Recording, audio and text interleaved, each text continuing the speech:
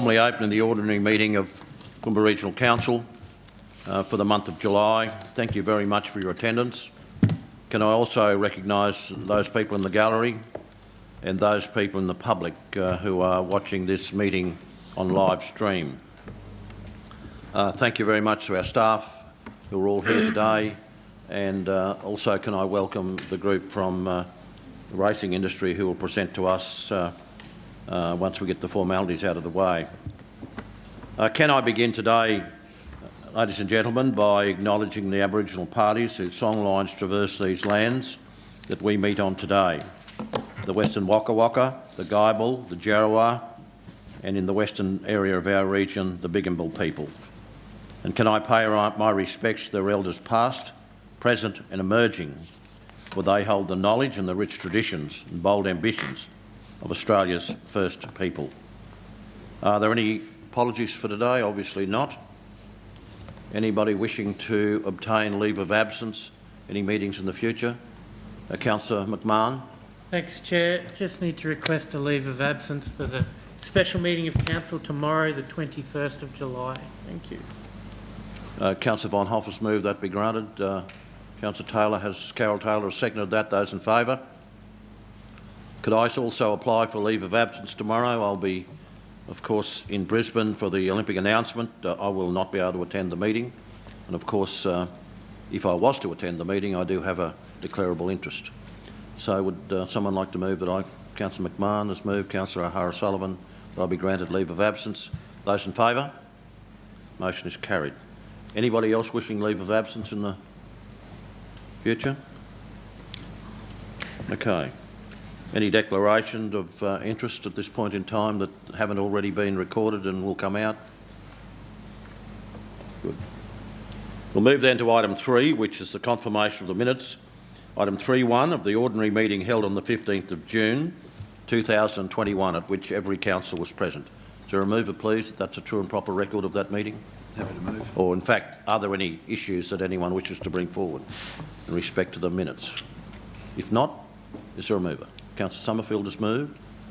Councillor O'Shea has seconded. Any comments? Those in favour? It's carried. Move then to item 3.2, the special meeting held on the 16th of June 2021. Councillor O'Shea was absent from that meeting. Would someone like to move those minutes for a true and proper record, please? Meeting Councillor McDonald, seconder, please. Councillor O'Hara-Sullivan. Those in favour? It's carried. Move then to item 3.3, special meeting held on the 7th of July 2021. Would someone like to move accordingly, please? That those minutes be a true and proper record. Councillor Melissa Taylor, a seconder, please. Councillor Shine. Comments? Those in favour? Motion is carried. Move now to item 4, which is business arising from the minutes of the previous meetings. Anybody wishing to bring any matters up at this point in time? If not, we'll be moving to item 5, which is presentation of petitions. Does anybody have a petition this morning? No petitions? Move then to item 6, business for which the Mayor wishes to have considered at the meeting without notice. Merrill Minute, I have no matters to come forward in that area. So we'll move then to item 7, and it's my pleasure now to introduce Lizzie King, the Chief Executive Officer of Clifford Park Racecourse. You wish to come down, Lizzie, to the lectern here? And I think you're here for a particular purpose, to tell us, reinforce with us what racing actually brings to the Garden City. And I think many of us who've either follow racing closely or observe racing from afar, as I do, will realise that racing is an important industry in our community. Can I recognise also Kent Woodford, who's here, and Alan G, and sorry, Jason. Another person for Jason. Sorry, Ward. the board who Jason are here, Ward. board members who are here. Thank you very much for being part of it. and I think you'd understand that all of us recognise the critical role that racing plays in our community. Lizzie, over to you. Good morning, Mr Mayor, councillors and also Mr Brian Pidgeon. Thank you so much for having us this morning. We very much appreciate your time at this ordinary council meeting. What we're here for is to just give you some of the numbers that perhaps some of you are not aware of when it comes to what racing actually brings to this local community and to this local economy. I think a lot of it would be largely unknown. I think everyone just sort of says Clifford Park has been around for 159 years. We've been racing there for that long. But what actually happens? We're there every Saturday night and we're putting Toowoomba on the map. And I know that's what, the brief of this council is rich traditions, bold ambitions, and that's what we are also. So let me just take you through some of the numbers. And I don't know how to work this thing. On that one? It's tricky. It is tricky. You're not the first with an issue like this. Oh, there we go. Excellent. So we'll take you through a few numbers. I think, firstly, however, I might actually draw on our USB that we've got there. We've actually got a greeting for you from Racing Queensland Chief Executive Officer Brendan Parnell. If we might be able to bring that up on the screen, and then I'll speak to you shortly.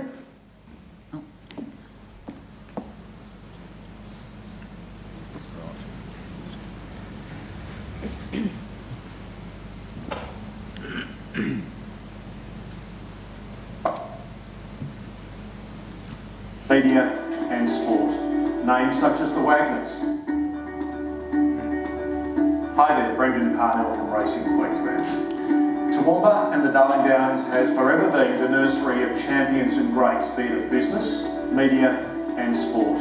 Names such as the Wagners, Clive Berghofer, John Cracker McDonald, the legendary trainer JJ Jimmy Atkins, Pat O'Shea, the famed broadcaster, and who could forget Burnborough, the almighty thoroughbred from the Downs. The racing caravan plays such a big role around the Garden City and the Darling Downs, employing over 1,000 people. Yet it contributes more than $130 million to the local economy. So when the opportunity came to move the famed Toowoomba Cup at Weetwood meeting to be part of the iconic Carnival of Flowers and to complement that great long festivities that the Garden City has so long treasured, it's been an awesome opportunity. We look forward to working closely with the Carnival Committee and the Council, but also the community, to bring the racing caravan to the Darling Downs. They'll come and sample food and fashion and, of course, stay an extra night or two. Thanks for taking the time to listen to our points.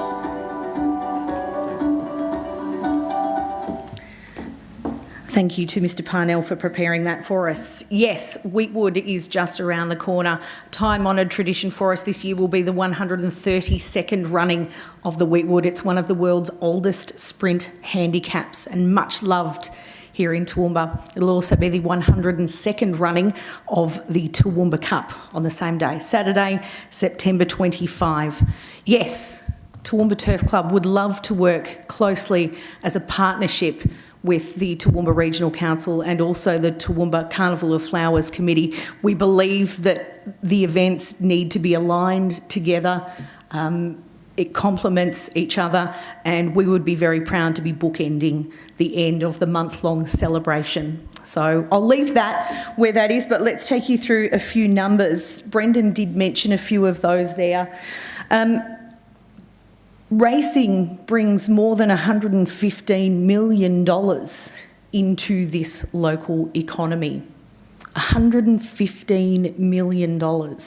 It's an incredible amount of money. And again, it's about the jobs, the employment, over 1,600 of them there. That's not just necessarily who we employ at the Turf Club. We've got over 100 employees ourselves with our permanents, our permanent part-times, but also our casual hospitality employees. But this is referring to people like farriers, vets, feed merchants. It draws all the way back. Toowoomba is absolutely the nursery for racing in Queensland. So we do bring a lot. Further on the job scale, racing is a unique situation where and forgive me for using this term, but we employ the unemployable. All those people that haven't finished school, haven't gone to university, haven't necessarily got skills on paper, can contribute so much to racing, and indeed do. So we're very proud to be leading the way when it comes to employment, and especially for those disadvantaged people as well. Very, very proud of that. Participants, obviously that is just your grassroots people. That's trainers, strappers, jockeys, everyone who is involved in racing. It's a lot of people, and then you'll see your attendances there as well. This is just very specific to Clifford Park. This is not South East Queensland, this is not Brisbane and everyone. This is Toowoomba. 68,000 people walk through our gates each and every year. How do they do that? Because we race 45 meetings every year. And most of those are on a Saturday night. We will race on a Tuesday for Melbourne Cup, but effectively we're one of the most popular thoroughbred racetracks in Queensland. 45 meetings. Saturday night, Clifford Park is racing. We also have those lights which differentiates us from everyone else as well. With that comes the hospitality side of things, and we are absolutely thrilled to partner with schools, fundraisers, all types of people who come along to Clifford Park on Saturday night. Just for example, last weekend, the Toowoomba Hospital Foundation and the Renal Unit held a function in the atrium for 200 people and raised more than $15,000. We're absolutely thrilled that we're able to help people raise large, vast amounts of money, over $350,000 each year, via those functions in our various spaces. We boast a membership of over 450 people. We're home to more than 90 trainers. I think we just ticked over 92 the other day. We're about to ratify someone else on the next week as well. So that's 90 trainers and their staff using Clifford Park as a base, using their horses, using our tracks and our track work. What else can I tell you? Obviously, we're very heavily supporting with the community, and we're very, very lucky to have an incredible amount of sponsors and supporters, both locally, state, national, and even international sponsors as well. We're also in the process of building some stables and a new function space. We were lucky enough, it hasn't been announced yet, but we were lucky enough to secure a grant from Racing Queensland for $1.1 million to build some new stables, because we have so many trainers that want to be based at Clifford Park. We don't have room for them. We've got 142 horses on site every single day of the year. We're going to be able to bring more on. Further to that, we're also going to be building a new function space as well. So with the support of our industry, and hopefully you guys, when you can tick it off for us, with all of the approvals that need to go through, it's about self-sustainability. It's about the future of Clifford Park and what we bring, and that's expanding that $115 million per year. I know Toowoomba Regional Council is very, very mindful about putting Toowoomba on the map. And there we go. This is just a little taste of where we are seen on a Saturday night. Because we are broadcast on Sky One Racing, we are seen in more than 5,000 pubs, clubs and TAB agencies in Australia. It's hard to count how many there are. But then we've also got our international, because we race off the back of Metropolitan, Brisbane, Sydney and Melbourne, we tail off that, and then we're seen on international. So we're seen in New Zealand, England, Wales and Scotland, 12 million people that see our racing. Germany, Europe, South Africa and Namibia, Singapore, a huge Asian market. Their thirst for racing and Australian racing is incredible, and what they see is horses jumping out of the gates at Toowoomba each and every Saturday, and we are absolutely thrilled about that. So when it's talking about leaving a footprint or putting Toowoomba on the map, the Toowoomba Turf Club does that every single Saturday night. I think that just about wraps up what I wanted to say. I think Chairman Kent Woodford was going to perhaps join and just say a couple of words as well, but I did just want to bring you through some of the numbers surrounding Clifford Park and what we bring to this local community. We believe it's vast. We love our club. and we hope that we can forge a very strong partnership going forward with the Toowoomba Regional Council and indeed the Toowoomba Carnival of Flowers for Wheatwood in the future. Chairman Kent Woodford. Thanks very much, Lizzie, and over to you, Kent. Thank you very much, Mayor Antonio and the councils for having the time to speak to us today, or listen to us today. Again, Lizzie's obviously summed it up very well with the numbers and the figures, and I think racing is very much a part of the genetics of this community, not only here but in the regions. I think that's a massive advantage that we do enjoy over a lot of other racing precincts, as I think it's in a lot of people's genes here. It's not only what you see at the Toowoomba Turf Club, it's obviously in horse studs and some of the other training establishments that are in the area. Look, I think Toowoomba's on the verge of a lot of great things generally overall, and I'd love to sort of think that we can sort of position ourselves with the support of the council to take advantage of what I think is some very exciting times in the region. I know racing often gets thought of as a tool for gambling, and I do understand that is a massive part of it, which what drives it, but it's very much community based these days. A lot of people that come to Clifford Park on a Saturday, they're not there to have a bet, they're there because community minded. We have family fun days, we have breakfast with the stars where we certainly want to integrate with our community, both racing and non-racing. I think that's a very important part to drive us, and a lot of our hospitality events are based around that sort of support. And we've been very, very mindful. There's been a lot of hard work done by this board and the board previous to get racing back to where it should be on the downs. It generally racing did go through a hard time everywhere there for a little while, but I certainly think with the support of a new direction from Queensland Racing, and the clubs generally, particularly, Lizzie does a lot of work in the community as well. The board are very community orientated, and again, look, really want to thank everyone for their time and very much appreciated. Thank you. Thank you both for your presentation. I think it has, certainly cemented in everybody's mind the importance of the racing industry. And I think, Lizzie, you put it beautifully about the kind of people you can employ. Obviously, underlying the people that work in the racing industry is their passion for the equine industry and the horses and so forth, their love for them. Are there any questions at this point? Councillor McDonald. Thanks, Mr. I was going to ask a question while either Kent or Lizzie were up there, so sorry about that, Lizzie. Kent? That's my fault. I'm sorry. I should have kept you there.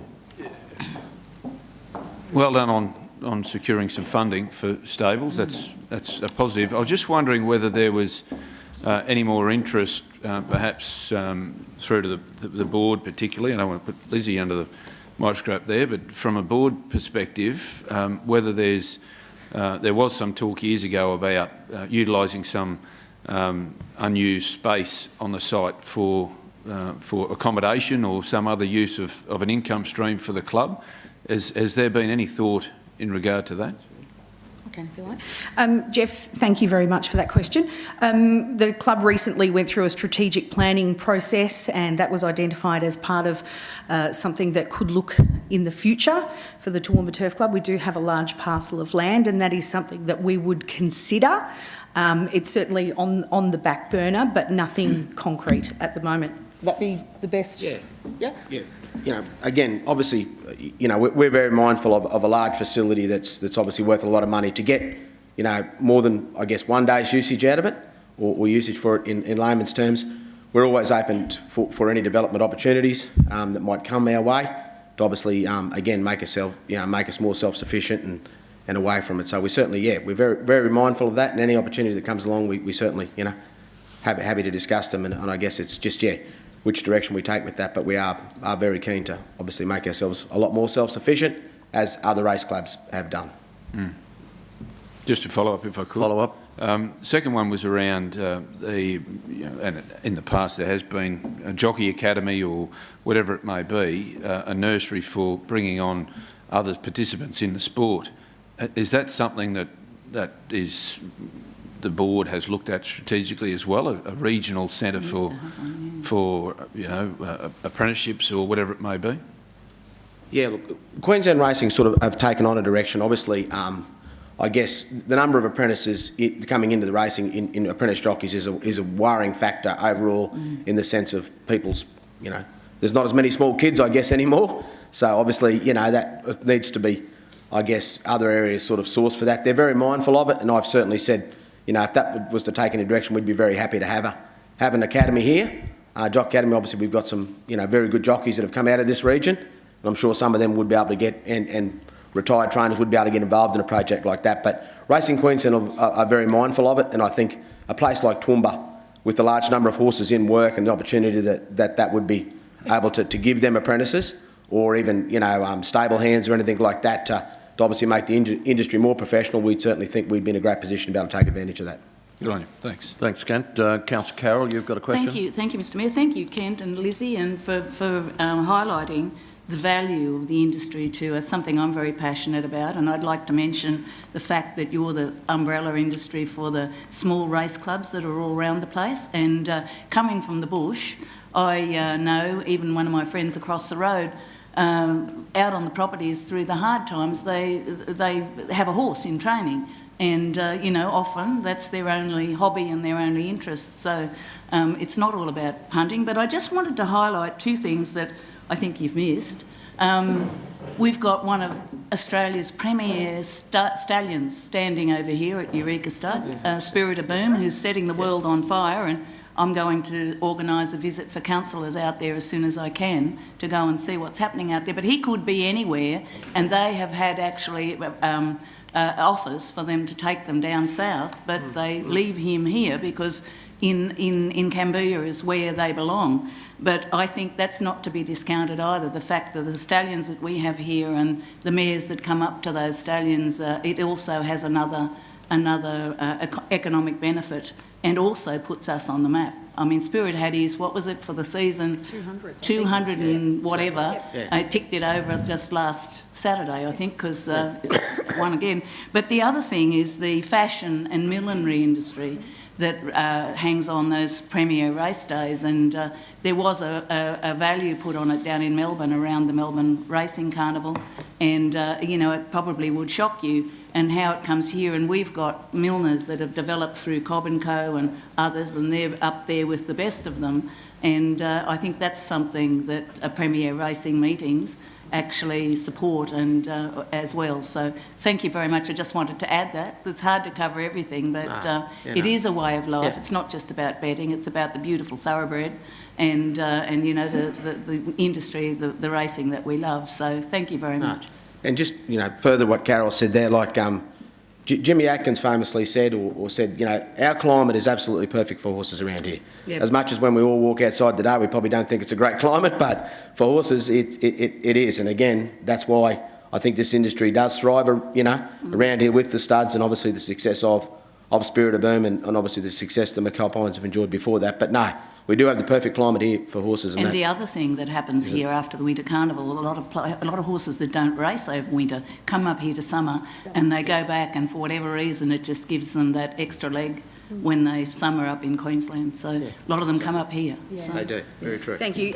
I'll just touch on one small thing that Carol mentioned with regards to Wheatwood and, you know, fashion, millinery, all that sort of thing. We did an economic impact study a couple of years ago around Wheatwood, which showed that our Wheatwood one day was worth $1.4 million to the local economy. Just thought I'd add that one. If I might... Councillor Shine, final question. Yeah, just in relation to Wheatwood, now that show holiday has been transferred to Friday, are there to be any change in the scheduling of the Wheatwood? Wheatwood is in September. It's part of spring racing now. So yes. There's nothing on, nothing that clashes. Or is the Toowoomba Cup? Is also on Wheatwood Day. So we have the Wheatwood, the Toowoomba Cup, the Toowoomba Guineas, and also the Pat O'Shea Plate, and feature races on Wheatwood Day, which is Saturday, September 26th. That got moved via Racing Queensland as part of a strategic plan about aligning our already successful race day with an already successful tourism project in the form of the Carnival of Flowers. So there's no ramifications whatsoever? No, we had our first spring Wheatwood last year under the most difficult of COVID conditions. And it was a big success. It was an enormous success under, you know, cut our crowd in half, but everyone behaved themselves. And, yeah, we're looking forward to 2 square metre Wheatwood this year instead of 4. Good luck. Okay, well, look, thank you very much, and thanks for the passion that you have for that Thanks industry. again. And Thank you. thank you very much for the contribution it makes to the broader economy. And I think that was an excellent presentation. Really gives us a good understanding. So thanks to you, Kent, Liz, and the board members who are here. Very much appreciate what you're doing for our community. Move then to item 7.2, Belinda McIntosh from the Community Fundraising Manager of Young Care. If you would come up, Belinda, and present, please.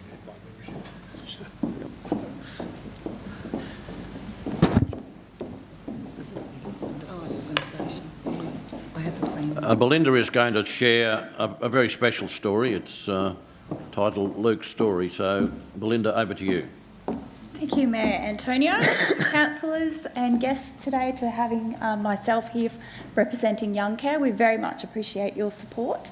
It's very important that we go out to the community and let everyone know the situation that we currently have, that unfortunately there is a accommodation and care crisis for young people with high care needs. So thank you very much again.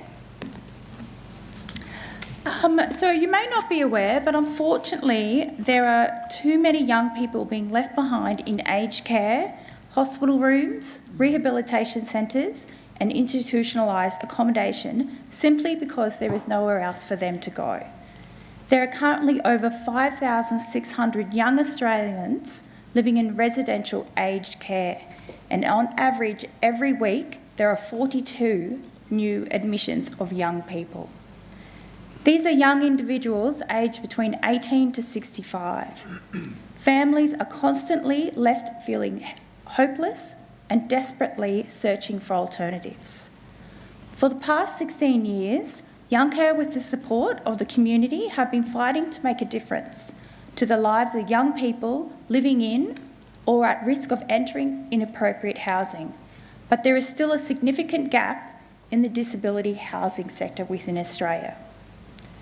Young Care is empowering industry, government and the community to work together to bring much needed change to the disability sector. Presently, Young Care supports individuals and their families through its housing, grants programs and the Young Care Connect support line. Young Care's high care housing provides dynamic, modern living spaces to enable young people to live independent lives with appropriate and dignified care. Young Care has built suitable housing at Cinnamon Park, Coomera, Wooloowin, stages 1 and 2, Albany Creek, Townsville, and more recently at North Lakes and Chermside. Developments that are currently underway are in Rothwell, Pelican Waters Stage 1, Helensvale, and upcoming developments to commence in Noosa, Pelican Waters Stage 2, and Jordan Springs in New South Wales, which will be our first development in New South Wales. Young Care's grant programs change lives by providing funding for equipment, home modifications, emergency respite care. Our aim with these programs is to provide support which allows young people to remain at home, move back home, or to make their current home more accessible. To date, Young Care has provided grants to over 1,300 individuals to the value of $8.8 million. So these are fundraised monies that have come into Young Care and then gone back out into the community to allow young people with high care needs to live in a situation which is perfect for them, to either stay at home or move into a situation which suits their high care needs but is also age appropriate. Within the Toowoomba Regional Council area, grants have been distributed to young people with acquired brain injuries, spinal injuries, spina bifida, multiple sclerosis and muscular dystrophy for the purchase of hoists, power wheelchairs, air conditioning and bathroom and vehicle modifications. In addition, Young Care are proud to provide a free national information and support line, which is always there to help and assisting families to navigate the often complicated healthcare system. Our Young Care Connect line has answered over 43,000 calls. I'm now going to show you Luke's story. At the age of 29, Luke was becoming unsteady on his feet, blinking abnormally, developing erratic hand movements. Shortly followed multiple medical appointments. Luke is like Sorry about that. Shortly It's me. followed multiple medical appointments and hospital admissions for months on end and being tested for a variety of diseases. Luke's condition was declining. It was declining rapidly and was soon diagnosed with Huntington's disease. Initially, Luke lived at a care facility in Millmerran for 7 months, as it was the only vacancy available to care for his high care needs. A 3-hour drive from his family in Brisbane. Luke's auntie Kay eventually found an aged care facility near her for where she lived in Brisbane. And this was not what his family thought would be his solution, that he would then be living in an aged care facility. Sadly, Luke resided in an aged care facility for 7 long years until just recently. So I'll now show you his story. little brother. Luke is like my little brother. He came home when I was 15. He's always been there. He was always there for Christmas, birthdays. Yeah, he was always a big part of our life. Luke was probably around 28. He noticed he was becoming a little bit unsteady on his feet. He had movements in his hands and they gave him the diagnosis. I remember Luke ringing me and saying, Auntie KK, they've just told me that I've got Huntington's disease. What's Huntington's disease, Luke? He says, I don't know. Seeing somebody so young, being so able to do everything, to be needing 24-hour care, for someone to do everything for you. The disease progressed quite quickly for him. HD takes everything from you. He needed specialised help. We didn't have a choice. Luke was to go into aged care, that was it. It's really, really tough seeing Luke in that environment. I know Luke is depressed. He's now a 39-year-old gentleman. He should be going to concerts, he should be having fun, he should be making choices and enjoying life. He's surrounded by the elderly. He's the youngest person in there. He wants to live the life that he should at his age. Young Care are a fantastic family and have supported myself and Luke over the last 6 years. My dream was that Luke would go to Young Care and it's finally happened. So Luke's apartment, the whole building, it's brand new, it's purpose built. He'll be able to have his routine. He won't have a structured routine like he has now. I remember his very first visit when he came to his apartment. We took him out onto the balcony with a lovely view to the Glasshouse Mountains, and he just put his hands up as if to say, this is home. Yeah, it was truly beautiful.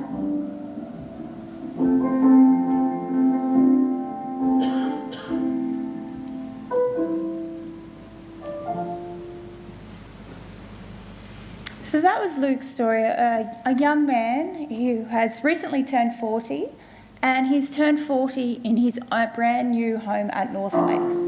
He came home. He celebrated his first birthday in 7 years, his 40th birthday at North Lakes. So it's as you can see, it was a beautiful new home that he has moved into. And all of our developments are very home-like, non-clinical, beautiful internal finishes, use of natural materials. As you can see, it was very open and light and airy.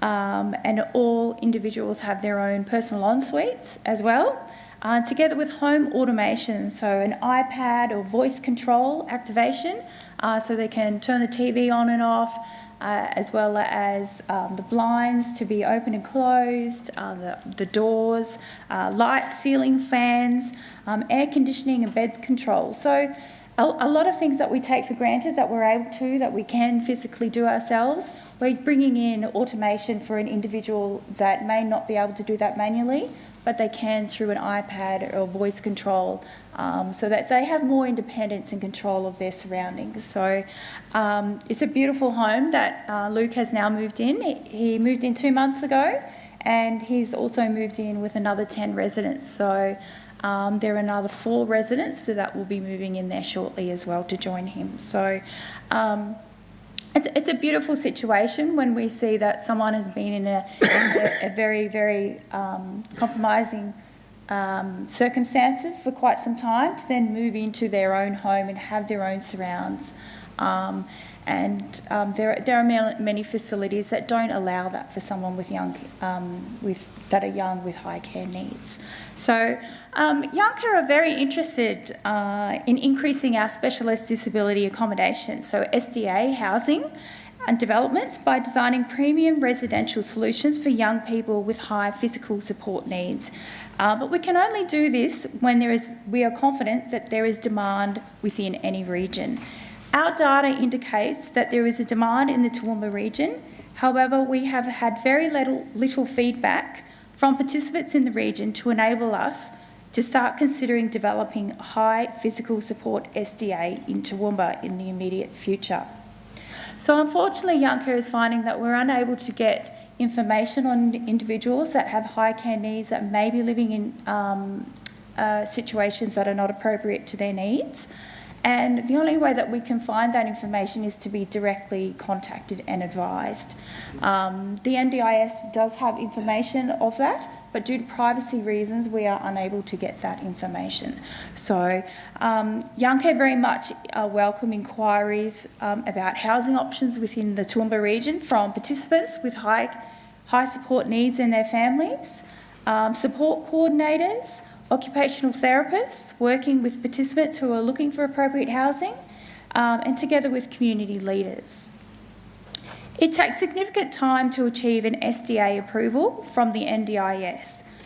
From the time a participant starts gathering evidence that they require SDA by engaging in an occupational therapist to complete assessments and reports, then submitting the application that is put through to the SDA panel, this can take upwards of 6 to 9 months. Young Care very much encourage young people with disabilities, although at present may not be considering SDA, right now is the time to start making an application. This will be helpful in the future if circumstances change and their SDA is already approved. Unfortunately, Luke's situation prior to moving into his beautiful home at North Lakes is not an isolated case. There are many young people with high care needs that are living in inappropriate situations. So Young Care do need to know of these situations so that we can help. So our Young Care Connect line is a wonderful starting point to get in contact with our people, that we can then put you in touch with the right avenues. And that can be getting a Young Care grant to be able to stay at home and still be with appropriate care, or to help in finding other ways that you can have your NDIS application completed to how it should be, to the standard for what you need. Young Care sees a future where every young Australian between the ages of 18 to 65 with high care needs is living in an age-appropriate housing and leading a life of independence, dignity and choice. It's thanks to supporters that we have in the community, such as yourselves, that we are able to make this happen. Okay, any questions for Belinda? Can I just simply say thanks for the work you're doing, and we're seeing more people coming into this community looking after those who need looking after, and I think you'd find that overall Toowoomba's a very compassionate community when it comes to a wide range of needs here. So we're delighted to have you here and presenting, and thank you very much for the work you do. Councillor Carroll, you have a question? Thank you, Mr Mayor. I'd just like to thank very much for the presentation. I think Young Care was conceived in Queensland, wasn't it? Yes. Yes, and I mean, it's been, in the early days, it's moved on, and it's wonderful to see the successes and the facilities that are being provided. I have two young friends, two young women, under 40 with MS that is progressing, and the inappropriateness in many ways, on many levels, of them having to share aged nursing homes is really quite sad, and you know, their life. So thank you very much, and if there's anything I'm sure any of us can do to put you in touch or put people in touch with you, and I guess that's why you were here today, because we might have that knowledge, or we can do that in our conversations with people, so to let them know that there is a line there they can ring. So thank you very much for bringing that to our attention. Thank you. Councillor McMahon, then Councillor Von Hoff. Thanks, Chair. Thanks, Belinda. Just want to pick up on your point of while there is an NDIS database that you don't really have access to, really the only way you know the need is if people contact you directly. Yes. So in your, do you have any numbers on Toowoomba, or you just know that there's a need, or? We know that there's a need from the information that we have been advised on through the NDIS. But we don't know specific details, where they are, or where they're living, or are they living in an aged care facility. We have a project where we're working with aged care facilities to understand who there are, where there are young people, but that also is a privacy issue. So we do need to be contacted directly. I mean, there are many individuals that are young people, and they are living in aged care facilities, and they are quite happy with that situation that they have. They may have family close by, or maybe in a regional town.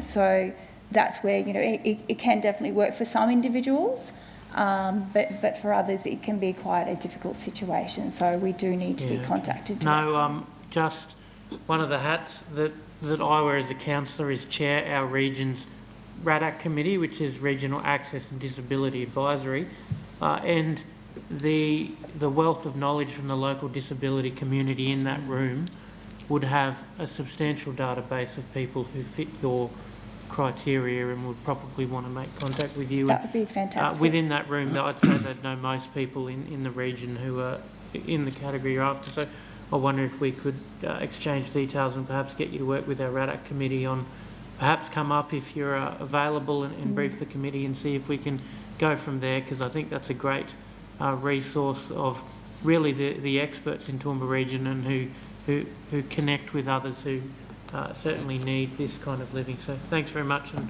we'll chat through that way. Councillor Rebecca Von Hoff, and then Councillor Melissa Taylor.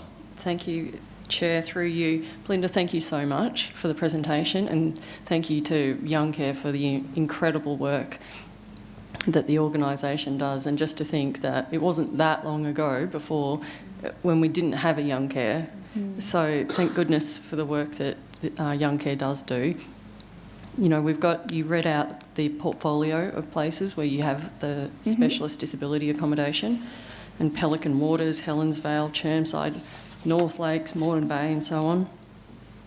And I would love to see Toowoomba on that list. Yeah. And I know you're saying you need to hear directly, and I really encourage Councillor McMahon to go through those channels with his connections, and anybody else who's listening, and the media who might be listening, to publicise this as well. But have you identified parcels of land in Toowoomba that might be suitable? And if that is too premature at this stage, can you help us councillors appreciate what specific things any developments Young Care does might need? Where does that land need to be? We do have specifications that we want to be built in an area that it's very close to amenities and facilities. Just like anyone would like to be, not particularly so far on the outskirts. We want to be in and amongst it, just like any young person would love to be.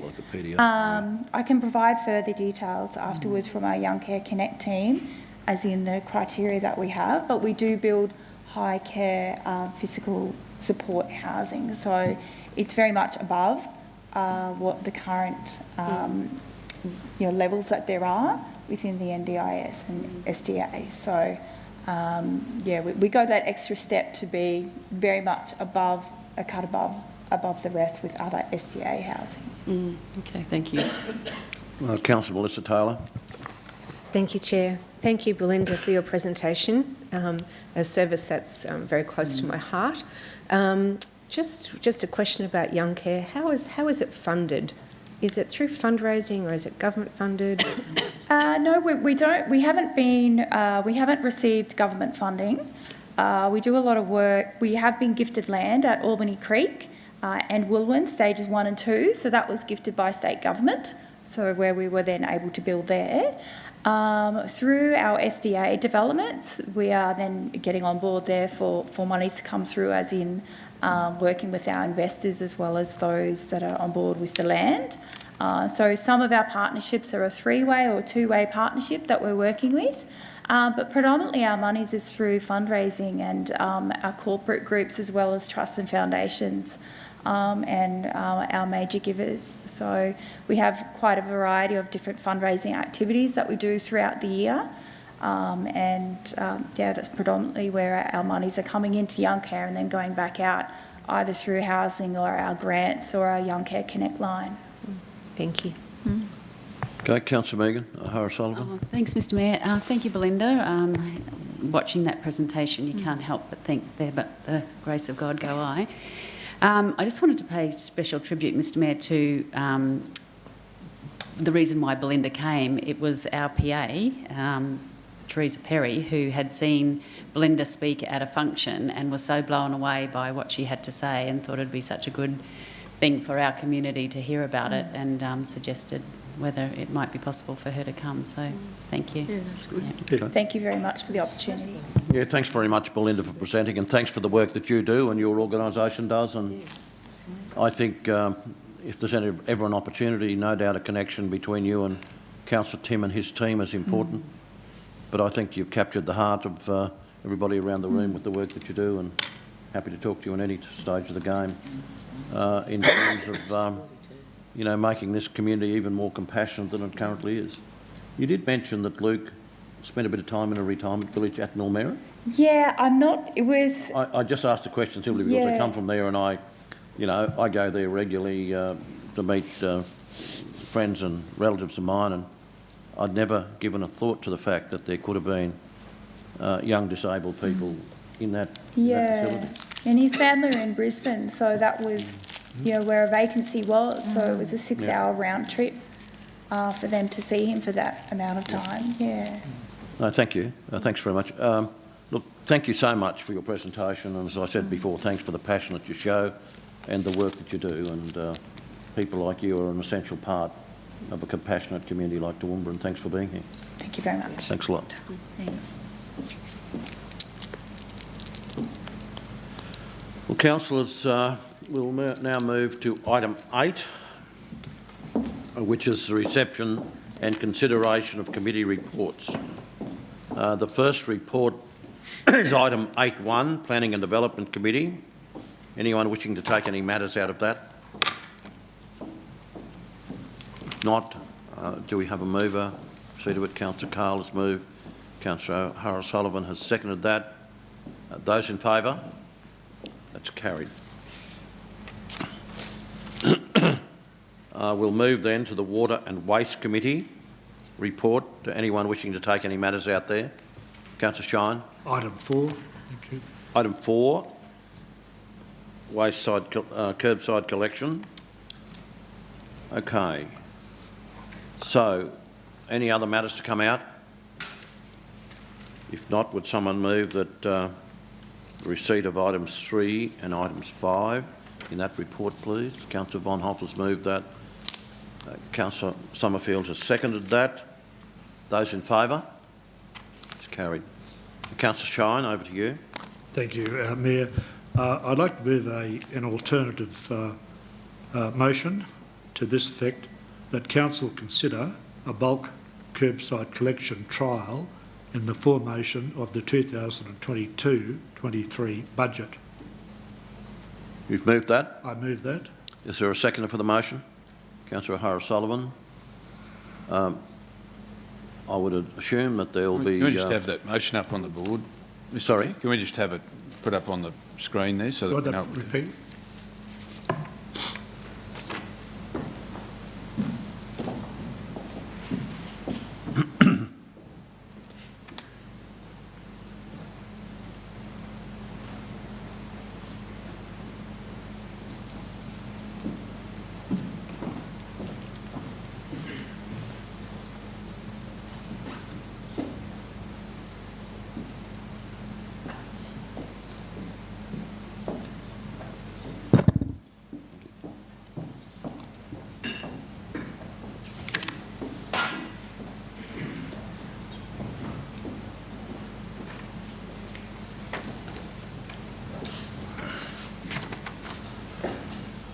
Right, the motion is before you that council consider a bulk curbside collection trial in the formation of the 2022-23 budget.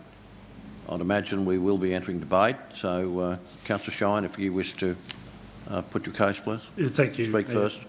This financial year will see a return of bulk curbside collections at a number of local government areas. Our council can get a greater understanding of the challenges and opportunities from the return of this service in other areas prior to preparing for and carrying out a trial. The timeframe to prepare and conduct a trial is expected to be under 12 months. Therefore, rather than requesting funds to prepare a trial this financial year, we can consider the whole trial in 2022-23.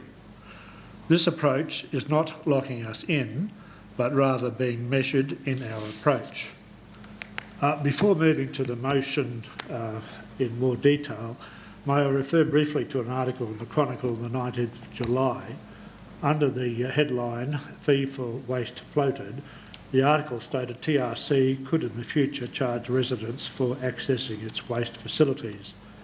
It stated Mr Torr made those comments after being asked a question by me concerning the Waste Strategy's user pay approach, in that I asked how the current no-fee entry to facilities reflected on that strategy.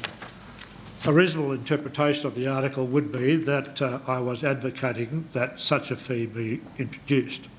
Nothing could be further from the truth. I was merely advocating, as a matter of fairness and equity, that bulk curbside users be treated in the same manner as those fortunate enough to have the ability to access the facility free of charge, in the main because they have access to a trailer or ute, etc.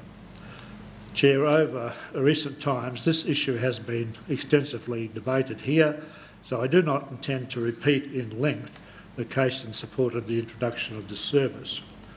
I will, however, list the main reasons why this service should be considered, at least by way of a trial to be undertaken during the next financial year. Firstly, it's beyond argument that the great majority of our region's residents want this service. Council's own survey results show this, as does a number of online polls conducted by the Chronicle. The last published as recently as the 16th of July, showing 76% of respondents were in favour. 5 out of 6 of the other large cities in Queensland provide this service. This includes 2 recently agreeing to reintroduce the service, being Ipswich and Brisbane, the latter, of course, where half the population of the state resides. So it's not some fanciful way-out suggestion. It's been tried, then halted, then reintroduced, whereby now the great majority of Queenslanders have access to it, but not Toowoombawites. The suggested timeframe will enable us to further learn from the experience of those cities recently reintroducing the service.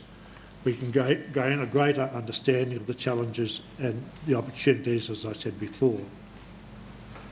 I respect the views of councillors who have opposed the introduction of the service to date. Obvious concerns about public health, illegal dumping, mess occasioned by scavenging, risk to public safety have been justifiably raised. We've had the benefit of some inquiries having been made of officers in two other councils, unidentified, and thus whose opinions cannot be tested. But even the officers' views, as told to us, don't raise alarm. For example, in only one instance of a small child suffering a cut on broken glass so far as public liability was concerned. It must be realised that what has been adopted elsewhere and what is most likely to be adopted here is the system of an on-call service. This would eliminate the necessity for items to be on the footpath for any great length of time. It appears, though, that the 2 main areas of concern relate to the feared effect on landfill and the cost to the ratepayers. As to the first, I cannot for the life of me understand why curbside recycling or circular economy, some may even call it scavenging, is not a positive move towards a diversion from landfill. One need only consider the enduring popularity of garage sales. And also, let's consider why, in the face of immense pressure from higher levels of government, other cities, including Brisbane, have again recently gone down this path. Surely, if the bulk of other large and comparable councils in very recent times have adopted this service, the concerns expressed about landfill are unfounded. As to the costs, the probable best approach is to have this task contracted out to locals via a tender process. I was heartened to hear from one councillor last week that a contractor carries out this service for $30 or $50.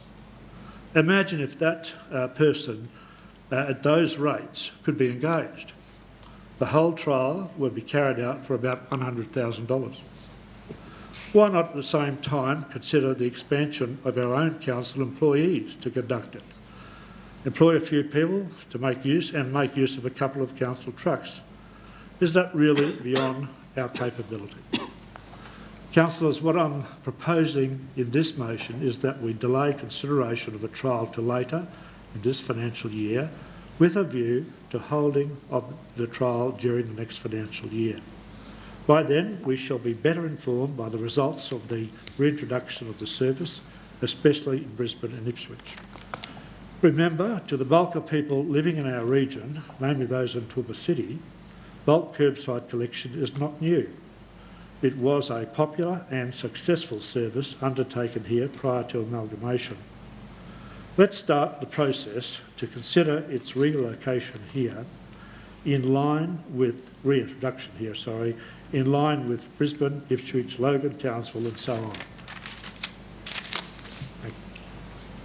Thank you. Speaker against? Councillor, Councillor Summerfield.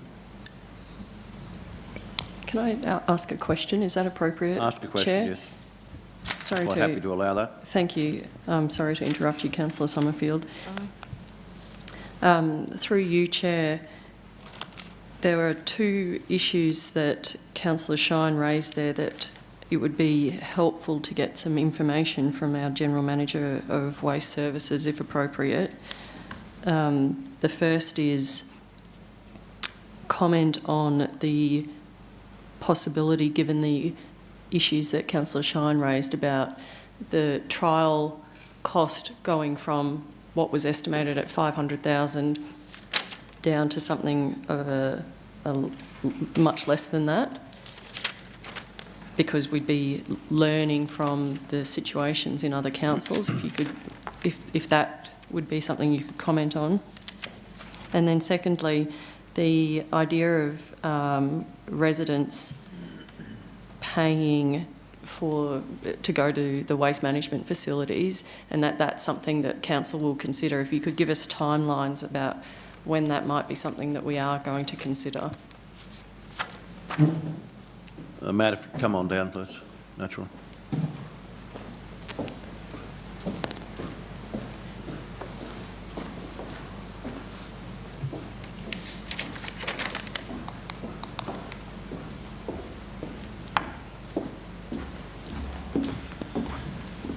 Thank you, Mr Mayor. Good morning, councillors. So in relation to the second point, charging at waste facilities, as I mentioned at the meeting last week, it was my understanding that council doesn't have the appetite to look at that at the moment. If that were something that council wished to consider, I could certainly prepare something and bring it back to council, probably either through an information session or a future meeting in a few months' time, if that was something that council wished to relook at. But as Councillor Shine did say, I believe that matter has been spoken about previously by council, and there wasn't an appetite to look at that at this point in time. Okay. In relation to the charging, so Councillor Shine's comments noting that local suppliers can provide a service for $50 to $70. I agree that is true, and that was one of the points sort of raised, that council would not be able to provide a service at a competitive rate compared to the private sector. And that relates largely to a lot of the requirements we have to undertake as a council. So we need to go through tendering process, development of specifications, administration of contracts. We've got a whole range of probity and transparency processes that we would follow in undertaking that work, which do add to our overheads compared to a sole trader. So while I agree, if we look at other councils and look at the reintroduction of those services, we may be able to get some information from them in relation to current rates that we may need to be paying for these services.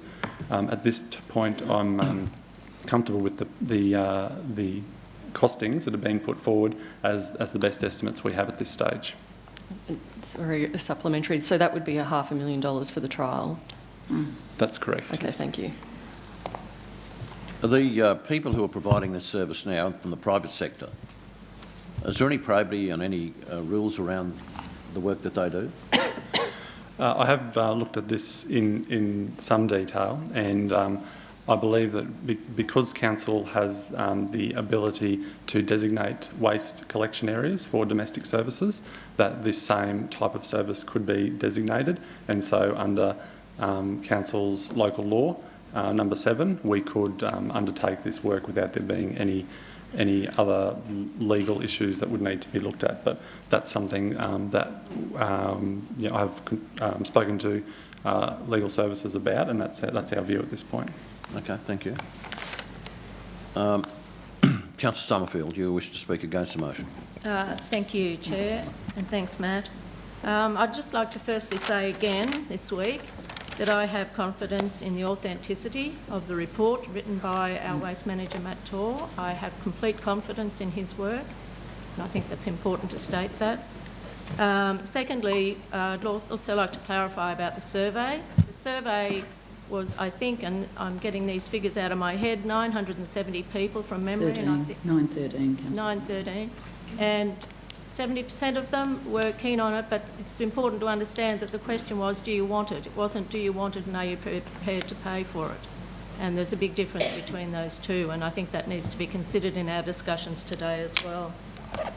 I'd also like to repeat what I said about my experience going through Tamworth a few weeks ago, where there were all sorts of things all over the footpaths as you drove through the beautiful city of Tamworth.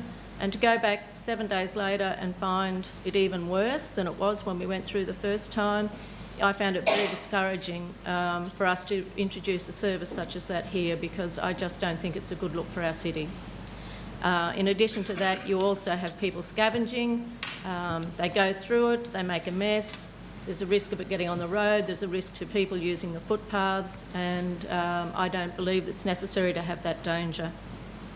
I mentioned earlier about we're in competition with small business, and I don't believe that, I'm not comfortable that council should be doing that, even though we are legally able to do that because it is waste. I'm not comfortable that we should be putting ourselves in a position of competing with small business who are already doing it tough. I have to wonder who's going to pay for it.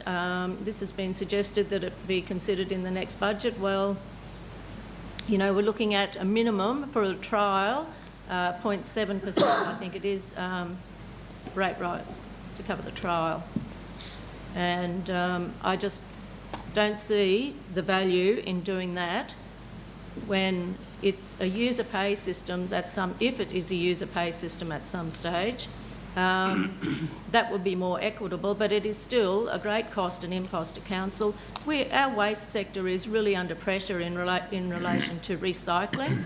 We've got to try and reduce our waste to landfill significantly, and that's ongoing for us, even more pressure in the future. We keep trying to find new ways of recycling, and you know, we know that the styrofoam processing is happening, which is a great outcome. The mattress decomposition is happening, which is another great outcome. But these things have to constantly be added to what has to be done at the waste facility.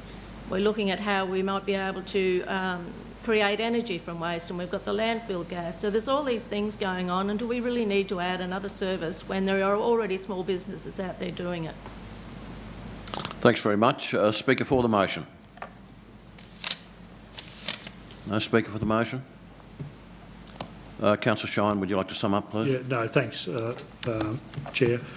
Just in relation to matters raised by Councillor Summerfield, the survey did ask that question, as stated by her, but what I'm ultimately proposing is that no charge be made other than when we pay our rates. She mentioned her experience in Tamworth. We do not know whether that's an on-call system or a general type of service, so it's problematic as to whether that's of much benefit. In terms of competition with small business, well, the idea is to go out to, in the motion, what I said before was to go out to the business community and seek tenders from small business. Householders will always have waste. They can't dispose of it in wheelie bins if they can't dispose of it in wheelie bins. If they don't have a trailer, ute or can't afford private contractors, that waste remains in our city or towns, just in citizens' own residences rather than in a facility. Sure, that is a diversion from landfill, but is it satisfactory or fair? Does it not clash with the concept of the circular economy, that is recycling?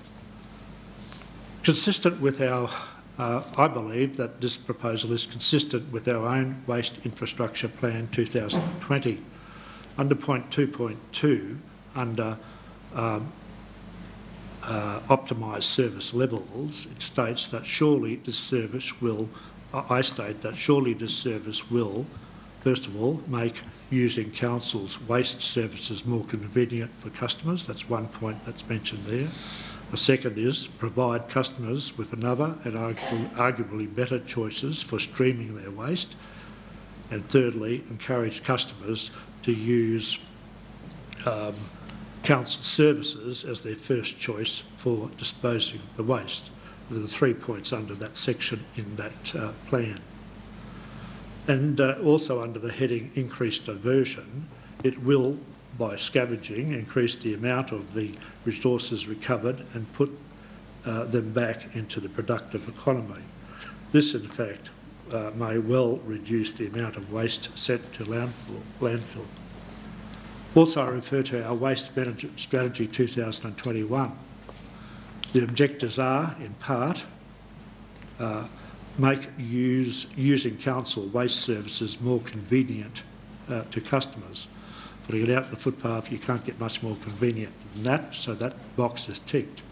Provide customers with better choices for reducing, reusing and recycling their waste, ticks that box.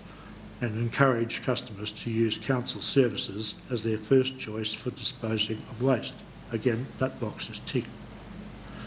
Councillors, what I'm proposing is consistent with our own waste infrastructure plan and our own waste management strategy, as I've indicated. It's consistent with what is already provided to the majority of Queenslanders and consistent with what our citizens want. Okay. If I just may, Matt, ask you one more question. What period of time did Toowoomba have a waste collection service of this nature, and why did that service cease?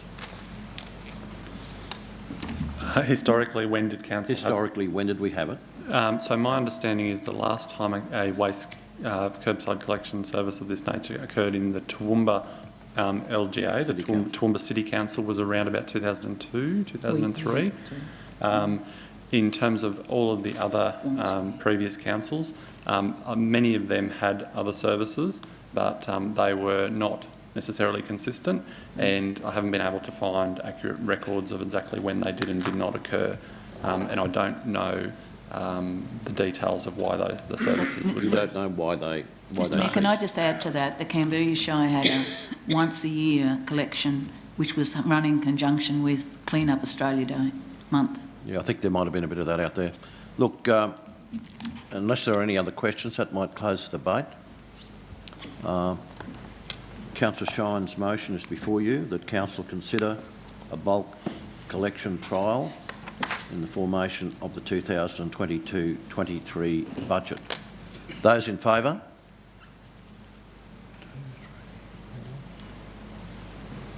Those against? Motion's lost. Move back. Is there an original recommendation there? We do now. Move a motion. The motion is moved. Mayor, could I just ask for a division on that? Division. Yep. Do that. Yes. Yeah, but once it's moved. Call for a division again. I think you're pretty aware of about it. Which one?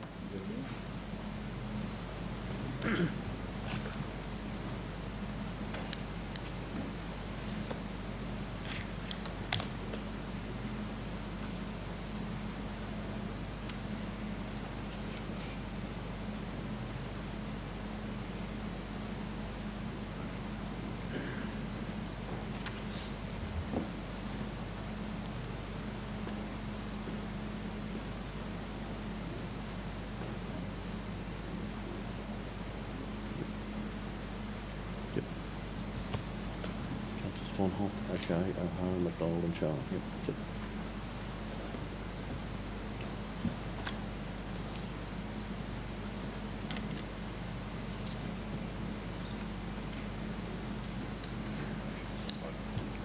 Item 4. Okay, councillors, we move back to item 4 and the committee recommendation there. If I might foreshadow an amendment to that motion as well. Okay. I mention that now. You wish to amend the... Yes, add a paragraph, if I may. We put it up first to see if it gets through. It's not moved yet. You want to move a second motion, another motion? No, an amendment to this, to the committee's recommendation. This one needs to be moved. Mr Mayor, point of order, I don't think there's been a mover or a seconder of that motion at this point. Okay. Thank you. With that in. Righto. Well, we'll move. Does anyone wish to move the committee item 4? It's not moved. Councillor Summerfield and Councillor Carl. You wish to move an amendment to that, Councillor Shine? Yes, before it's moved, if I could move the amendment to that motion. There's no motion yet, so you can add something to that before it's moved. Well, I think it has been moved and seconded. Well, there's no one's moved, but no one's moved a second. Well, in the... It's a point of order. In the point that there was to be an amendment coming forward, the motion has been moved and seconded. Now's the opportunity for that amendment to come forward. Thank you. Thank you. Prior to voting. If I might, Rob, move that.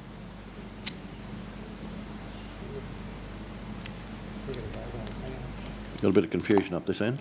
Has anyone else been moved? It hasn't. It just has been. The recommendation of the committee has been moved and seconded. Councillor Carl. It has been moved and seconded. I didn't hear that. What? Sorry, I didn't hear that. Sorry. Well, we could replay it, but the Mayor said moved by Councillor Summerfield and seconded by Councillor That's Carl. right. Yep. Right, okay. Well, I didn't hear that. Moved and seconded. And if there needs to be an amendment to that particular motion, or you want to move forward to have some change to that motion, probably now's the opportunity. Okay. If I might, the amendment is to add this paragraph, that council actively seek potential waste service providers in order to convey to citizens upon inquiry the availability of the waste collection services. In other words... I guess the first point is to ask the mover and the seconder, are they comfortable with that being added to the motion? Mayor, I'd need to understand that, and I'd seek guidance from Grant if he's still in the room, or Matt. Grant's right behind you. Okay, about whether it is appropriate for council to do that. Would be the only query I would have. A question. But can we get the wording up so we know exactly what we're talking about, please? Yeah, okay. Grant, I think we might need you. Sure we do, in fact.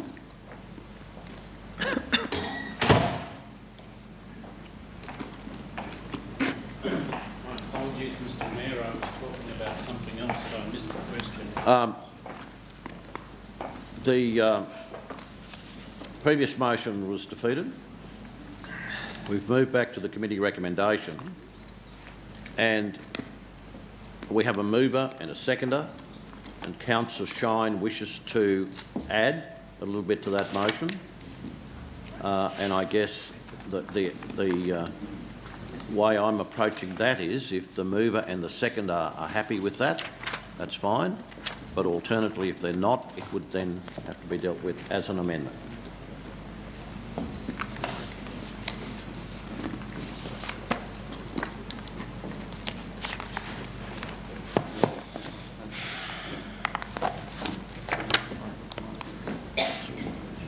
What was the motion that was moved and...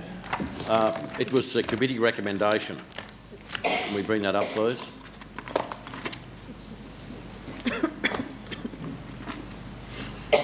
Well, item 4 in the... So that has been dealt with before the amendment was proposed? No. No, it's with... Councillor Shine moved a motion. It was defeated. We've moved then a motion that was different to the committee report. Councillor Shine moved that. It was defeated. So we've moved back to the committee report now. And the suggestion has been made by Councillor Shine to accept that he's happy to accept that, provided we added this a little extra into that council not proceed with the implementation. Wait a minute.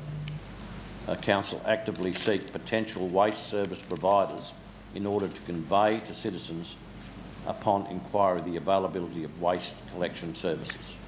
So in short, the Councillor Shine is seeking to move an amendment to the committee recommendation. Well, either add or move an amendment. Could I just clarify, please, seeing how Grant didn't hear what was being said? My question, Grant, is around the amendment, the wording that's up there at the moment. What impact does that have for council? Would we then have to provide that sort of service to all sorts of things that are available in the community? Is it risky in relation to competition of small businesses, or I'm just worried about exposure to council, that's all. Oh, sorry, so the question isn't in relation to whether or not the amendment to the motion is lawful or procedurally correct? No. Sorry, my mistake again, Councillor. Look, the question certainly takes me by surprise without very little preparation, and perhaps it would be appropriate to defer it for the purpose of obtaining legal advice in due course. It's not something that I've given any consideration to. Well, given the complexity, I prefer that it wasn't amended. Okay. Good. Councillor Shine, it would then, in those circumstances and with what Grant has said, it would have to come by way of an amendment, and if it's defeated, well, the motion is then considered. The recommendation of the committee is then considered, if you have, in fact, decided to move an amendment. Mr Mayor. Yep. Point of clarity here. We've got a mover and a seconder. The mover's just said she doesn't agree given the potential complexity. So the vote is on the previous committee's recommendation, and then if the vote, if it goes down, then Councillor Shine is open to put up an amendment. Yep. So we vote on the committee's recommendation. No, you vote on the amendment first. You can amend it if you wish. But the mover has to agree to Councillor Shine's... But the amendment would be virtually an alternate motion, Councillor Carl. And my understanding of this is, I stand corrected, if an amendment is moved from the floor, it is considered before the motion. Exactly, Mr Mayor, that's a point of order and it's in our standing orders. Can I just make a comment? I don't think that we need to have this there. The press are listening to this. This is being publicised. People will know that there are contractors out there that will come. It was stated by by Matt in the first report that people can go and get a contractor now for far less than what it will cost council. And I think the amendment's superfluous. But anyway, put the amendment up, we'll vote on it. We need to spend our ratepayers' money wisely, and so it benefits every single resident, not just a few. Righto. Settle it down, please. Let's get through this. You haven't formally moved an amendment.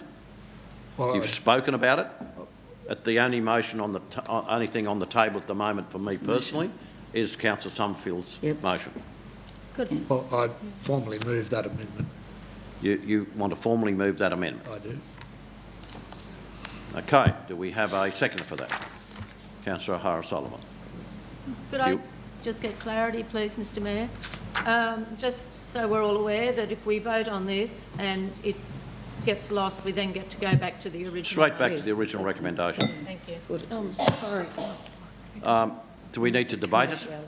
Well, just to explain it, because I think there's a misunderstanding. I'd be really astounded if anyone would oppose this. All I'm trying to achieve is that when people ring the call centre, they've heard about, as Councillor Taylor said, this well publicised. They've heard about the debate about curbside collection, and I think it might have gone through. Has it or hasn't it? No, it hasn't. However, these are businesses that you can contact to get it done for $30 or $50 or $70, just as a way of assisting the community. That is helping small business, helping them, not hindering them. Okay, so it is an addition in what Councillor Shine has said, and it will be, I'd imagine, what your interest would be is a list of people who could provide this service available to our people. Is there any legal implications there and any implications in terms of probity, all the rest of it? Councillors, I'm mindful that I'm not supposed to give legal advice in an open meeting, but if the councillors don't mind me doing that, I'm prepared to comment on that. I don't see any insurmountable legal issues which would complicate issues for the council. If they did this, you may attract some governance complaints from people who aren't successful in getting on such a panel, and that's a political thing which would have to be massaged in due course. Okay. Mr Mayor, can I just make a comment? There may well be implications for our call centre if we're starting to add things to the knowledge base that goes over at the call centre, because it all costs extra money. Maybe the list could be procured. I'd support it if the list could be procured physically or something like that, but not as part of our call centre, because as we heard in a session we were listening to the other day, everything we do impacts on the cost of that call centre, and the knowledge base has to be extended. Right, we can go into debate, but if there's a question that needs to be asked, Councillor Summerfield. Thank you, Chair. Look, when I questioned it earlier, it was purely because we need to make sure that we're not exposed.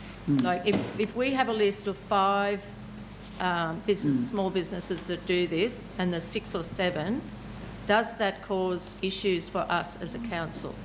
That's one. The other one is, what about other services that we provide, that there are other people out in the community, such as, we truck water. What if there's other services out there? Are we supposed to become a Yellow Pages? So I'm just questioning it. I'm not speaking against it. I'm just questioning it. Yep. That's all. In our role as a council, is this something we should be doing? That's all. Yep. Is it part of our core business? Yeah. Councillor McDonald, you have a question? Thanks. And Councillor O'Hara-Sullivan following that.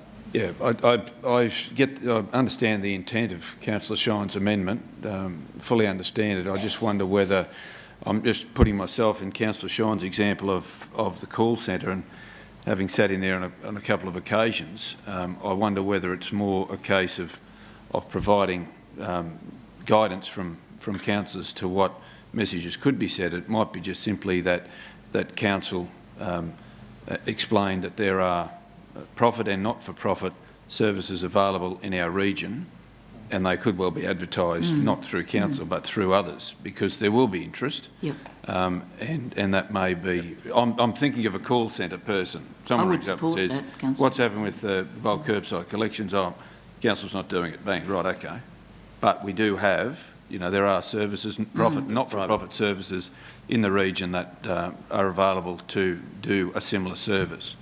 Critical thing would we don't have responsibility for their service. Because they may change. Well, they will change. Some will come in the market, some will go out of the market, whatever. So maybe more of a blanket. These so councillors, do you want to? I think this is a reasonable addition to the recommendation. I think that's a personal view, but do you want to debate it? Question. I think it needs to be clarified. A question. Councillor McMahon. Yeah. A question. Thanks, Chair, and I totally commend Councillor Shine for this idea. I suppose I need some further clarification or help around it.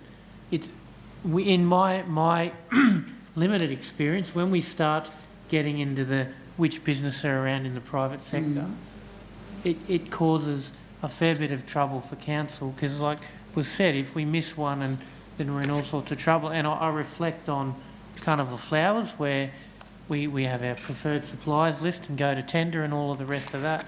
I'm wondering if what you're proposing may be that we need a preferred supplier list or something in that regard, and the extra work around doing this for people in the call centre or something like that. Just I suppose to Councillor Shine, could you elaborate on how this is going to work, that we make the list and get it right and keep it?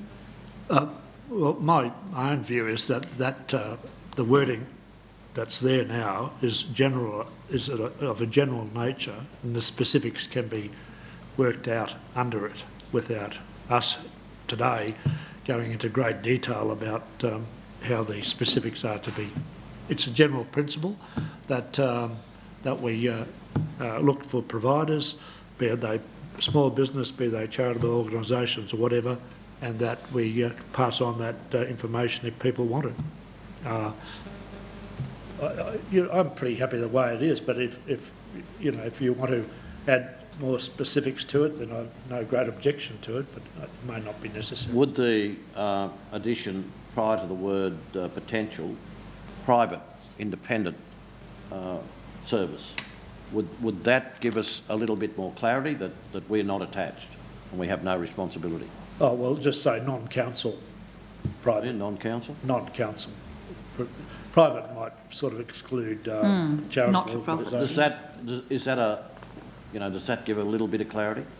Something of that nature? I'm happy with that area if everyone else is. Mr Mayor, could I just make a comment? Would you consider putting in there at cost? Because... but isn't it an arrangement between... well, yes, it is, but... that doesn't include council. Yeah, true. Mr Mayor? Councillor Megan and then Councillor Melissa. Sorry. Mr Mayor, I would like... I think Councillor Shine's suggestion is a good one, because you can imagine the people that don't have the wherewithal they ring up council, oh, well, can you just tell me who might do those sorts of things? They're probably not jumping on the net looking up, small dump deliveries or whatever.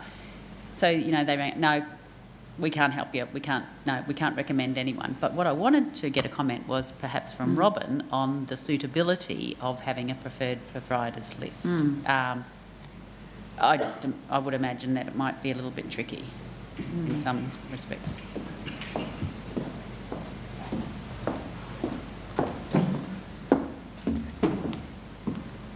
Morning, councillors.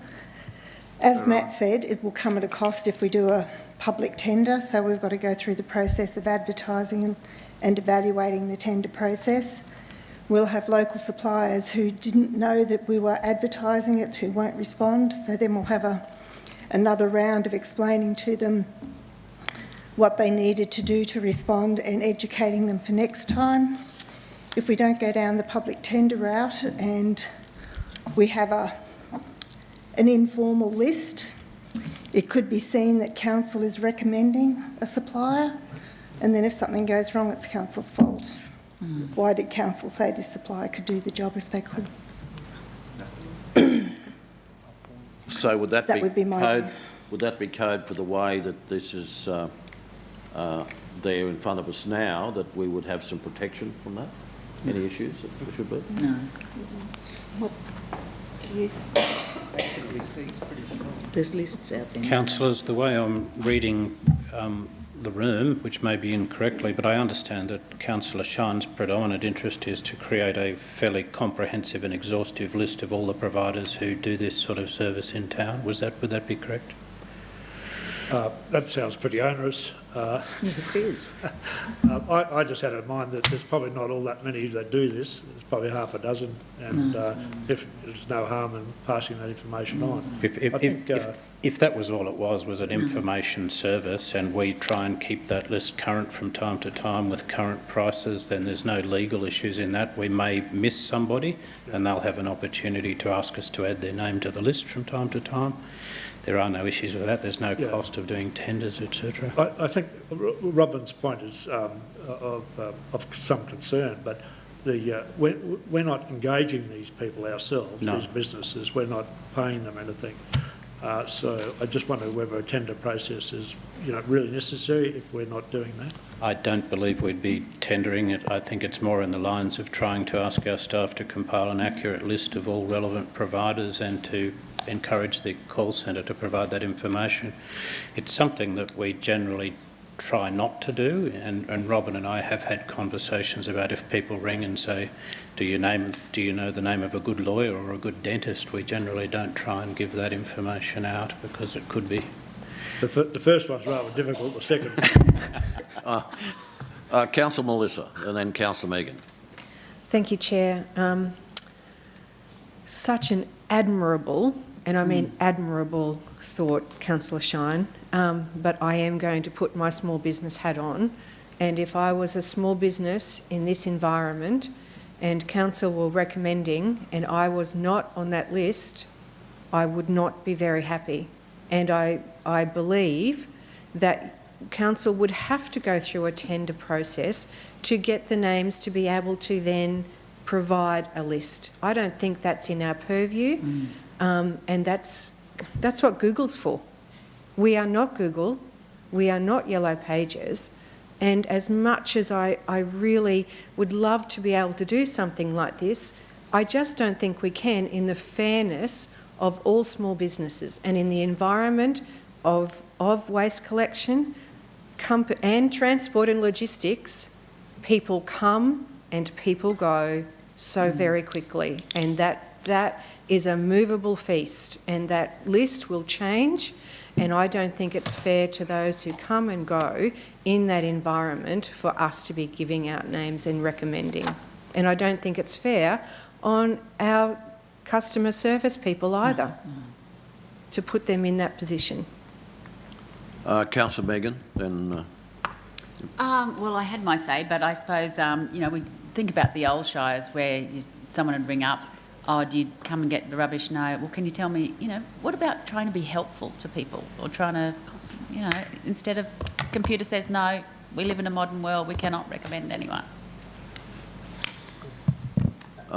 Councillor Nancy, you had a question? Are we debating? Mr Mayor, and that is that I had another thought about this because I'm just trying to put the process through my mind and how it would work and whatever. And so I've just come to the conclusion we've got the list, and it's John Smith, Sally Jones, it's some charity, and the list goes on.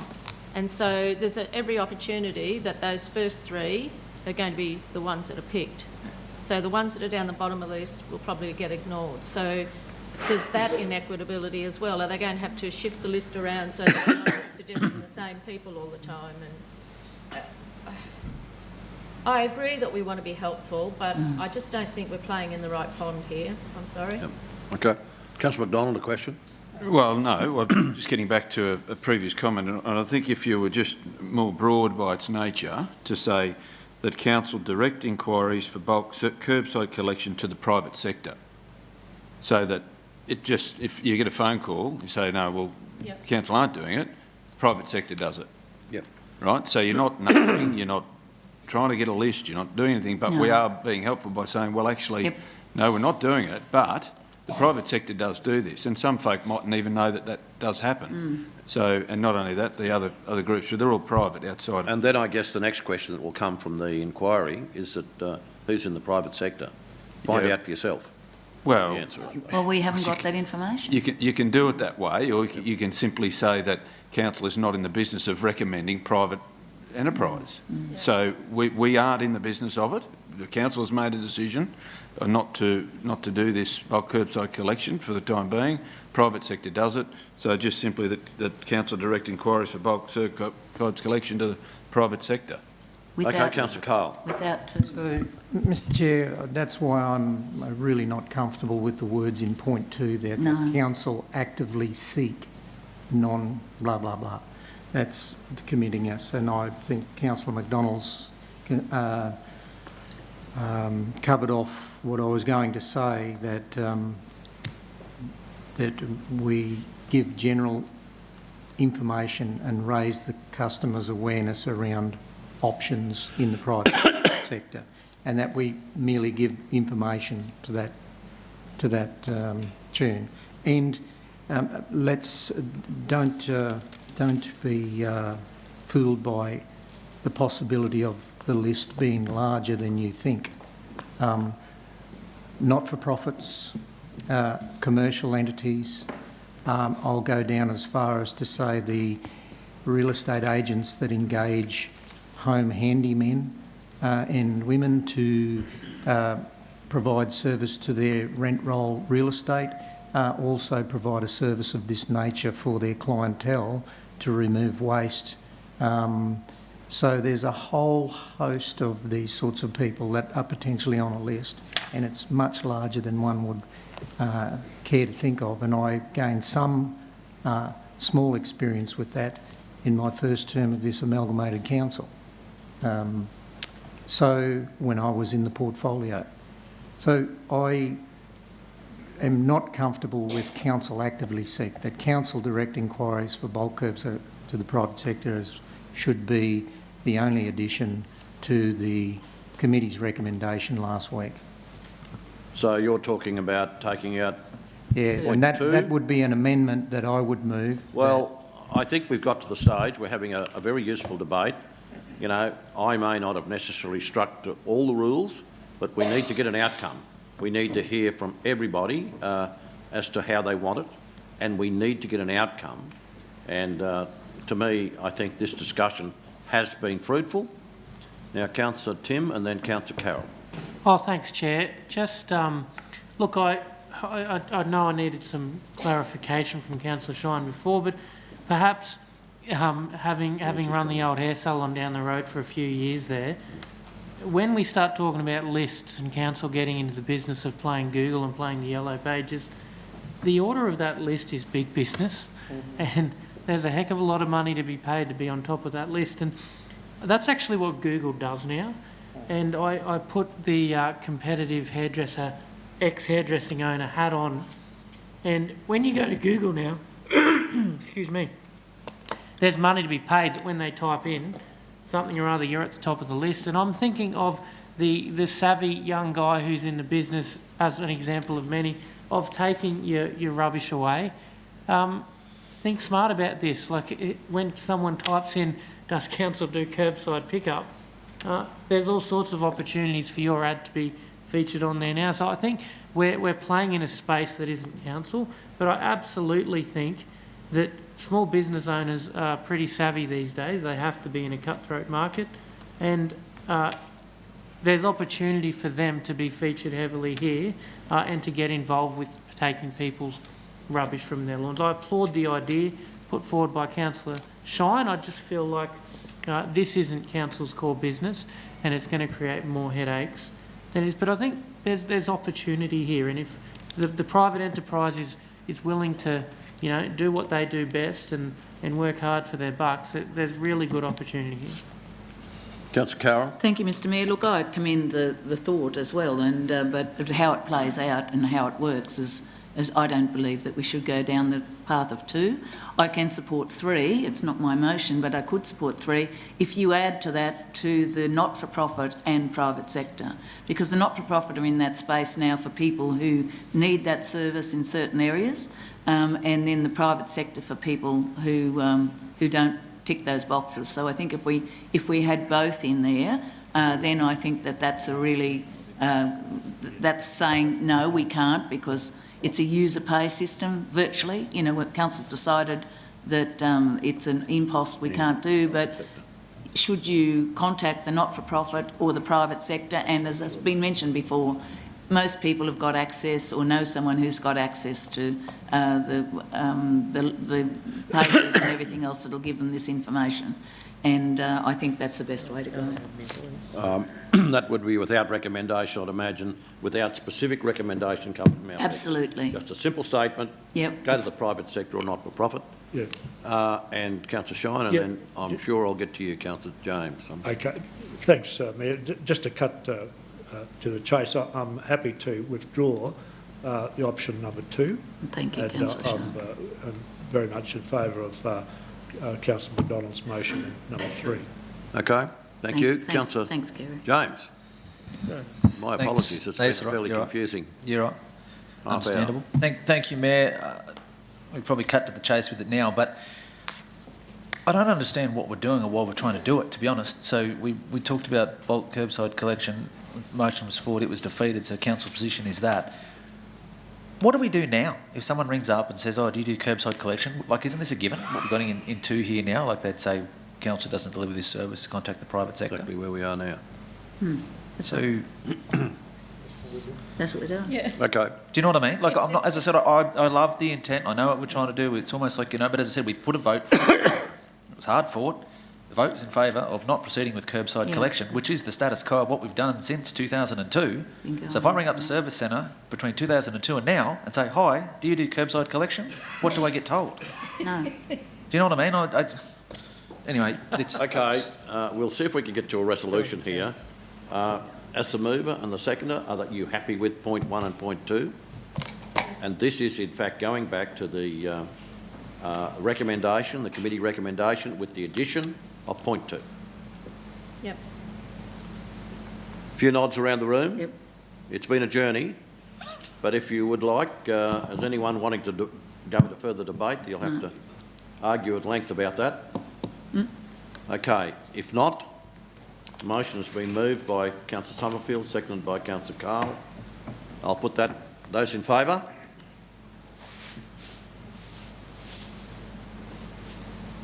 Those against? Now, those in favour again, please. 1, 2, 3, 4, 5, 6, 7. Those against? The motion is carried. The recommendation is carried. Ask for a division on that as well. Sorry? Could I ask for a division on that? Ask for a division, yes.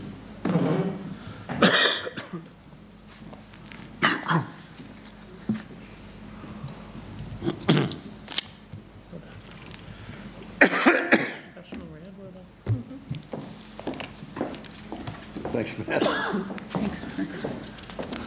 Well done, Matt. Well done, everybody. Pardon me.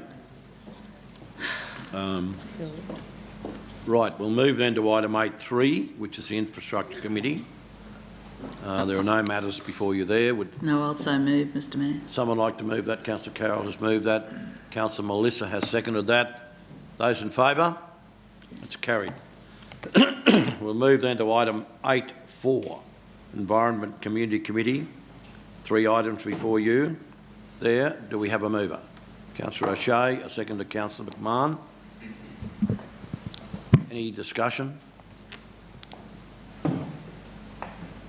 If not, I'll put the motion. Those in favour? It's carried.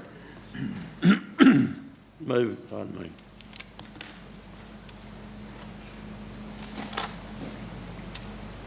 Move then to Finance and Business Strategy Committee. Anyone wishing to take anything out? Yes, Councillor. Yes, Mr Mayor, may I please take out 7? I do note it's in confidential. It's just to, I'll make it simple, just to vote against. That's item 7. Yes, please.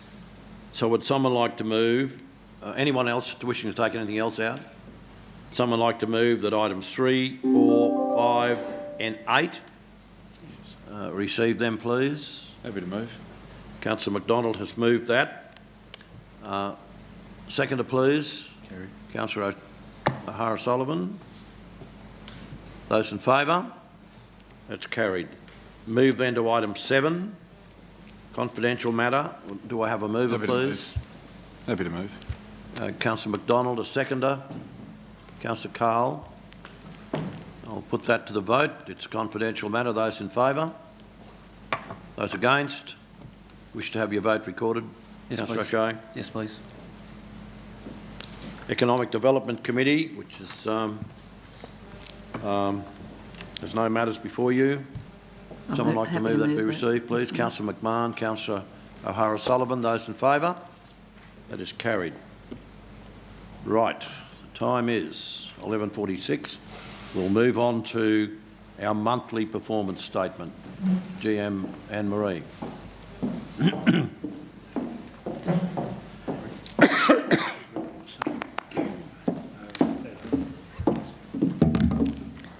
Morning, councillors. Morning. So presenting the Executive Performance Report for the period ending 30th of June as per Section 204 of the Local Government Regulation.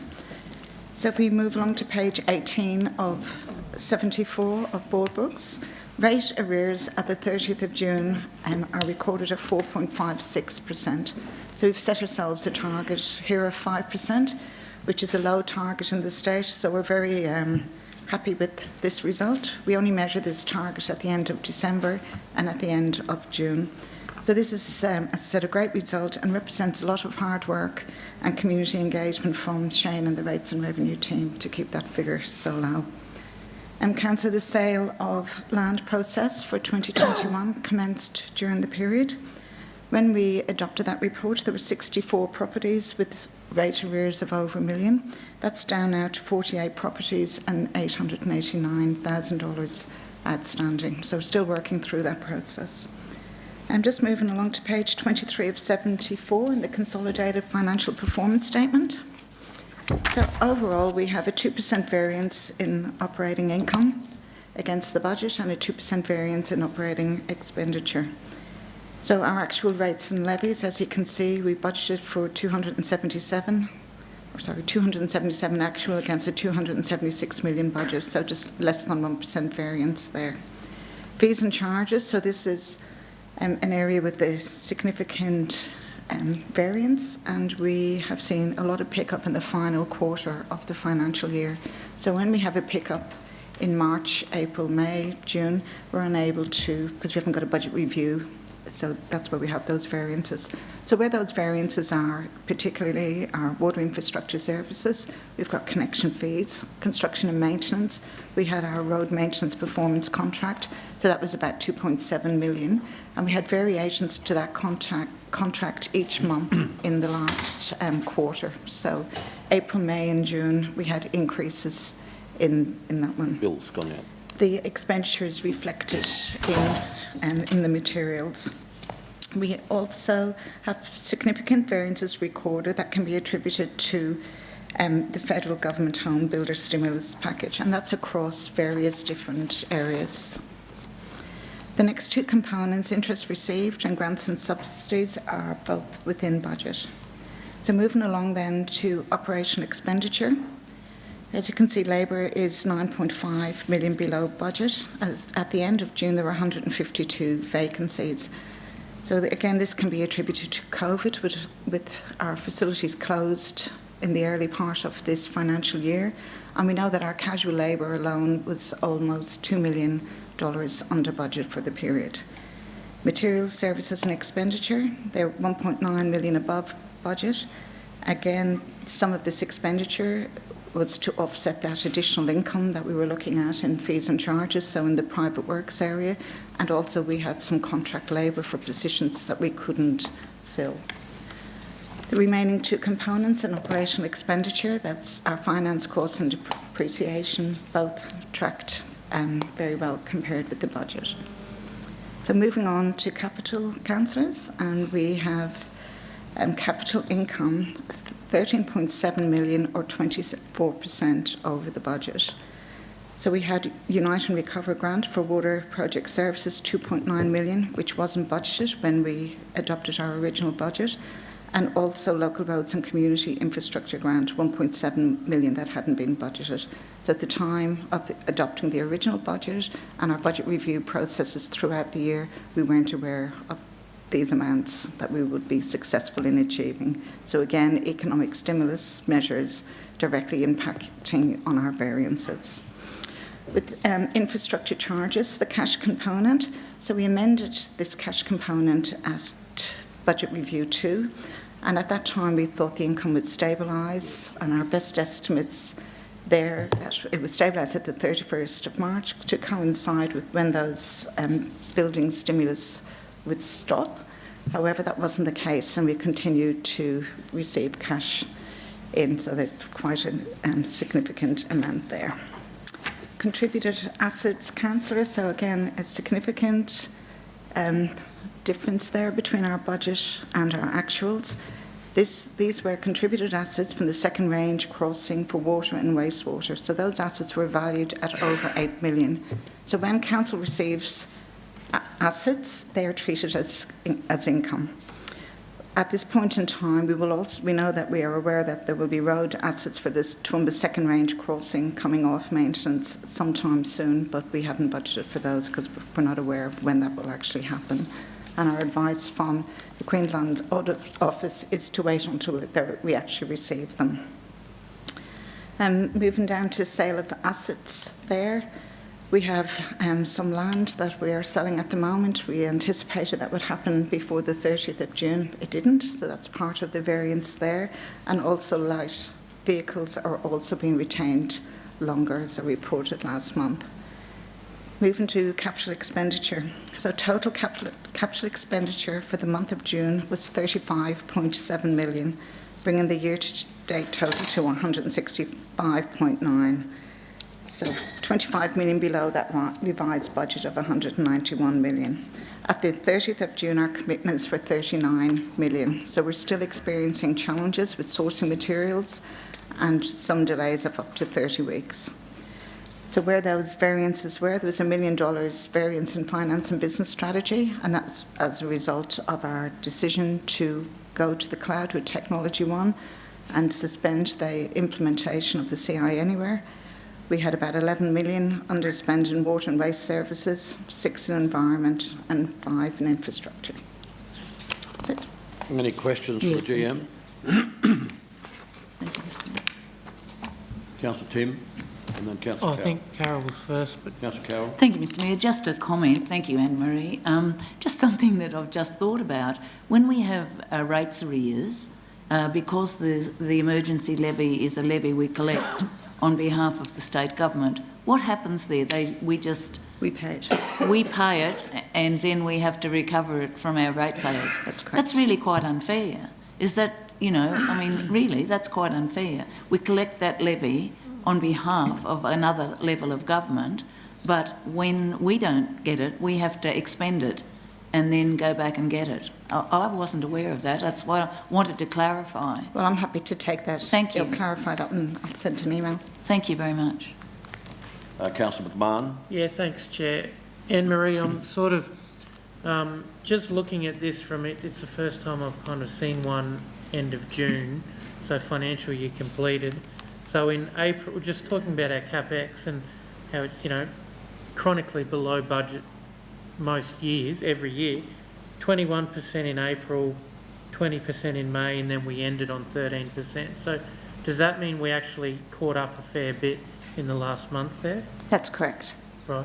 And I know you said it briefly in your speech there, but if I could just get a bit more clarification on the 10.3 mil below budget for water project services? Yeah, it's actually for water project services, it's about 11 million. Right. Or sorry, water and waste services in total is 11 million below budget. Sure. And are you in a position to comment? I think you said something briefly, I just didn't pick it up. No, I didn't mention any of those projects, but I can find out for you. Just hold on a second. Thanks, and I'm sure they'll get to this in the report. Thanks.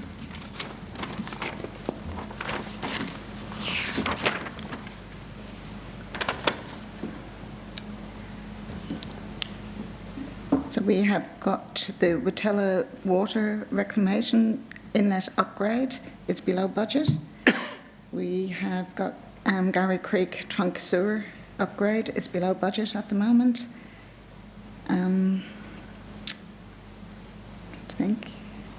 No, look, that's all The right. projects, yes, there's quite a few projects, and I'm happy to. Perseverance Raw Water Main Renewal is 3.5 million, so it's significant amount below budget. legitimately below, but I just wanted to talk about really seeing it as a year overview. I don't know, we keep talking about we're going to address this shortfall and we're going to do it better next year, and just how we're going to look at 21-22 to I suppose get a better outcome than 13% below. So for 21-22, we've adopted a capital works program of 165 million. So I think the results we're looking at today clearly indicates that that is our capacity to deliver. Achievable. Okay. So that is the amount. Over and above that is the carryover projects from our pandemic response and our quarantine projects for the dam spillways and water treatment plant. But we have stuck with that 165 million for next year. No, thank you very much. Councillor Carroll. Thank you, Mr Mayor. The pandemic response, we're rating on the private sector with that, aren't we? That's not us. So I think in many ways councillors need to take that out of the equation when they're thinking about that. I think if we had our way again, we might direct that money to something else, because the private sector is so busy, but that's not any fault of any of our teams. So I just wanted to point that out. Thank you. Any other questions? Councillor Nancy. Thank you, Chair, and thanks for your report, Anne-Marie. I just wondered, in relation to the pandemic, based on Councillor Carroll's comments just now, how many of those are actually successfully tendered and out to the private sector to deliver?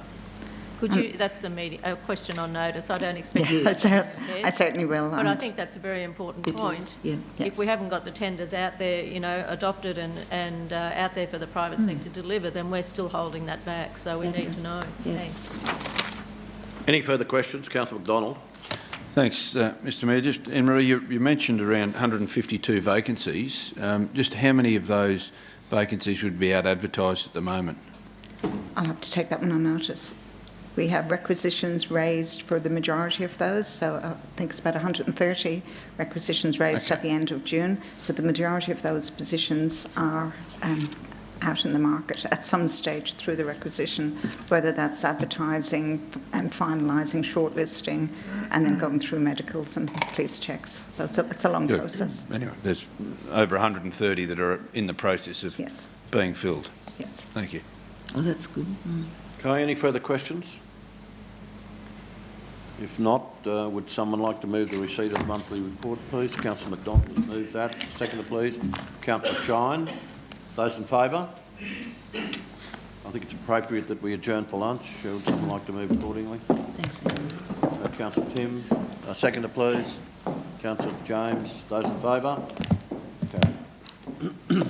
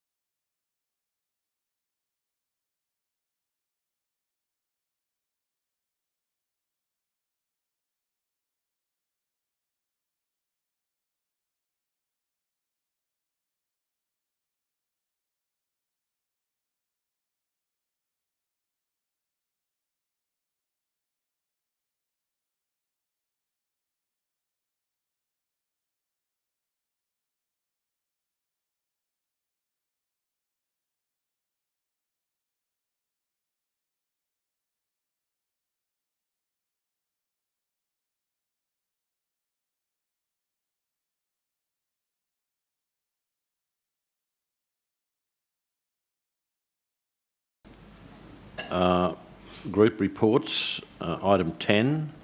Item 10 and the first report coming forward today is the Planning and Development report. Stuart. Good afternoon, councillors. Afternoon, Stuart. And I'll try and keep you awake. I know it's like after lunch, but I'll be very quick as well. Basically, under the strategic planning area, where the TRC is or has been promoting Visit Toowoomba and Visit Toowoomba CBD, which is funded by council in the previous budget, and in collaboration with the Chamber of Commerce and Southern Queensland Country Tourism. It was launched on the 24th of June and includes 6 videos that we did show council, I think, last week. It depicts what's on offer in Toowoomba and the CBD. And if you were keen to have another look at those videos, they are, you can contact that link that's shown on the report there. In terms of regional architecture and building, it's really interesting that I guess because of the federal government incentives, the building certification unit, and we only have 2 building certifiers, so they've been very busy gentlemen. They recorded 764 building approvals, as house approvals, and 1,100 inspections. So Matt and his team have been very busy. Development service stats are there, and the engineering stats are also there. I'll just point out really there's that, I think infrastructure charges notices were issued for around $3.3 million. Are there any questions? Any questions around the room? Thanks, Mr Mayor. Councillor Carroll. Thank you, Mr Mayor. Thank you, Stuart. My apologies for being a little bit late, Mr Mayor. Just been a little bit of concern in the community about whether the regional architect is going to stay with council. The regional architect? Yes. Are we continuing to have a regional architect? There's been quite a bit of concern out in the development industry and with the architects and the people have spoken to me, and I'd just like to have some clarity around that because they seem to be thinking that perhaps we're not going to have that service. Yes. It's a matter that's being given quite a lot of consideration. We're certainly providing the services, continuing to provide those services that were always provided. And Jade, we have 2 architects on staff and a landscape architect. So we are continuing to provide those services. But in terms of, I think what the architectural fraternity is on about is that recognition of having a city architect. And at this stage, we're still working that one through as to how we might accommodate that. Because at the moment, from my behalf, I'd be very disappointed if we didn't continue that service. There are a number of issues which I won't discuss in public, but there are a number of issues we'd need to discuss with council, and certainly the ELT before we were to go any further. And we're trying to put some cases together in regard to that. So I just have to say that since we've had one, it's been a really big step forward, very much appreciated by the community. Oh, absolutely. And just sends the message that we think that design and our past, and that's our byline, rich traditions, and the beautiful buildings that we have here are important to our community. Yep. And I'd like to see us continue to provide that service. Yep. Thank you. No, I applaud your sentiment. I had nothing against that. Any other questions? Stuart ran into a very passionate Toowoombarite the other day who was talking to me about things that we have very lightly discussed around the table, I think, in terms of the value of the about-to-be disused rail lines, probably in 5 years' time, and their ability to provide connectivity out into that into the western side of Toowoomba and out towards Westbrook and Wairima, Cambodia, and also the other side, heading towards Gary Junction. Has any of that been given any consideration in our longer-term planning, the value that there would be in that kind of connection? Absolutely, and we will be looking at that again in the transport strategy, the sustainable transport strategy that Council is redoing, refreshing at the moment. But those reserves, those railway reserves, are very valuable, and they really cover the right sort of locations. They'll be covering the new hospital when that's eventually built, right through the CBD, going past the existing hospital site out to the university. Those railway reserves most are valuable, and once I think most of our rail activities are somewhat out of the CBD, which I guess will happen eventually, a whole range of opportunities will emerge, I think, whether they're busways or walkways, busways, fixed sort of light rail. There's a whole range of opportunities, and in fact, a gradation of opportunities. Maybe initially it'd be a bus route of some sort, which would link your university to CBD to the hospital type arrangement. So, yeah, many options there. Yes, and certainly not forgotten. The gentleman concerned was keen to mention the potential beauty of the likes of Gary Creek when it was, I know the long-term plan is to bring it back to something pretty special. Councillor Carroll. Thank you, Mr Mayor. It's a wonderful point you make, and it's always, when you go to other workshops and see, with our CBD and the railway corridor, it's most important. As a matter of fact, it's critical that it be preserved. And there's some that's been sold off around Westbrook and across over there that's been incorporated back into private property, and that's a pity. That's a great pity, because it would have been a great area to go through. But what normally happens in these cases, you need a critical mass of about $750,000 in the CBD, maybe a little bit more to have light rail. So whilst in a lot of other cities and that in the world, they have the buses, cycle tracks there as well. But and then when the time is right, convert it to light rail. So I think it's critical that we as a council speak with one voice to Queensland Rail, that we need those corridors, whatever happens, preserved. The grade of those is really quite good for cycling and even walking, and for buses, they're straight, and for buses to come and go on and off as a link from the south to the north. So it's a wonderful point. Yeah, no, it's long-term thinking, but I think it's a thought worth passing through the minds of all of us who sit around the table at this point in time. Also a major point in terms of looking at your settlement pattern as well, where you want to locate your higher density uses, whether they be residential, commercial or whatever.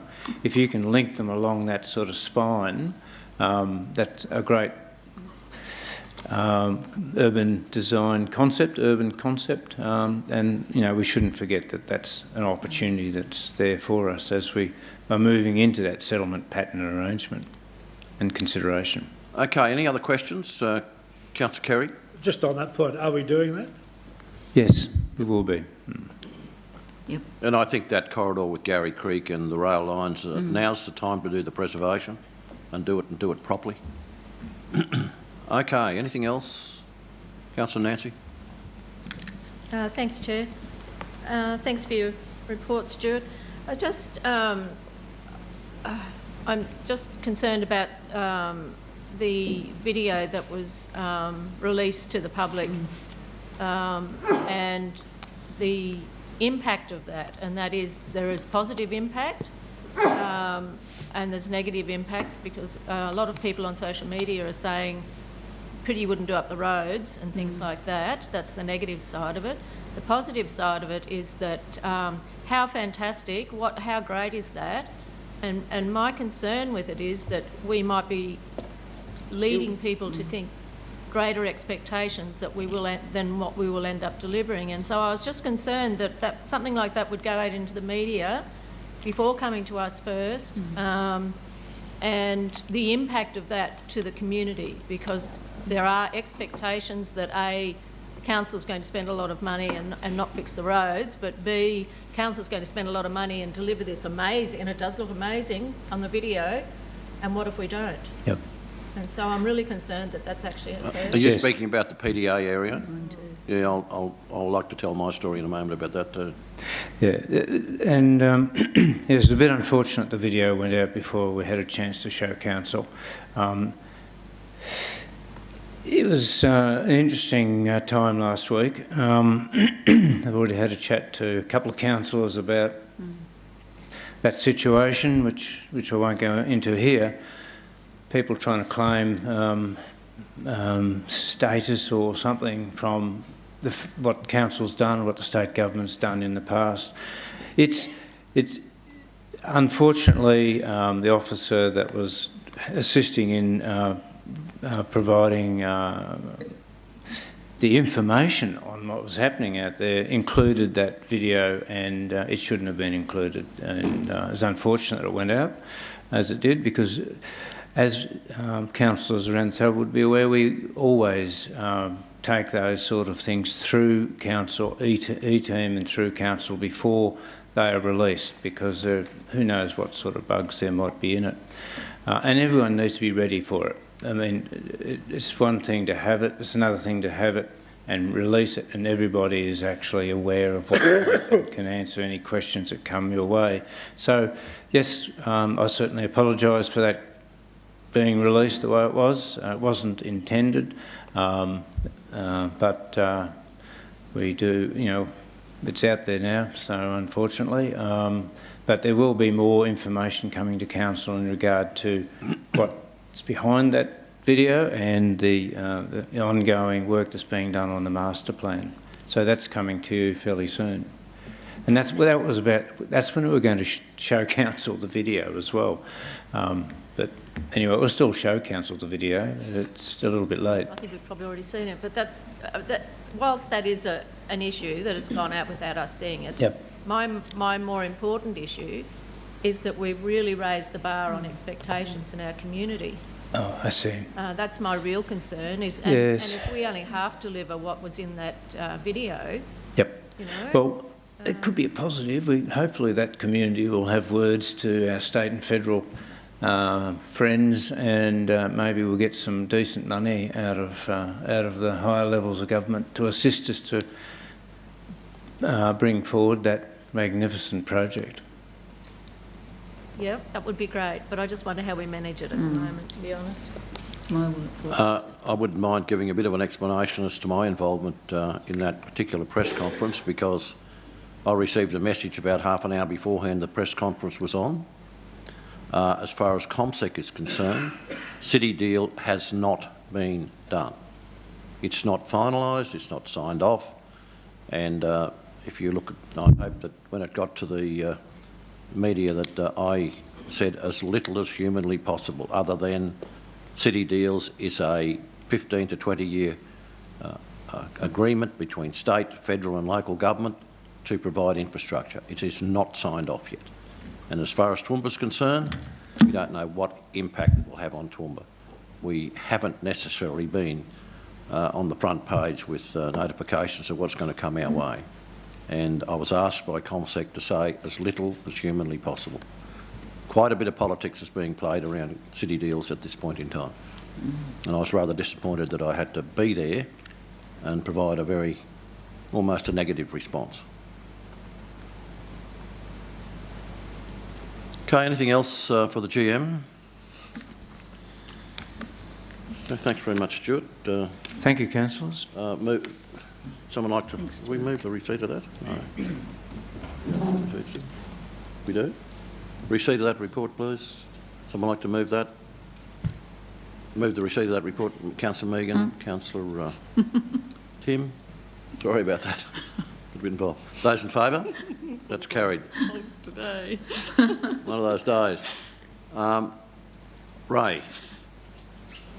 Water and Waste Services, thanks.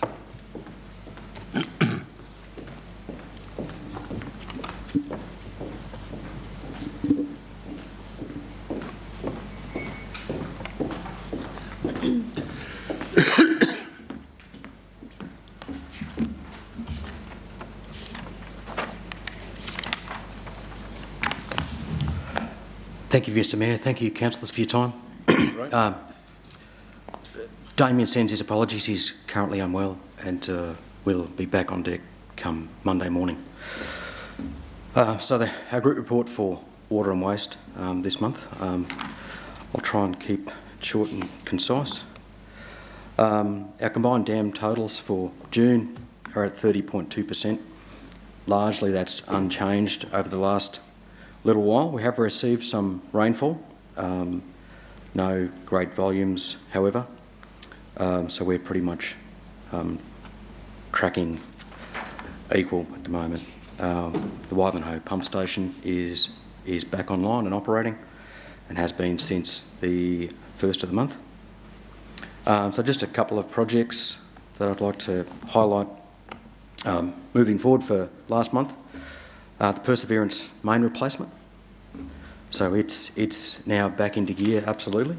We did suffer some delays late last year with the reinstatement of the Perseverance pump station, works going on at Kubi pump station, and some weather issues we experienced, and overall we received about a 6-week delay. Between our own infrastructure services, construction teams and council's contractor, we've made up that time and we're back on schedule. The ISG crews are working south from Donovan Road in Kabala and replaced approximately 800 metres of water mains, and our council contractor is working in the GM area and they've replaced approximately 2 kilometres of pipeline.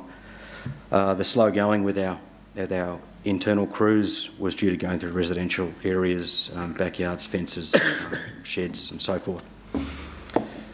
Of note, we have commenced construction of 2 major valve interconnections at Mount Luke and Evans Roads. These are substantial structures and do take some time and care to construct. Perseverance pump station, as I've mentioned, is back online with only some minor repairs, some corrective works from the end of construction and localised asphalt to be completed. Largely will be completed this month. So it's back online. That will be a fantastic asset for council moving forward for a long time. It's an outstanding asset, and I will endeavour to get anyone in this room or anyone in general who wants to have a look, we'll conduct some site tours and visits down there now that the place is handed back and is safe for visitors. And I think lastly, the Clifton, the Great Artesian Bore. So this was from a standing start at BR1 last year. The trial bore has gone down, the production bore has gone down. We've completed our 100 hours pump test, and we've just received the reports from the geologists and hydrologists as to the sustainable amount of water that we can extract from this bore within our licence, whilst leaving the bore in a fit state for many years to come. So that's arrived. We're now speccing up the appropriate pump for that duty, and it will be in service fairly shortly once it arrives on site. Any questions, Councillor Rebecca? Thank you, Chair. Thanks, Ray, for that. I've got 2, if I might, Chair. The first is about the Clifton bore, and I thank you for the information that you provided now. Can you give us any more specific timeframes around that, Ray, please? The bore, Councillor? Yes. Yep, so we know the flow rate we're looking for. So the manufacturer of pumps, and we use a particular style of bore pump, is working with the hydrologist to specify the right motor and impeller design. It should be a largely off-the-shelf unit, and delivery is in the order of 10 to 12 weeks. So it will be not too far away. So we think, is it reasonable to expect October? Yeah, absolutely, yes. Okay, thanks. And then my second one, Chair, is back on page 1 of the report. We've got Cresbrook dam numbers there that say 81 megalitres was extracted from Cresbrook, and I'm concerned about the number next to it, the seepage, 70 megalitres. Now, Ray, can you please clarify for me? I'm really hoping that that number does not mean that of 81 megalitres pumped, 70 were lost in seepage. I'm really hoping that that means that 70 megalitres was lost through the dam, the bottom of the dam. Can you clarify that, please? And I will cross my fingers you're not going to say it's the pipe. No, seepage it's a particular formula applied to reservoirs, and it's water loss through the bottom of the reservoir, Okay, through the drainage thanks. structures and so forth. Okay, thank you. It's still a lot, right? It's a lot. It's a big reservoir. Add that to evaporation and find out who our biggest water user might be. Councillor Megan, then Councillor Kerry. Oh, thanks, Mr Chair. Ray, just back to the Clifton bore. So, when you've said there in the report the 100-hour pump test is complete and we were waiting for the reports detailing what volumes can be expected, so would you have not known that before you drilled it? So, when you go about drilling a bore or an artesian bore, you do a study of the geology, and you understand where the water should be or could be, but it's not until you drill a pilot bore that you actually have a reasonable understanding of what can be extracted on a reliable basis. So the small bore goes down and you airlift that water up. There's many methods. We used an airlifting method, and you measure how much water can come out of the trial bore. That then sort of indicates whether, hey, this is not going to work, it's not going to be for us, or this looks pretty good, or it's middling, and then you make a decision whether you want to proceed to a production bore, which is a far larger bore and is a more heavily constructed structure that will be there for many, many years. So from the trial, the water that we received, quality and quantity, was sufficient.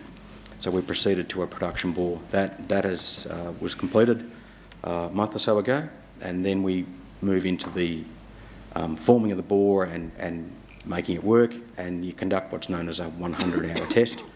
So it's a test over 100 continuous hours typically, and you will change the flow rates and monitor how quickly the water, the standing water in the bore, decreases within that structure. So you don't want to pump a bore so hard that you crash the aquifer and then you have no water and you've got to wait for it to recharge. You need to find a happy medium where the bore can provide you with the water that you need, but while not affecting the larger geography. So can I follow up, Mr Mayor? Yes. So I take it the quality of this water is great, is that right? The quality of the bore is fine, yes. So we will, in coinciding with the bore, we're also building a water treatment plant at Clifton. The treatment plant is designed for both the alluvial bores that we have in that area and then the GAB bore. So they require different treatment methodologies because they are different water sources. So working with the manufacturer and our contractor on that, we've devised a process that will work for both the alluvial bores and the GAB bores. Okay. And then one final one, if I may, is are we keeping the people in Clifton informed of what's happening there? Like, is there worthwhile having a little thing in the paper once a month saying this is where we are, this is what we're up to? Yeah, absolutely. I believe we are. There's been a number of, I'll say, adverts. Maybe I'm using the wrong terminology, but there has been a number of publications in the newspaper via our communications team in and around the Clifton projects, and I think we're almost due to do another one again. I think it's a fairly strong interest. I know Councillor O'Shea and I were at Greenmount in Felton on Friday for community consultation, and the people of Greenmount, same sort of issues with their water that Clifton's had for years, and I guess intensifying as sort of the drought continues. Yeah. Yes, yeah. I think probably all the bore suppliers through that part of the world are in the same situation. Okay, Councillor Shine. Just two, if I might. First of all, on that Clifton issue, When the GAB ball is at full production or expected full production, what percentage of the needs of Clifton or the users of that water supply would be met? 100%. What percentage of the need would be met? All of the water. All of it? Okay, thank you. And just in relation to the combined levels of the dams, 30.2, I'm a sort of a long-term sceptic on Wivenhoe's eternal solution to our problems. If we had no meaningful rainfall for some time and Wivenhoe wasn't there, for how long do you think we would last in terms of water supply from the dams? If you want to take it on notice, that's fine. Look, happy to take it on notice. Wivenhoe really is the key to our success at the moment. As we're all aware, we're not getting meaningful inflows. When Wivenhoe is running, our reservoir levels pretty much stay still. When Wivenhoe is not running, we see a deficit pretty quickly. So happy to I'll build you a presentation or I'll send an email around. But thank you. Yes, we need Wivenhoe at this point. Thank you. Anything else? Councillor Tim. Thank you, Chair. Thanks, Ray. Good to see you. And be happy to come out and have a look at the Perseverance pump. I'd Looks love to. pretty good at the right time. My question was just regarding around capital expenditure. The conversation I had with Anne-Marie earlier, and we're told that we go under the radar a bit and then we kind of catch up at the end concerning expenditure and CapEx. And I think General Manager Platts was standing where you were about 3 months ago, where he assured me we're on track to fully expend our CapEx, yet we're 11 mil under budget. And, that's of concern, as it always is, and every other department has their part to play in as well. But for the 11 million in water services, from where you stand, could you provide reason for that from a year-long picture? Sure. So we operate in an extremely complex environment with many crossover networks and inputs and consequences from other parts of the business. So the 3 projects that we brought up earlier was the Watella Inlet Works. So we did a portion of that and went back to market to secure the 3rd screen. At time of tender, that was a 12-week delivery. At time of purchase, it was a 33-week delivery. So we still haven't seen it. The Perseverance pipeline, as I discussed before, due to competing factors, other pump stations being off and in commissioning, we can't turn off 2 of our pump stations at once. So we ended up with a 6-week delay. That 6 weeks is coinciding with almost exactly the amount of money that we have underspent. Gowrie Creek Sewer Main, another example of our current climatic conditions. Suppliers of reinforced concrete pipe is down to very few. What was a 3 or 4 month delivery is a 8 or 9 month delivery. A lot of these businesses have diversed into other areas, and pretty much now there is a single supplier or very few suppliers of pipe, and they are producing pipe for the entire state, if not the country. So you're almost in the queue. And there's many more aspects of that I'm happy to go through if you want, Councillor. But it is a tricky environment at the moment to operate in. No, but thanks very much, Ray. I do appreciate you explaining.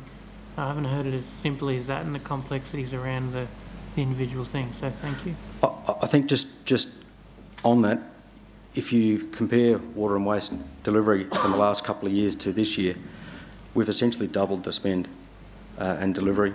We've got about $22 million in commitments. Perseverance was offline from October to May. That was one of our major pump stations. We had issues commissioning Kubi Pump Station, which leads to delay on other projects because we need to maintain our water security. We've had other side issues and complexities with Warwick and pipeline down to there and how to make that a success. We've had an ongoing drought response. We've been spending a lot of time working on water vision and and planning for the future to make Toowoomba a success. So it all contributes to a very complex environment to deliver capital works in. Good answer, thanks.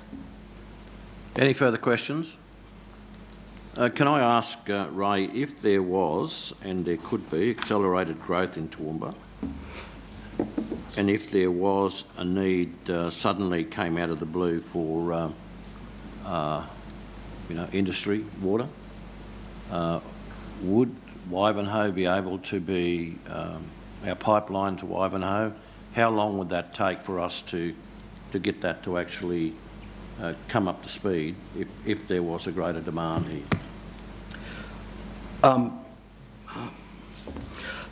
Thank you, Mr Mayor, for your question.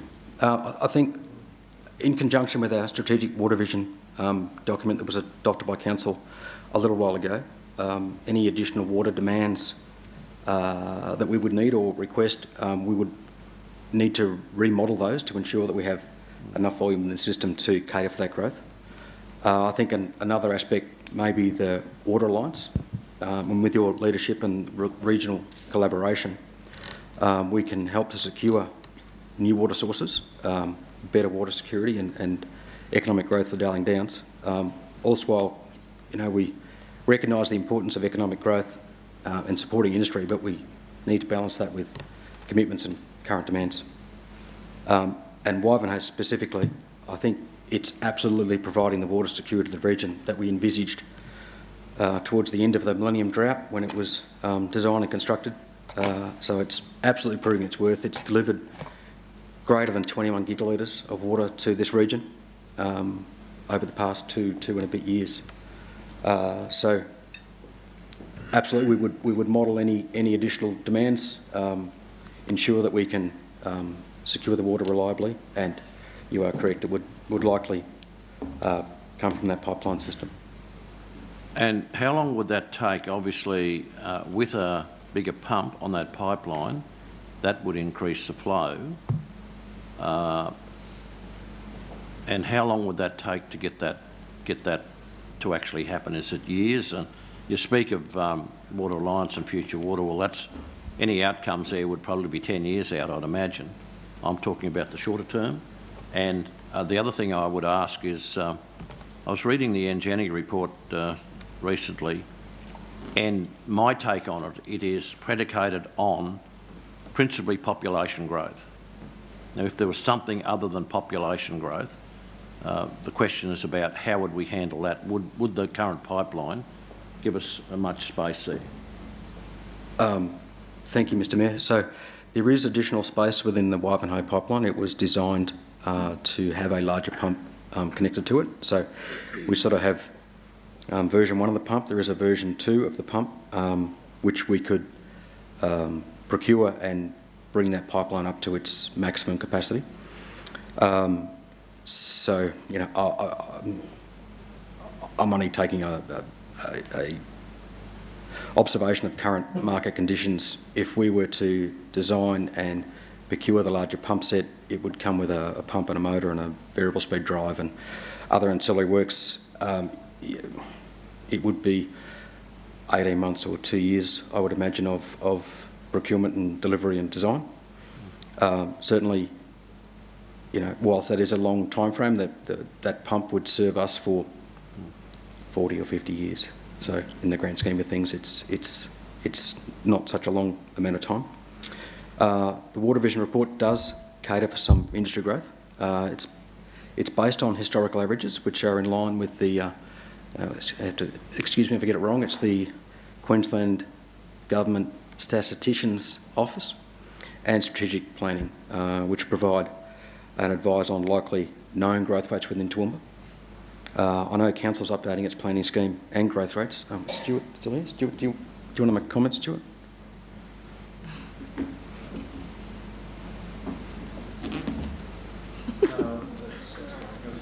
All right. I'm happy to take it on notice, but I just, in reading the Engeni report, my interpretation, and bear in mind there might have been some bits missed, so I went through it, but my interpretation wasn't as comforting as it could have been in terms of our water future.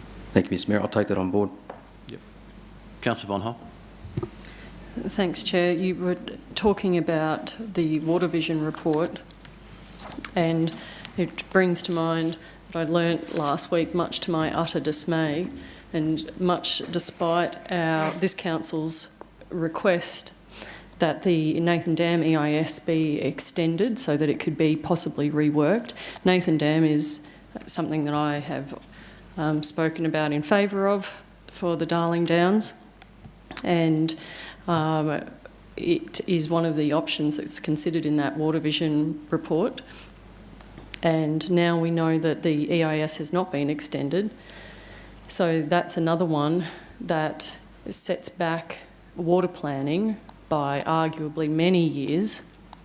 And I guess the question through you, Chair, to Ray, or to yourself, Chair, if it's come up in any conversations, is do we have a reason why, despite our request, and despite what I hear from the state government being in favour of pursuing that, why that EIS wasn't extended so that it could be reworked? As it is now, we have to start from scratch, and that's a multi-year process, instead of taking what was on foot and changing it so that it could be useful to the Darling Downs. If I could answer that, I took that matter up with the senior government department person last Tuesday, and they assured me the previous EIS was predicated on the Nathan Dam being principally used for mining and that sort of purpose. Now, I would have thought rather than let it go, modify it, would have been my view on it. Right. Anyhow, this particular senior departmental official doesn't seem to be too concerned about it. She thinks if we need the EIS, it can be done and we can get it for the purposes that we want it for. Now, I'm not comforted by that, but that's the department line. I said no official ever. Sorry? I said no official ever that an EIS can just be done. But, you know, state government, if you're listening, we'd love some water infrastructure. Absolutely. It's a very, very big dam, and I think the argument, as I said, was predicated on it being a mining dam. That need for the mining water is not there now, and yeah, I don't think it holds water, the argument, I mean, but the dam will. But, We'll go home. but you know, I'm just disappointed that it went that way. Yeah. And it doesn't show vision to me. If there was vision, they would have done something. Councillor Melissa? Thank you, Chair. It's extremely disappointing to hear that news about Nathan Dam. I was informed last week that a massive investment was to occur in our region, supplying upwards of 1,000 jobs in our region, and this company was told, don't bother coming here because we don't have the water. And now it looks like that company is now going to one of our neighbouring councils. So that investment to not come to our region and give 1,000 jobs to the people of our community, and to be told, don't come here, we don't have the water, and they were shown the door to a neighbouring council, is just devastating. And when I heard that, I just shook my head and just thought, what are we doing? We say we're open for business, and then we actively show organisations to a neighbouring council. So these are the issues that we face by not having those Nathan Dams and the vision that we can activate now for investment in our region. So can I ask, is there any detail of who that might have been? It certainly didn't come through my office, any request for that kind of water, for 1,000 jobs. Yep, I can supply that. Yep. There are people coming and going with ideas, but if they're that firm, I know that there are a number of mayors in this area, broadly speaking, who've been asked about water, but I don't think there's too much water on the Darling Downs available for these people. Dalby, Warwick. Now, can I just simply ask also for a bit of an update, if possible, on the Warwick pipeline? Is any news at all on the Warwick pipeline? So, as of the announcement by the Premier in Warwick, Nancy helped me out 8 weeks ago. Yes, as was announced in the media, they're doing a business case on it. Yep. And once we get the result of that, then they'll make a decision on what they would like to do. And then, of course, both councils, this Toowoomba Regional Council and Southern Downs Regional Council, will have to agree to some sort of commitment, and it'll have to be a commitment that suits us in relation to our long-term water strategy and ensuring that we're not cut off at the knees in providing water to another council, which regrettably should have invested more money much earlier to ensure that they had good water security as well. I had some time with Mayor Panisi last Saturday, and I don't think there's any great enthusiasm for the project at Warwick.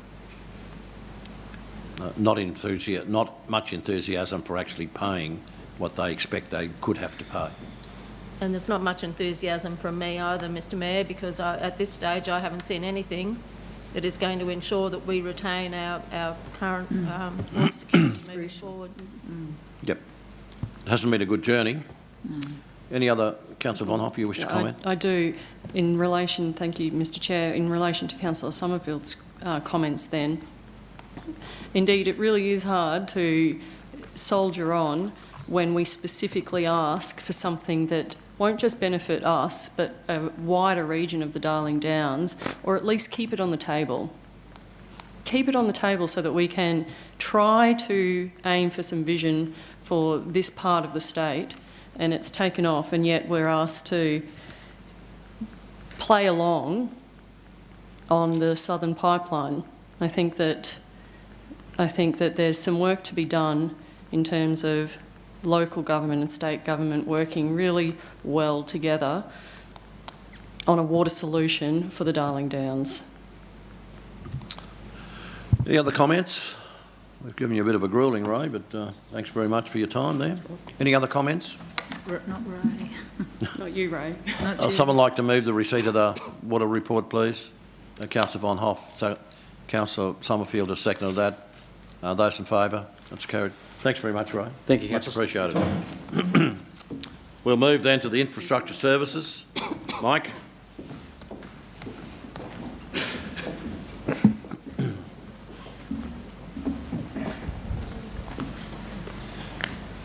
Well, good afternoon, councillors. Good to see you again. Just quickly going through the report, a few things of note.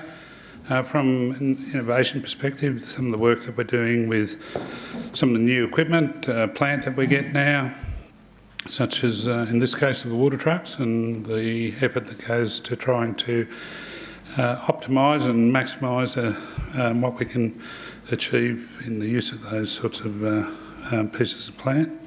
So that's good to see. Another exciting developing area, and it's caught up in the second dot point under the transport and drainage planning. But we had the Ag and Logistics Industry Forum just recently, and there was one of the presentations using telematics as insights. And this is development that's happening at both at a federal level, but making a lot of information now available through to road managers, so be it state or be it local governments, and not all vehicles not all heavy vehicles are linked into that system as yet, but a lot of the major players are. So it starts giving you the opportunity to see particularly what roads and parts of our network are being used by certain elements of the heavy vehicle industry. So that's quite and that information is developing more and more all the time. It's something that we'll be able to take some benefit off over coming years. Probably another point on the next page there is the road operations area in the pathway customer crest. That's where this is from, and that's an 8% growth on the previous year. So that keeps on growing at around about 10% per annum, the growth in road queries and our customer requests in that space. It's ongoing, and obviously even in a COVID-affected year, we've had a pretty busy community up on the downs here, and keeping everyone happy is a ongoing challenge. Construction maintenance were a busy end to the financial year, but a lot of projects coming to completion, a few carrying over. But there's a few good examples of different types of works that we do across the region. For instance, at the bottom of the page, the photographs there of some what are quite simple jobs, but in many ways, but the pedestrian ramp renewals, which goes a long way to assisting with our accessibility directions that we're trying to improve upon across the region. So we've got an ongoing annual investment in that area, be it pushing a pram or wheelchairs or just people walking, having the ability to safely step up onto the curb. Following in North Precinct, a couple of major projects. One was completed, the Kingsthorpe Hayden Road Black Spot project, that was completed, and the Carla Road structure was near completed as at the end of June. So a couple of good projects there, major projects. And just on the bottom of the next page, the ceiling out at Oakey, there's 3 roads there, so not forgetting our smaller towns and that across the low-cost seals. This was that's just on the, the north-western side of Oakey, around near the showground there. A lot of houses fronting onto rural residential sort of section. And probably another pleasing point just to wrap up on is our the ramp up over the last, particularly through June, particularly through June. We now have a full program of about 10 teams across the region on the flood recovery program. So that's at full pace across the region at the moment. We've got a number of contractors coming on as well with the culvert replacement projects. So a lot happening in that space as well. So that just gives you a quick insight into the month that's been and where we're heading into the new financial year. Happy to take any questions. Mr Mayor. Any questions for the GM? Councillor Carroll. Thank you, Mr Mayor. Not questions, but just wanted to reiterate for the public who may be watching in the press that with the subsidy from the Queensland Disaster Resilience Funding, we've got 14 new flood gauge sites that have been installed. Mr Brady, would you like to mention that in the townships of Cooyar, Yarram, Crow's Nest and John Darien in time for the storm season? That's a great step forward, isn't it? Oh, most definitely, and this is something annually that we are looking at developing and improving our flood mitigation and warning systems across the whole of the region, and it's not just focused on Toowoomba or surrounds, as you can see through all the flood modelling work that we have done in previous years and recent times. It's picked up on what we can do to improve warning and monitoring in our smaller towns and villages as well. Thank you. Thank you. Any further questions? Mike, how many graders do we have and where are they located? I copped a bit of flack on a visit into the country the other day. The story is one. Yeah. No, we have, I think it's 17 graders. I think it's the information I've sent out to councillors. Yeah. Yeah. So, and they're spread across the region. So we have north, south, central. So there's a few, 3 or 4 in north, 3 or 4 in south, and that. But the graders work across the whole of the region. There's no boundaries to where they work. So there may be times, depending on where the work is, that they may be housed in a different depot for a while or that sort of thing. But across the region we've got a significant amount of plant and equipment.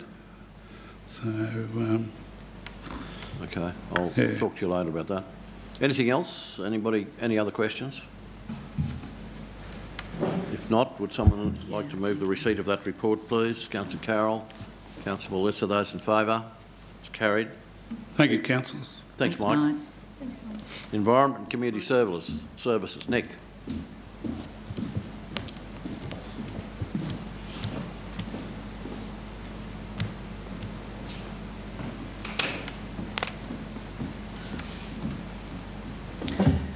Thank you, Mayor. Good afternoon, councillors.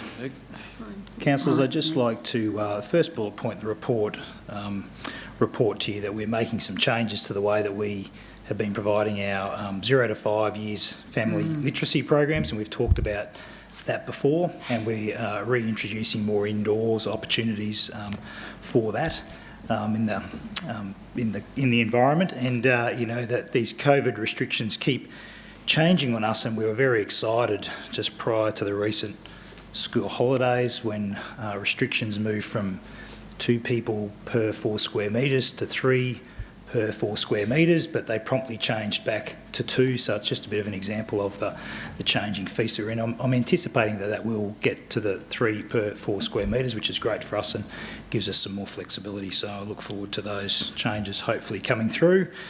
Also want to highlight the valuable opportunity to engage with our community that FarmFest gave our pest management team, so we're able to engage with community and do some education around the Biosecurity Act and Council's pest management activities, and we got some really good engagement through that and some follow-up property inspections for us to do to provide some advice and assistance. And finally, I just report councillors the completion of the Empire Theatre works as part of our Capital Works program, which saw stage 3 completed, including refurbishment of the back of house facilities and the installation of the new operable wall there. So that project is completed. So a couple of highlights there for you that I thought worthy of bringing to your attention, and I'm happy to take any questions that you might have. Councillor Carroll. Thank you, Mr Mayor, and thanks, Nick, for the report. But how wonderful it is for us to all see that at least we're transitioning back to the 0 to 5 story times, back to the libraries with our weather. Hasn't been very conducive for holding those outside. And I mean, you know, really just wonderful for those young people. It's a wonderful program, and I think we're all probably delighted to think that we can have them back where they're most appropriate for them, and a wonderful program. So hopefully they'll transition back there as quickly as they can. Thanks, Councillor Tan. We continue to look for those opportunities. Councillor Nancy. Thank you. Thanks, Nick. So I just wondered about the actual story tree. Has that all been rectified now and back in use, or? No, it hasn't been rectified and back in use. We're working through that. We have met with the original providers of the tree, the Hutchie Storytime tree. So we had someone from that company on site in the last couple of weeks, and we're following up there to see how they're going. I'm not sure that's necessarily a real high priority for them. They've probably got lots of works on at the moment. We know what the building industry's like, so we'll continue those conversations, and perhaps if it's going to be a little while, they might be happy for us to engage with others, but we'll work through that. Thanks, Nick. Councillor Tim, and then Councillor Megan. Yeah, thanks, Chair. You don't speak a real lot, you forget you can't. Just wanted to point out that the story time's a great asset, and when the sun's on, there's some big crowds out in our park, so it's great to see. Your paragraph 2 there, I think there's an error. It says Councillors Bolton. I think it should be Jason Bolton, and if I could give him a shout out, who does a tremendous job in our library, and if you haven't been to see the work he does, go and meet him, and yeah, if that could be edited in the report. That's not right. No, it is correct. The Bolton one. It's a Bolton collection. Collection. Yep, it's a Bolton Yes, collection. That is Bill, right. Bill Bolton, his name was, actually. You're correct. Jason is the name of our officer who looks after the Bolton collection. It is the Bolton collection. Bolton It's collection. probably a little bit unclear in the way it's reported there, but Jason, Yes. well done, Councillor Tim. Jason Althofer is our officer. Shout out to Jason if he's watching, and now he can watch the recording of the live stream. Mr Mayor, can I just make a comment there? That's a wonderful collection that we're very fortunate to have here. in our community and at our art gallery is the Bolton collection, as well as the one up at Cobb & Co, but I'm sure it's probably one of the best kept secrets, and maybe we could probably put a little bit of publicity out about that, because it's just amazing at the library here, and it's very, very well loved by our community, and anyone who's new probably needs to refresh themselves on what's available there and able to go and have a look at it. We're just the caretakers of it, so yeah. Councillor Megan, you had a question, did you? Thank you, Then Mr Councillor Mayor. Stein. Nick, thank you. Can you just talk to me about this 100,000 that council got this grant to do some activities out in the regions? That's pretty exciting.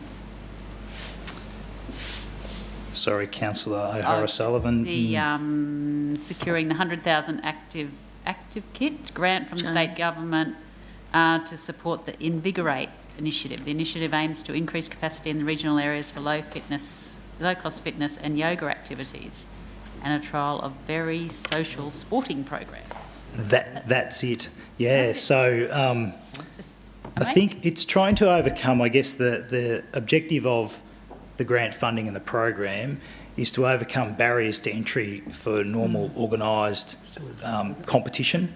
So we provide lots of organised competition. We can all go and play competitive netball at Nellie Robinson, or play touch footy at Carney Springs, or whatever your sport of choice is. But not everybody is interested in that competitive nature and would prefer to play in a more social sport environment where it's not as competitive. So this is aimed at trying to break down some of those barriers to participation and get those people involved and active. So good. So is there any of the change project activities happening in the region now, out in the smaller towns, or is it only in Toowoomba? No, they'd be provided right throughout the region. I'm not across what programs where and when and whatever, but we do have a dedicated web page with that information in that, but they are happening right throughout the region, yes. Councillor Shine. Thanks, Mayor. Nick, you mentioned, I think, completion of the work at the Empire Theatre. From memory, that was fairly substantial and a fair amount of money involved. Did it all end up within budget and to the financial satisfaction of the council? Yes, look, to the best of my knowledge, it has. It's usually one of those things where there's no news, there's good news. So nobody's been alerting me to the fact that we're going over budget or it's not going to be completed on time. So I operate on a bit of a reporting by exception basis when it comes to things like that. So the fact that I haven't heard anything, I can only imagine, yes. Neither have I, might add. Any other questions? Councillor Von Holm. Thanks, Chair, through you. Thank you, Nick. You know, I've made no secret of my wish that we would do much more and better with the libraries. And can you just remind me where we're at? Is a report coming back to council so that we can consider?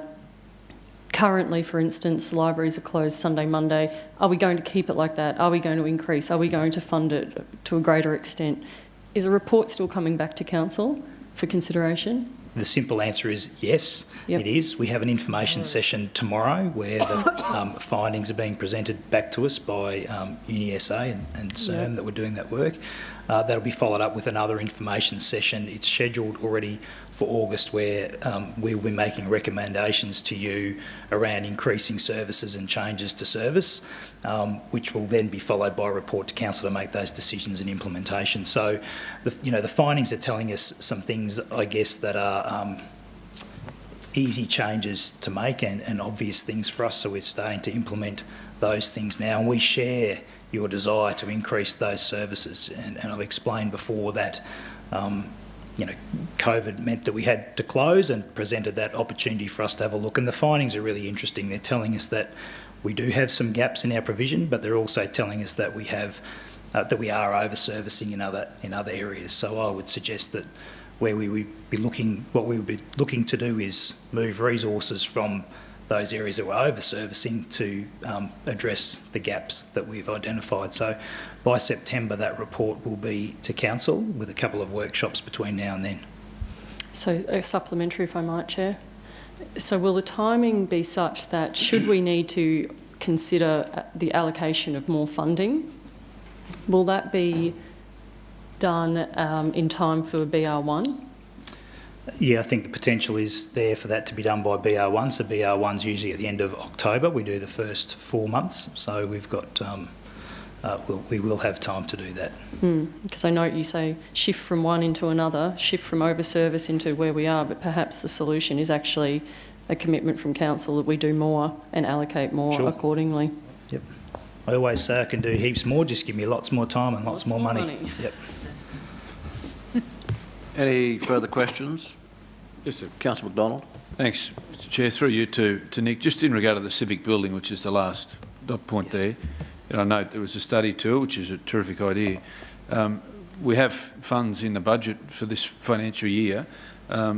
Is there some sort of estimate as to when we'll come back to council with the next step?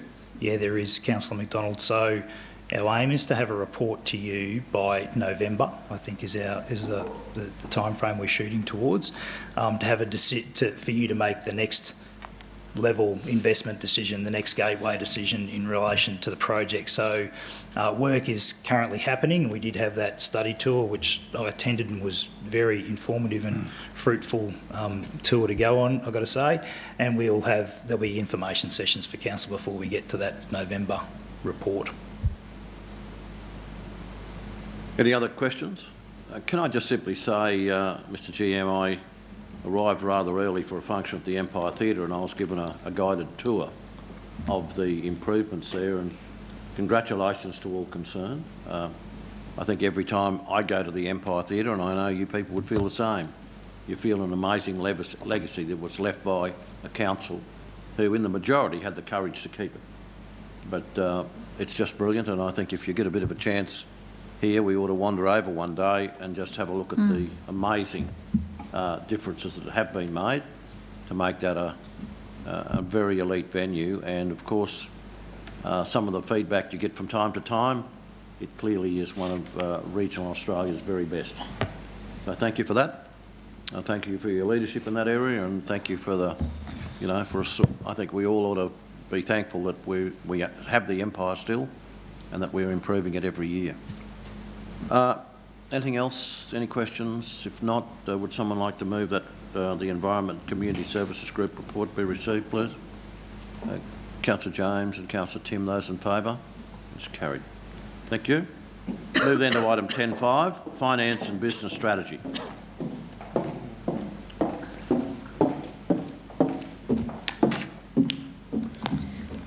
Good afternoon, councillors. I'll take the report as read and just hit on a couple of highlights. It's been a very busy month for finance and business strategy. Local spend at the end of June was 163.5 million. So that's an increase in 27 million from the end of May. So it's a terrific result for our community and paying within 14 days. So at this point, on the 20th of July, we know that the majority of that has actually been paid to our local suppliers. During the month, we also implemented a new case management solution within the POD branch, and this will assist with the ongoing management of human resource matters. This is a great step forward for us as an organisation, moving away from spreadsheets that have been used to maintain this data. So this will provide us with increased transparency and more effective reporting and trend analysis. And also within the group, we've had go live planning for the transition to the cloud for Technology One. So that's on schedule to go ahead on Thursday and Friday this week. Okay. Questions for the GM? Councillor Megan? It's a very non-financial one, Anne-Marie. Just in the report for the about customer service, and the last dot point down the bottom there, it says about the after-hours, council's after-hours provider, and then it says 15% related to work health and safety lone worker policy. What does that mean? We've got a policy. If an officer is working on their own, they advise the after-hours number. If it's after hours and they're going out, our policy requires the officer to make a phone call and let them know when they're starting and finishing, so we can keep an eye on them. Any further questions? Councillor Rebecca? Thanks, Chair. Through you, perhaps to Anne-Marie or to the CEO, on page 2 of 5 of the report, you talk about how there's the council's implemented a new case management solution for HR matters, and that the output there is going to be increased transparency, reporting and responsiveness, amongst other things. A few months ago, councillors asked for the contact number and email for PKF Integrity, who is doing our external investigation into harassment, bullying and sexual harassment at council. And councillors were told that we'd received that by June 29. And to the best of my knowledge, that email address and phone number for PKF has not been provided yet. And that's the one so that past employees who wish to make their experiences known can submit a document that speaks to that experience. Can you please give us an update about when that information will be provided? Do you want to take that one, Brian?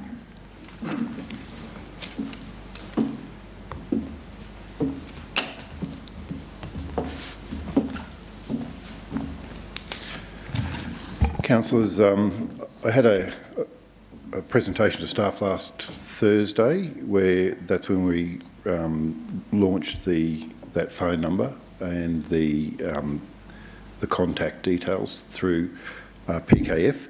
So that's only just gone out now to the staff. Well, and it's also online, so people can contact those numbers. So if you haven't got those numbers to pass on to staff, we'll give those to you. But we've actually already advised staff of those numbers, and also on the 2nd of August, the PKF will actually be on site meeting with council staff, making themselves available at different sites throughout the organisation for face-to-face meetings as well. So the hotline's set up. And the other thing is they're doing there's correspondence being made to mail out to ex-employees. So there's targeted mail going to those ex-employees asking them if they would like to input into that process and to contact the PKF number that's been set up and the details and how that's treated confidentially. So all that is in place now. That's great. If councillors could be provided with that as well, because I know that some of us have been contacted by past staff who are now members of the public who want to give a submission, and if councillors can be provided with that, we can then relay it to those individuals. Yes. Happy to do so. Thanks. Yeah, I think there's just a bit of a delay in getting that process set up for their number on that end. That's all in place now, but I'll get that dropped to you. Any further questions for Anne-Marie, the GM? If not, would someone like to move the receipt of the Finance and Business Strategy Group report, please? Councillor McDonald. Seconder, please. Councillor Shine. Those in favour? It's carried. Move down to item 11, the CEO's monthly report.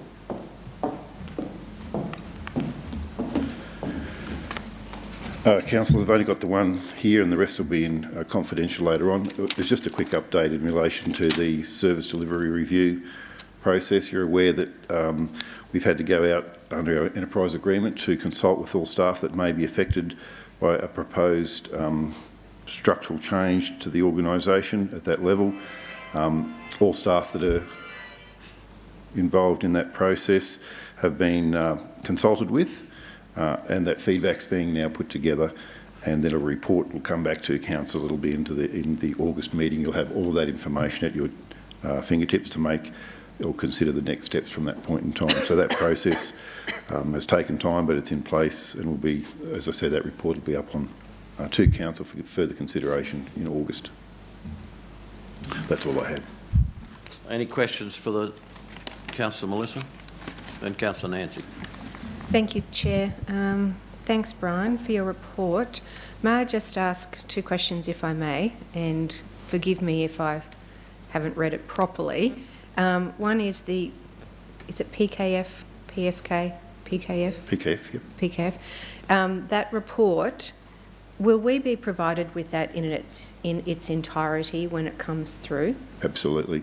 The consultant will come in and present to council in its entirety for council to consider any of the recommendations they have. So they'll actually come and do a face-to-face presentation to council. Okay, thank you.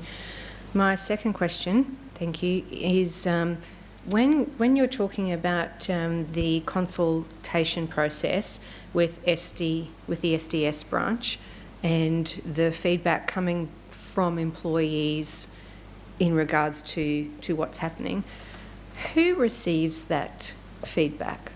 Who does that go to? The feedback will go through the executive leadership team, through myself as well. So does it go just to you, or who is there one particular person in the executive team that gets that, or just to yourself?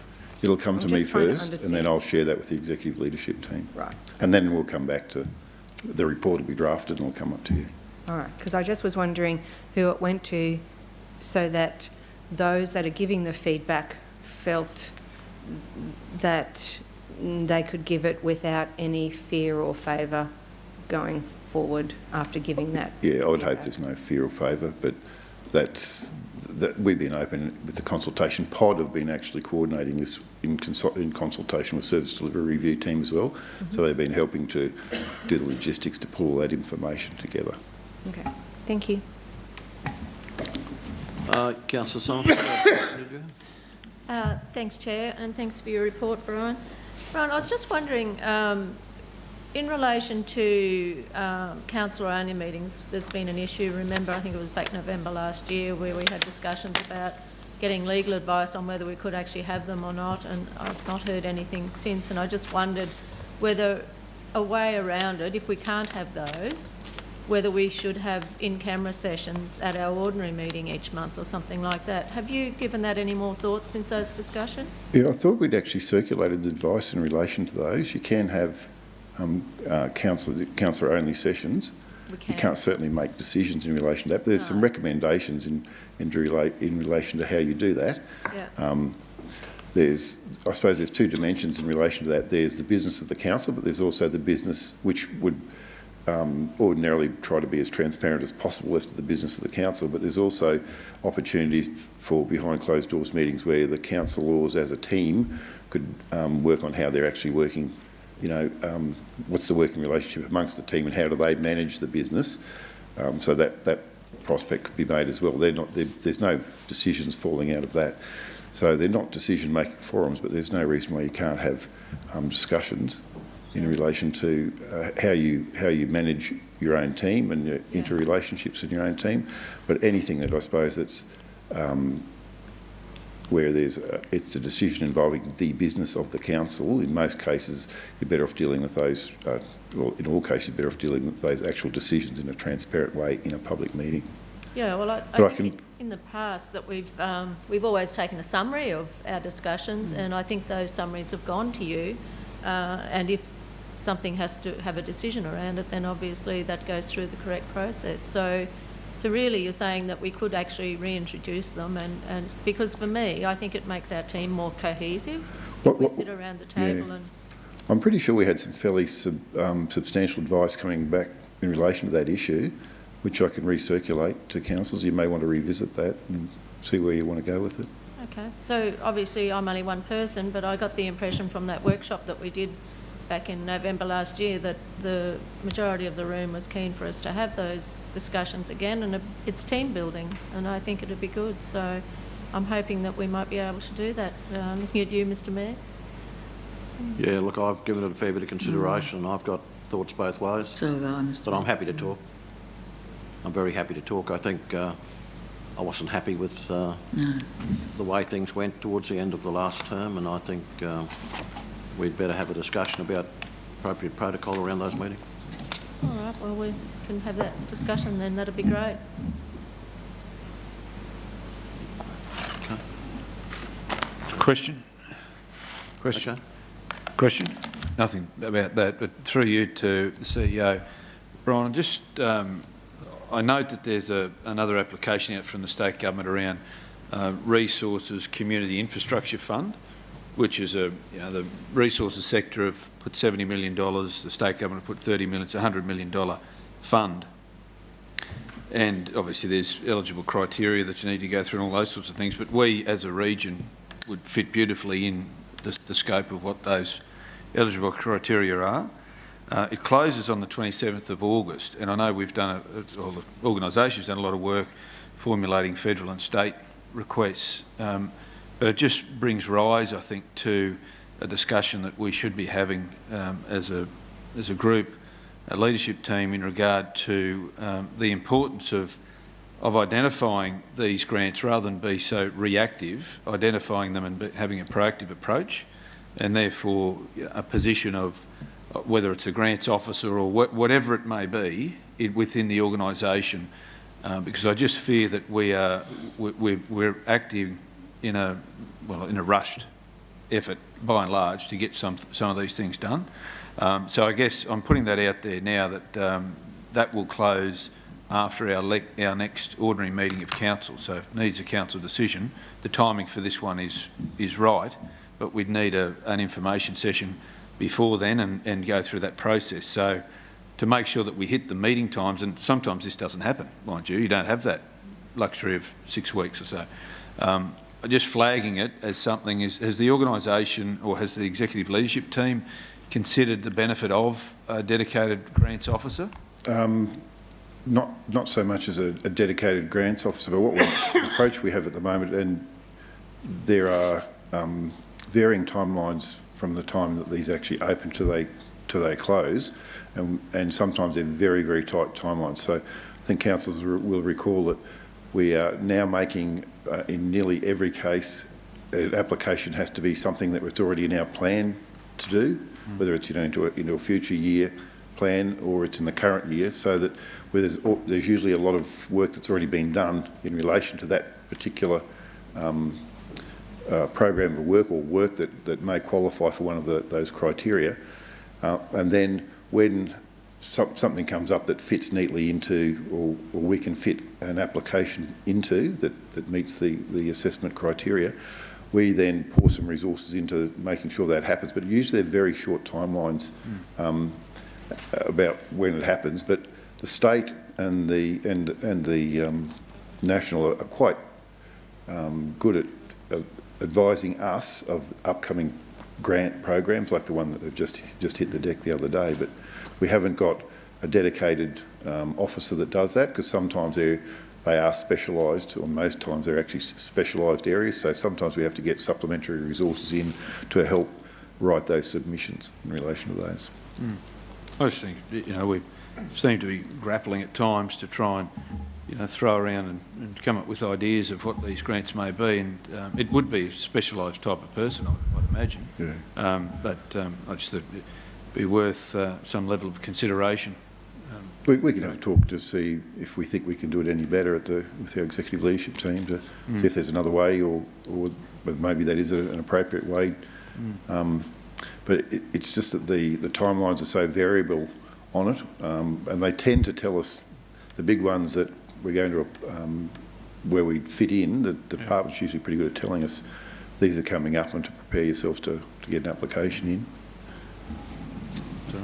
And you're speaking about the state development people coming yesterday? Oh, this was just a particular program, the Resource Community Infrastructure Fund, that's just hit the deck. Yep. There's a Building Our Regions one coming up as well, which we do, but I'm just conscious of how busy our teams are, GMs and teams are, to try and then say, right, we'll just go and dedicate it to this. We've done a lot of work to get it into the budget.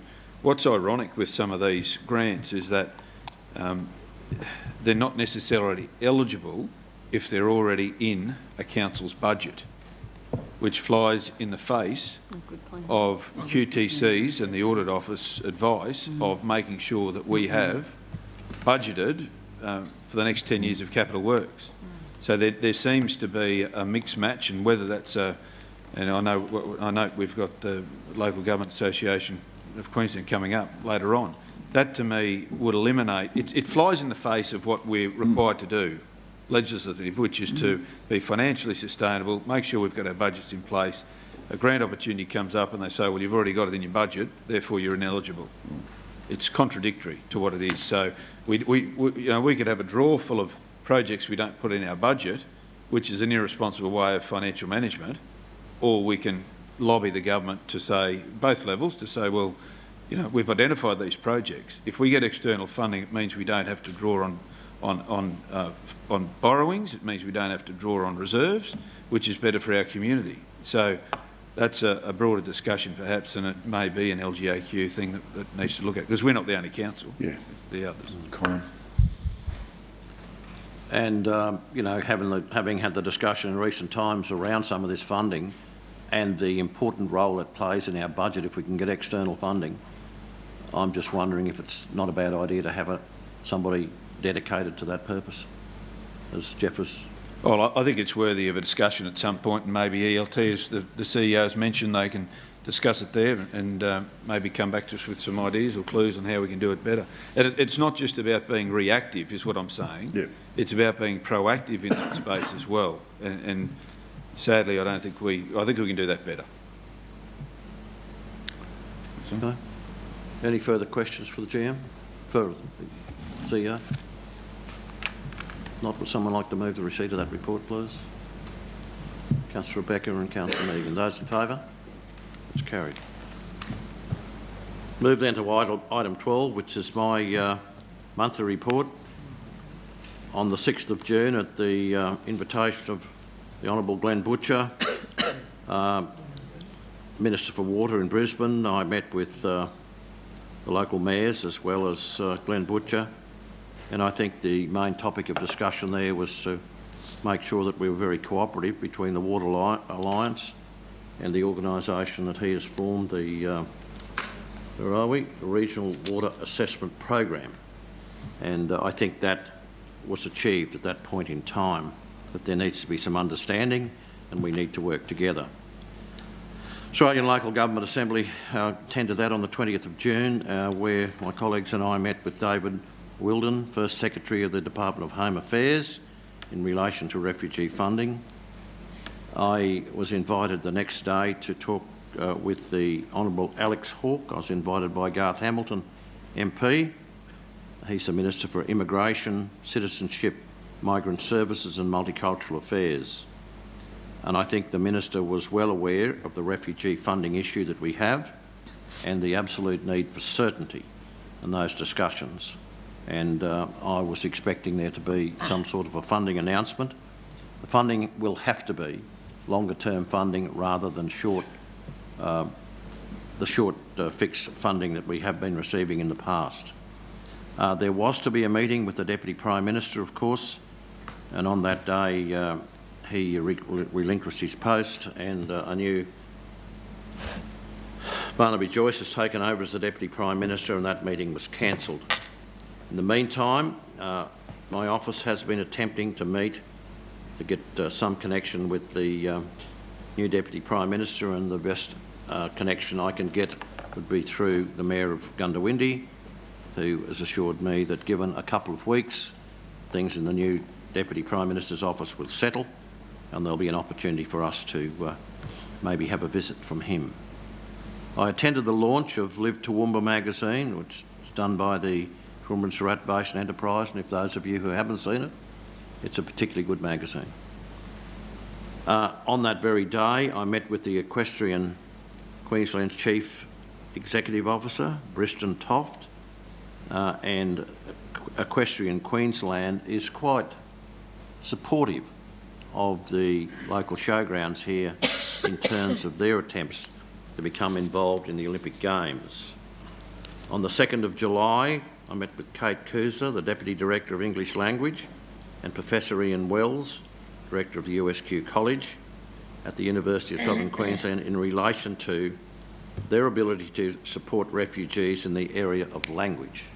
You should probably appreciate there aren't too many people coming in now from overseas who need tuition in language, and consequently they have some capacity to help us. I had a meeting with the Honourable Mark Bailey, Minister for Transport, Main Roads, in Brisbane regarding the faster rail business case. It's not... Councillor Summerfield's leaving. It's not the fast rail, it's the faster rail. And I think it was a good enough presentation on the part of the lady who presented, and I have invited her to present to council about a faster rail.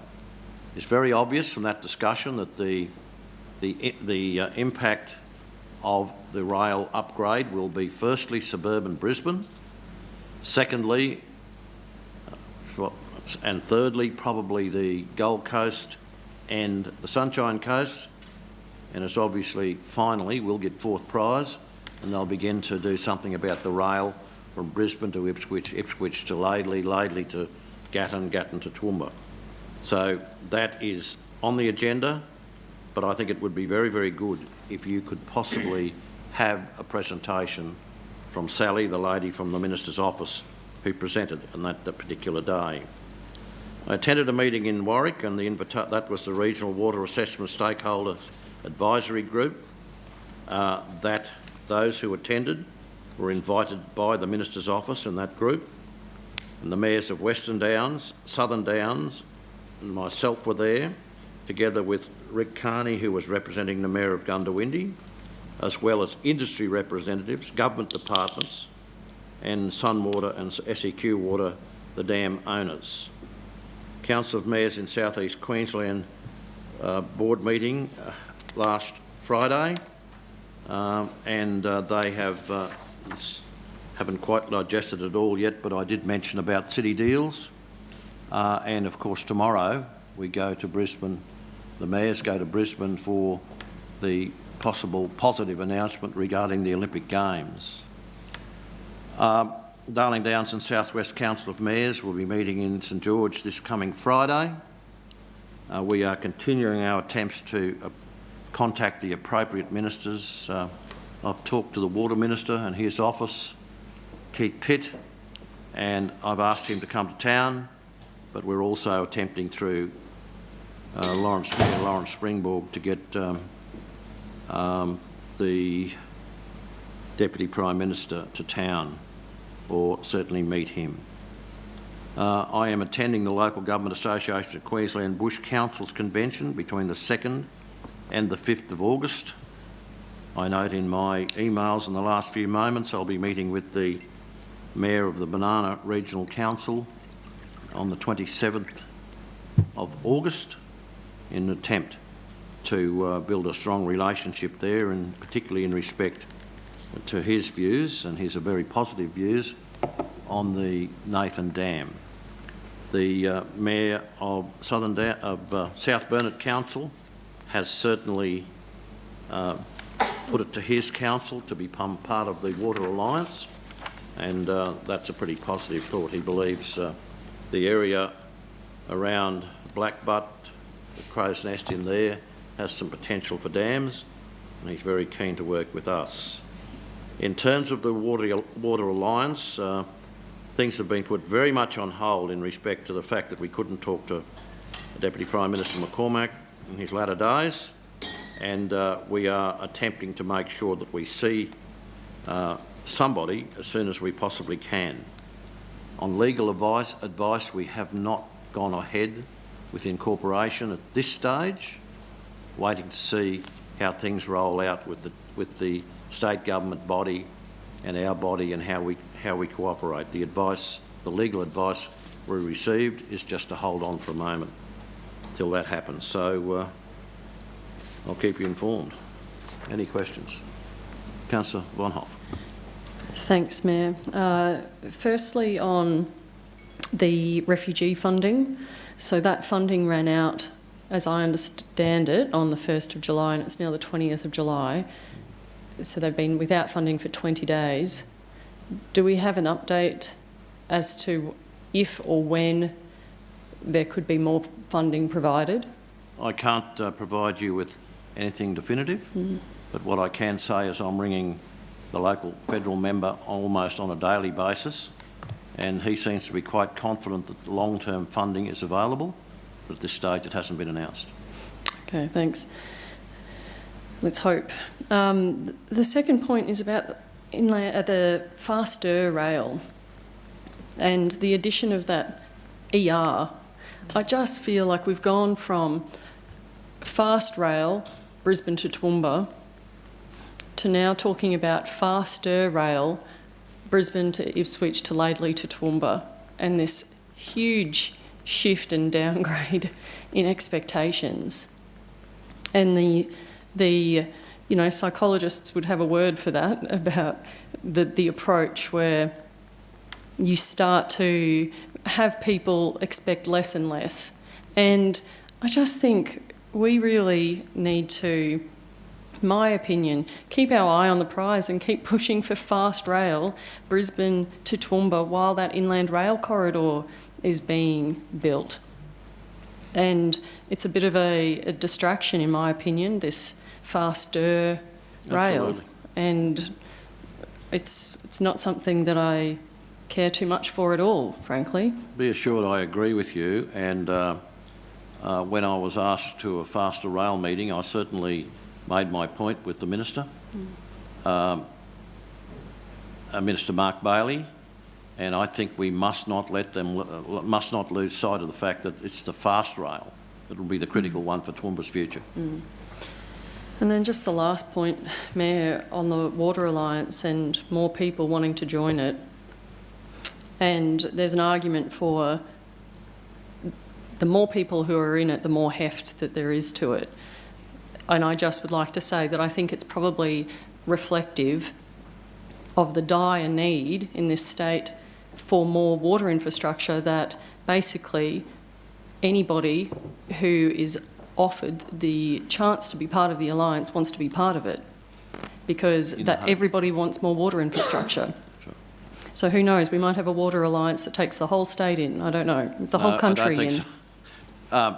But I think it's critical, the meeting we have with Mayor Ferrier from Banana, and work together with him to try and get that EIS back on the page again, and try and get that to happen.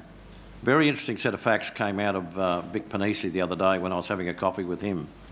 The gross regional product per megalitre of water in the Stanthorpe area is coming back at between $1,700 and $1,800. The GR, the gross product out of growing cotton is about $600. Mm. So, you know, we're probably going to see, out of necessity, a change there. We're going to see a change in the shedded horticulture.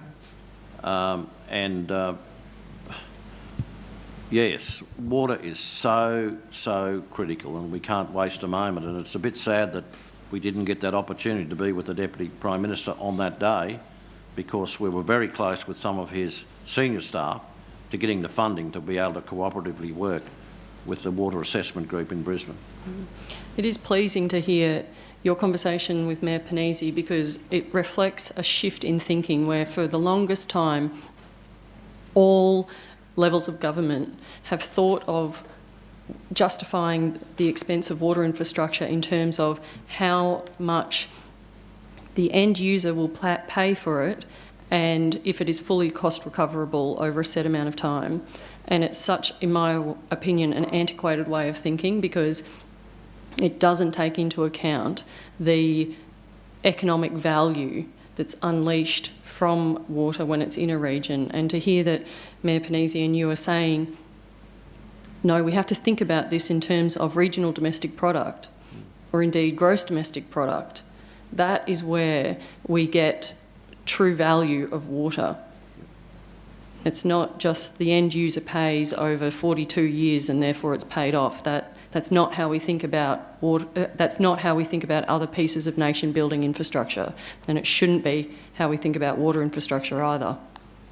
Thank you. Any further questions?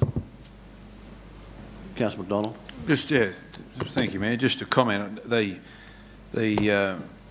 faster train has a touch of utopia about it. Really, I mean, the next one will be the fastest train.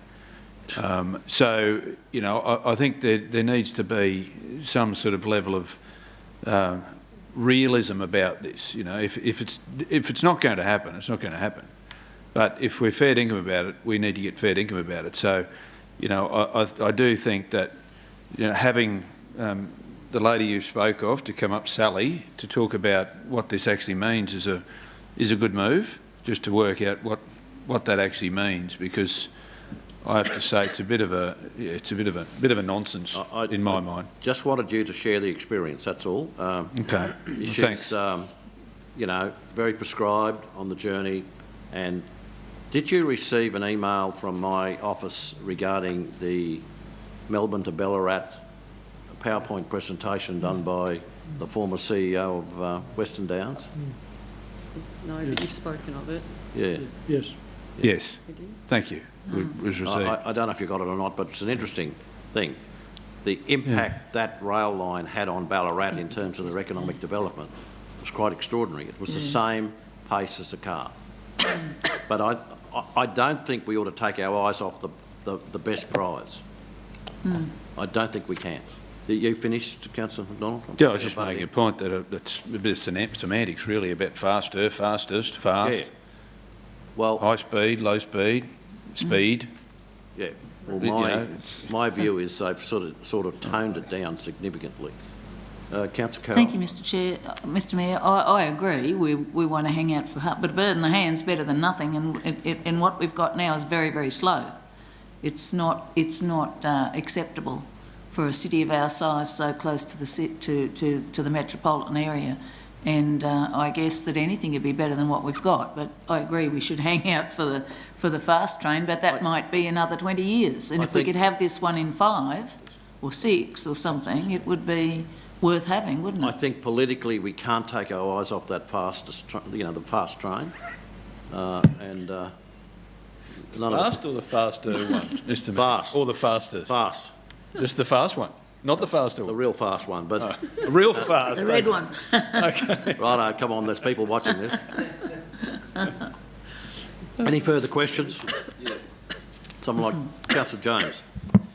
Thanks, Mr Mayor. It's not in your report, but I think it's significant. Obviously, we would have all read or heard the news today around the potential with the NRL. Can you fill us in on what's actually happening there? Is there anything to tell?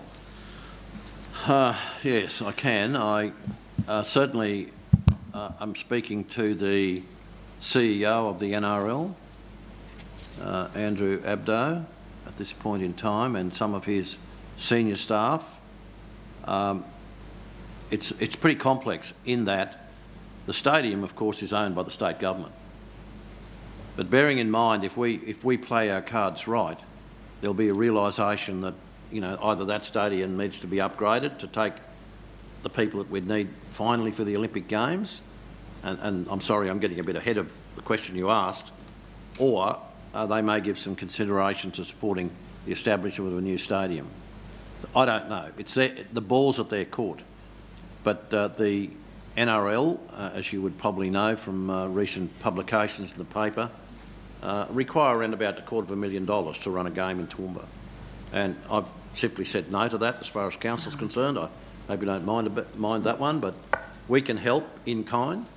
Previously, when there was a game played in Toowoomba between the Cowboys and Titans and St George. Titans and St George. Yeah. We did put money in, but we did also help from a point of view of doing in-kind things. And I think that was an outstanding success. I think it'd be great to have an NRL game in Toowoomba. And I think we've got to do what we can, but, you know, the $250,000 is a big issue. Yep. But tomorrow I will have an opportunity, no doubt, to talk to the Deputy Premier, and I intend to take that matter up with him, given that the government owns the Clyde Berghofer Stadium, and what interest would they have, I would hope, in bringing a game of that nature to Toowoomba. So, you know, Councillor McDonald was in the room with me when I received a call the other day, and we certainly have put a very strong case for Toowoomba, very strong rugby league history in Toowoomba, all those sort of things. They know all that, they're supportive, and it would, those sort of games, you know, not everybody goes, but those who go get a big lift out of it. So we'll see how it goes. Nothing definite at this stage, but I will take the opportunity tomorrow to talk to the Deputy Premier. Okay, Councillor Tim. Yeah, Chair, great question, Councillor O'Shea. Just our state government-owned stadium around the corner, has there been any talk or any suggestion about taking it off their books and onto ours? taking it off their block onto ours. You mean growing it? No, like it becoming a council asset. There has been in the past, and Councillor McDonald might know a little bit about that, and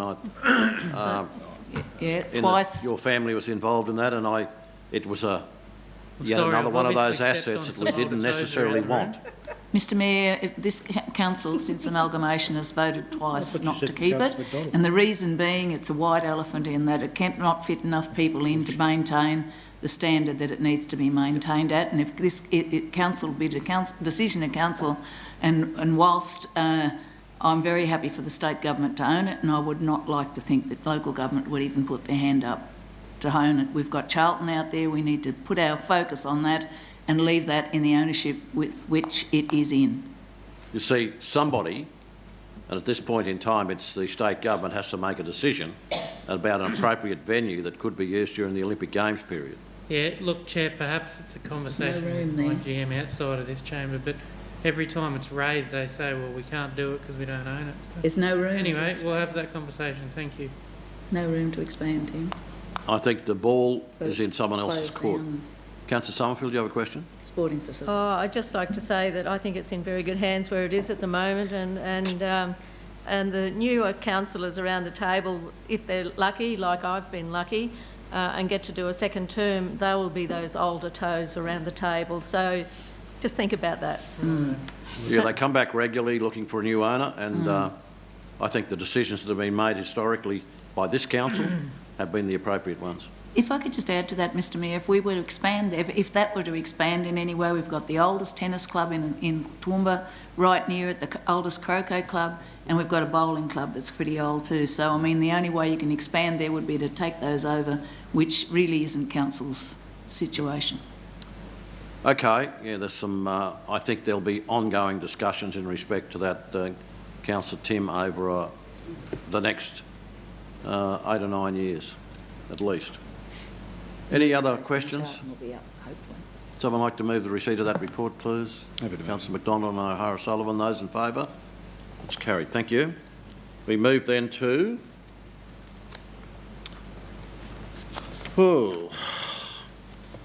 item 13, which is a change to Council's committee meetings and ordinary meetings in December 2021 and the Council committee meetings in 2022 January of.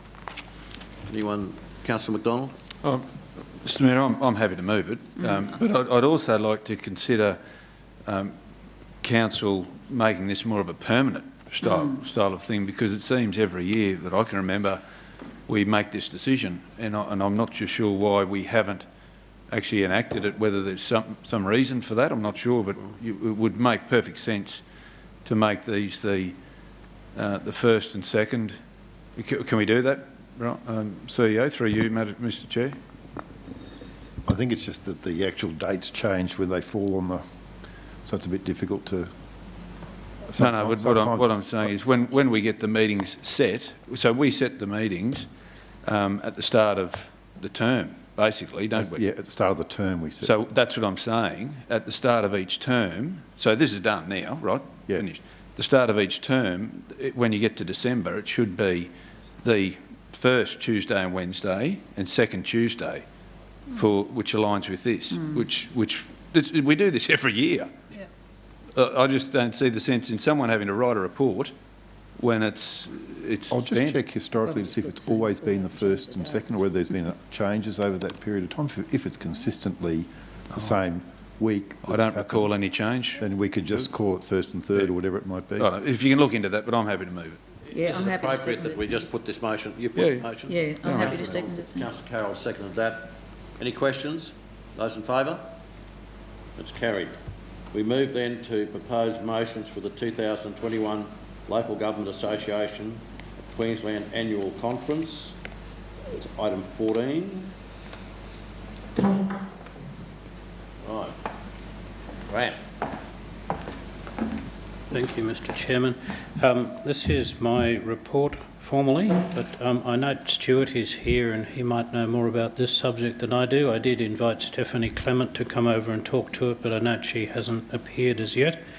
But the motion is before you. It's reasonably self-explanatory. and there's not much more I can say about that except it would appear appropriate to recommend that to council if council is so inclined to move that motion. How many motions are going forward? Only this one. Only this one. What's interesting that LGAQ presented a concept the other day, and I thought Toowoomba Regional Council had backed a couple of other motions. So they weren't the primary movers, but they backed No, Mr Mayor, I would like to say that through the road groups, we have we will have an information session on a matter tomorrow that Policy Executive is going to take to the conference in October, and our road group is looking to second a motion by Scenic Valleys, which is around the arrangements at working around level crossings and how that goes forward. Now, we haven't seen the motion yet from Scenic Valleys, and when we do, Scenic Valleys, it's a road group, not the council. Oh, okay. Road group. Our road group is a single council. Scenic Valleys is Ipswich, Lockyer Valley, Scenic Rim, and I think Somerset. Okay. So the Scenic Valleys road group is those councils, and they're bringing it forward, and we agreed to second it and support it. And it's something that the whole of Queensland's, we talked about it at the Roads and Transport Advisory, which we had last month, and the fact is that it affects every council that has railways going through their area, and it's a little bit tedious for us to have to do work, and then if we have to do bitumening or some road work, then we've got to wait for the railway, and we've got to have all the... So we're just trying to seek a better way forward for all councils in those areas. Once we're aware of it, we'll certainly be circularising to council. We won't be moving it, but we'll be supporting it with this council's support. Thank you. So at the moment, we're talking about this one motion before us. Anyone got any issues with that going forward? I think it's pretty topical and important to our area. You're moving it? No, I just wanted the question on the report, if it can be answered. It was just on page 64 of 74, and it's the motion in regard to asset sustainability and other financial ratios, and just the LGAQ comment on the bottom says it's expected that such an amendment, that's working with government, what have you, would be pursued following the 2020 state election, and that the LGAQ would be provided with an opportunity to contribute to the discussion on what ratios and targets would be published in the relevant guidelines. The LGAQ will continue to liaise with the local government finance professionals and the QAO and the department to progress these discussions, and will keep councils informed of any developments. I gather, how do we get informed on that? Is there a way, Grant? Do you? It's a very good question, and when we were drafting this report, we actually reached out to the LGAQ and said, did they have any updates to provide to council as to the success or otherwise of their previous endeavours to advocate on behalf of councils, and we didn't receive any reply. So it's actually accounting standards, and it's just taken over everything. Yeah, oh, well, if it says there that they're working on it, and what that means, the next conference will come around. I gather that's where, do they provide updates at that? No. They don't? Okay. Okay. Councillor Summerfield? So just as a follow on that, can we follow up on that perhaps and find out if there's any more updates to be received? We will, yes. Thank you. Right. I'm just happy to move, Councillor McDonald? I'm happy. I'm just wondering whether the previous conversation in regard to criteria around grants and having one of the criteria or eligibility is that you don't have a project in your capital works budgeted financials should be something that local governments should question. But that's on the fly. There's no. Yeah. I haven't got anything here, but it could be a component that is worth discussing at an LGAQ level. So, Mr Mayor, can I make a comment on that? Most of the things that we get that are on the fly are coming from the federal government, so this is a state conference.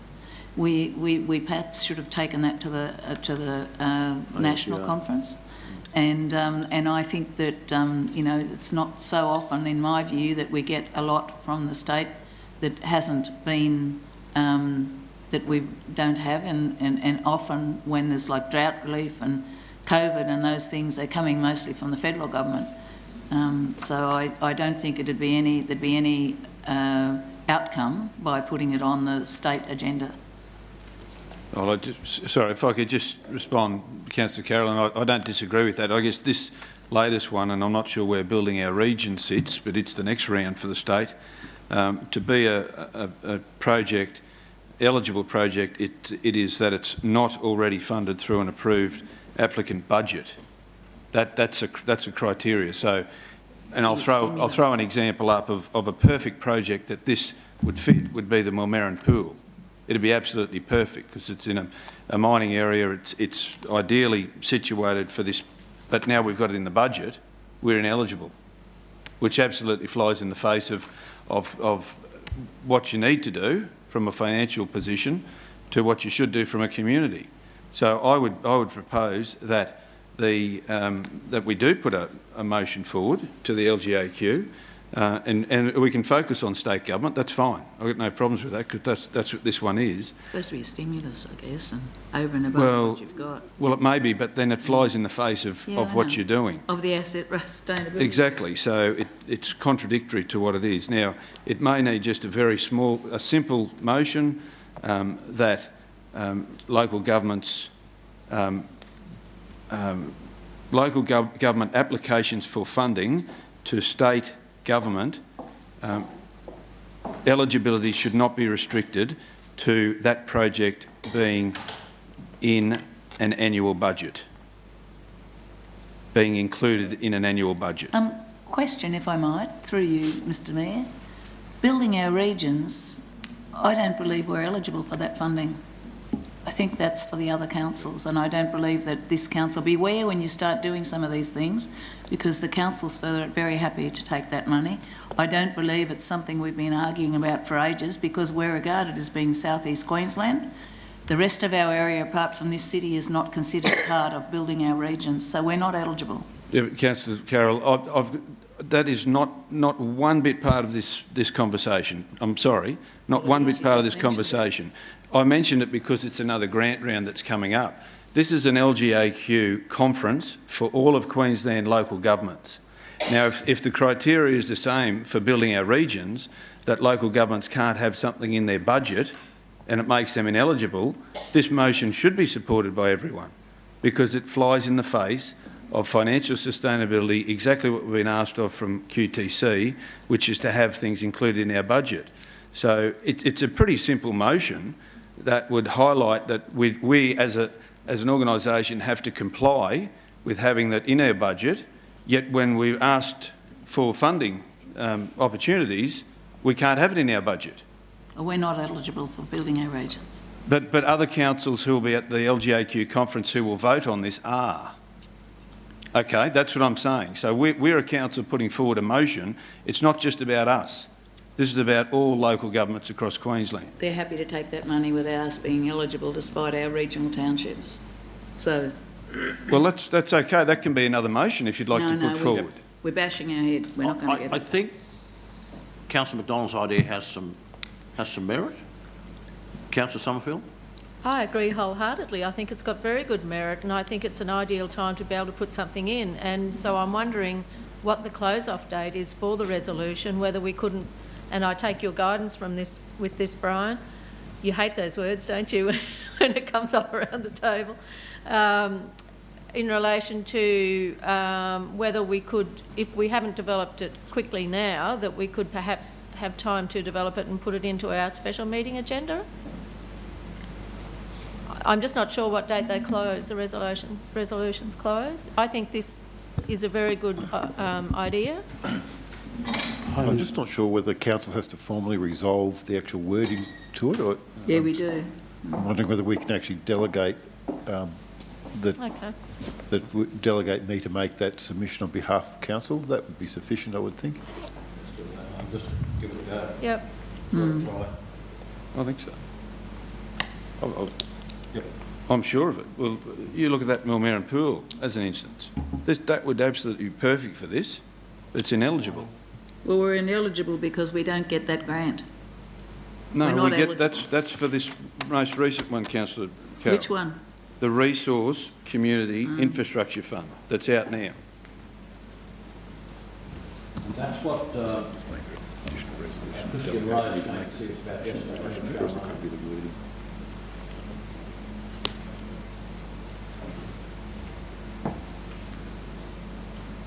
Also, you wish to add that to the motion that's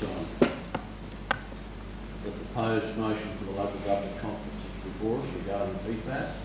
Do you wish to add that as part 2 of that? Well, I'm quite comfortable to an annual council budget, perhaps. Say council in there. To an annual council budget. Can tell you.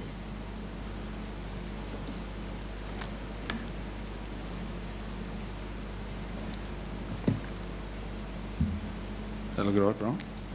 I was going to say, just want to use the words that Council the budget. Chief Executive Officer be delegated to make a submission. Yeah, that. I'm happy with that. Yeah. I think it's worth going. Is it? So See what happens. Mr Mayor, if I could make a comment there, I'll be careful what I say here, but you'll find that the smaller councils will take whatever comes up their way, and I can't say that we should be sitting in judgment on them. I'm not sure that they will support this, but there's only one way to find out, I guess. Find out, and that's let's get the words around it pretty right. That's okay. They don't support us building our regions. Well, we do. It's less money for Focus them. on the eligible because it's in our budget, where it's a necessary project. Any bit of external money we can get is critical. Righto, we'll starting to wind down a bit now. Yeah, I'm happy to wish to move it. move that particular motion. I'm happy to move it. Councillor Shine, you want to say I was just wondering about, I was just, the wording of it, that last line when it was there.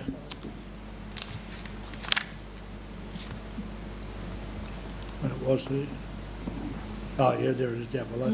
Should be restricted, should not be restricted to the project being included, should not be precluded from being considered just because it's in the annual. pretty big words for a lawyer to deal with. I actually support that being put in there. I'd support it, but not without it.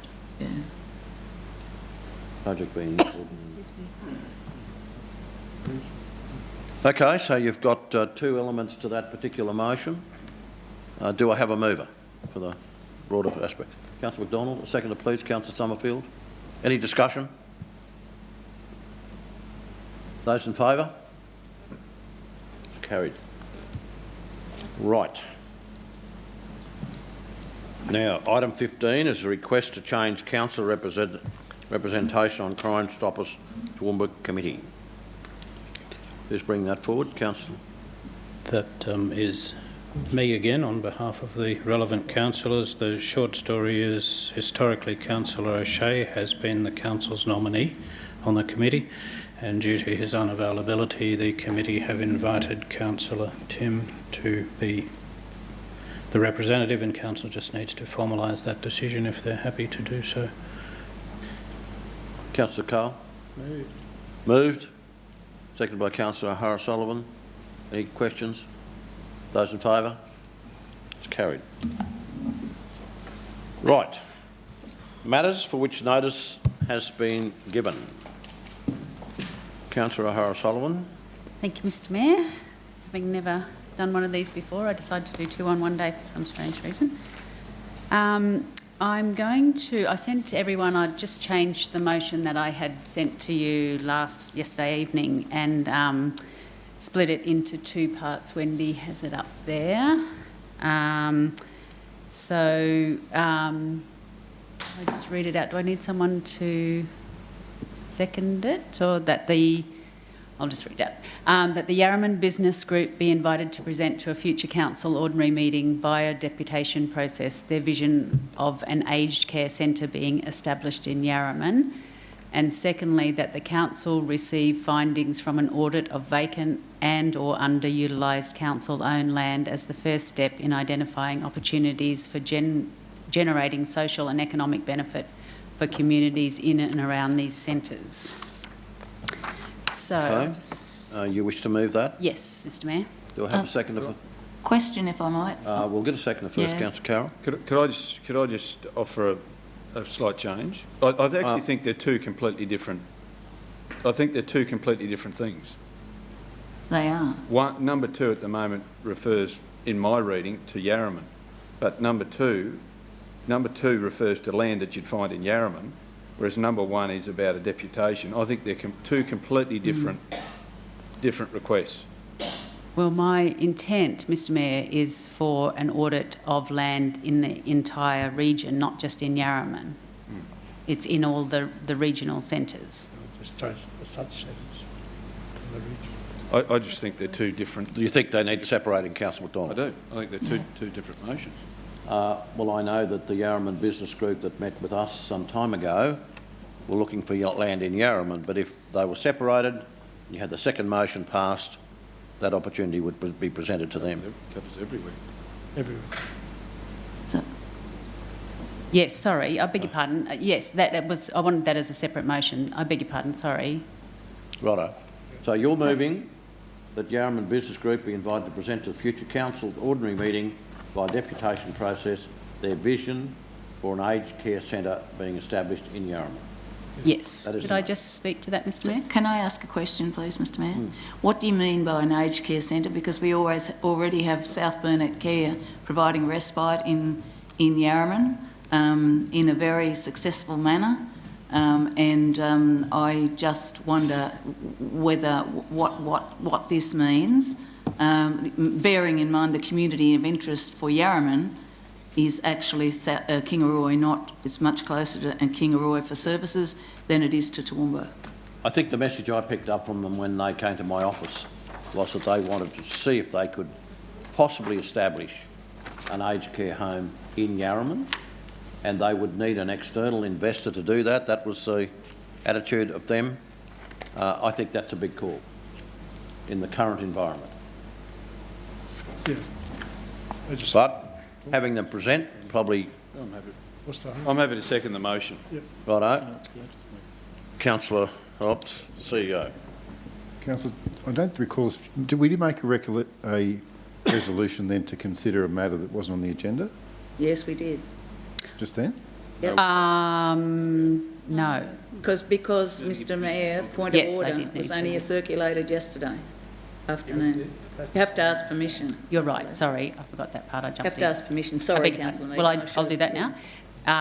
In accordance with Council's 2.74 Standing Orders Policy, permission be granted to consider at this meeting that Council consider options to support an identified employment generating project in Yarraman. So that's your preliminary motion to get this put on the table? Yes, yes. You've moved that we consider this. You're seeking council's permission to do that? Yes. Do I have a seconder? Councillor Carl, you seconded that? Those in favour? Right, we now may move back to the motion. So when did you hand this out? When did you send this around? Yesterday? Yesterday afternoon, but I'd actually changed it at lunchtime, the original, from the original one.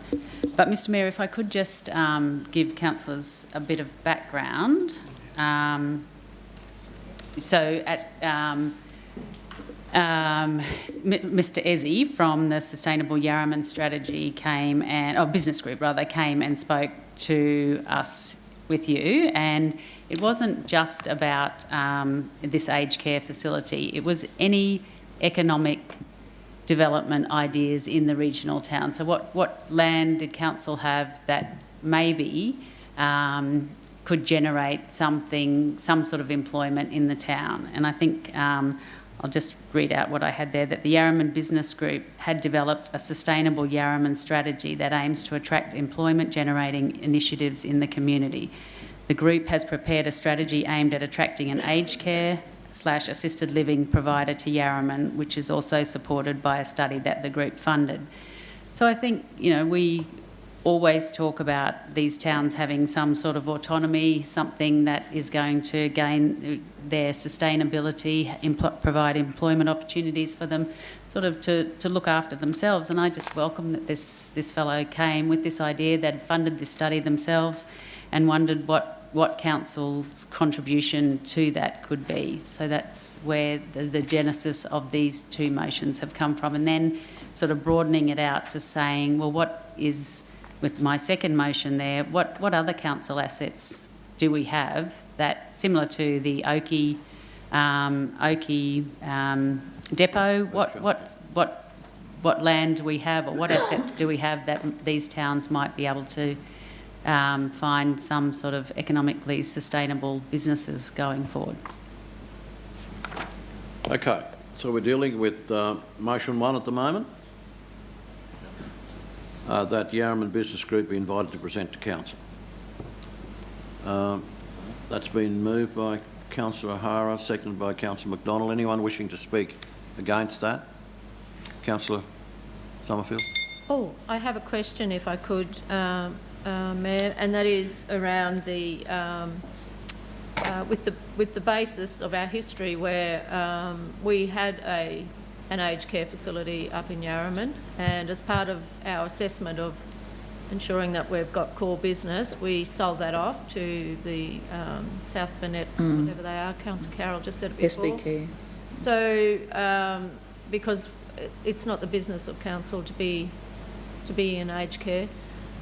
So I just wondered, are they just wanting to have access to surplus land that we may have, or are they wanting us to be involved or invested in any way? No, certainly not. And we made it clear at that meeting that that would be very unlikely for council to be involved in anything that's not council's core business. So, yeah, no, definitely not.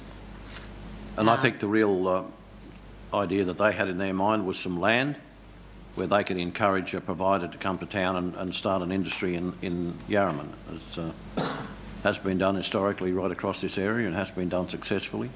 Yep. May not be the appropriate environment right at the moment, but I don't see a reason why we shouldn't. Just let them come and talk to us about their vision. There needs to be a bit of, Mr Mayor, I just need to comment, and I'm sure we're all aware of this, there needs to be a bit of awareness around, there's a lot of land up there that's free and vacant. I'm not sure it's ours, but it certainly is flood prone. Exactly. Thank you. That would naturally be taken into account, I'd suggest. Right, any other comments in respect to this motion? Moved by Councillor O'Hara-Sullivan, seconded by Councillor McDonald. I'll take the vote. Those in favour? It's carried. Is there a second motion? That you will seek the permission of council? Was that we have an audit of the vacant council-owned assets. Where is that? Go down a little bit. Right across the region? Yes. Well, in keeping with the previous one, you'll nearly need to seek permission of council to bring that forward. Oh, okay. That in accordance with Council 2.74 Standing Orders Policy, permission be granted to consider this at this meeting. You happy to move that? Councillor Tim, did you second it? No? No, I was going to ask a question. Councillor Von Hoffer seconded that. Anyone wishing to oppose that? Can I ask a question? Ask a question, yes. Thanks, Chair. Just wondering, and I might ask through you to General Manager Nick Hauser, I'm very aware that we are doing an audit at present of vacant or underutilised council buildings. I'm wondering if that current audit includes land, or if it could be edited to include land to save us doing a whole other audit.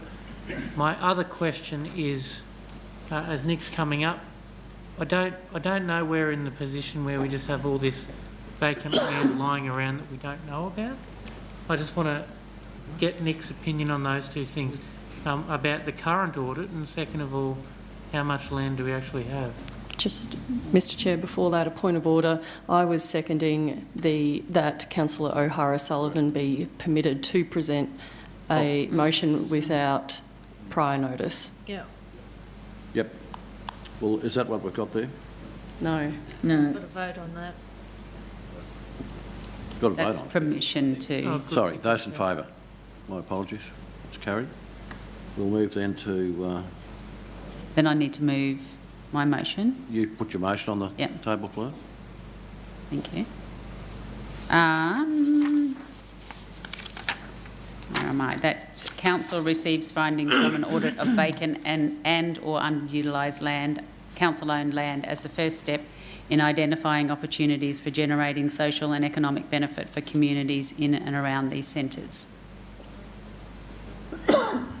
You've moved that? Yes. Have I a seconder, please? Councillor McDonald has seconded that. Any comment? Comment from... Anyone, would you like to comment, Nick, please? General Manager? Thank you, Mayor. I was just going to answer the question from Councillor Tim. The question was the current audit that we're doing, does it include scope of this nature? And if not, could it be extended to include that? Simple answer to that is no and no. The current audit is about community facilities, and the people that we have on board to do that are skilled in that area and not necessarily around an audit of vacant council land. A comment I would make, Mayor, is that yes, we do have pretty good records about all the land that we own. Should be readily available to us. Need to discuss with the team what that means, but we've done this in the past and have disposed of surplus lands through that process, and we'd know what we'd have, and just be a matter of knocking into a shape that's of use for you.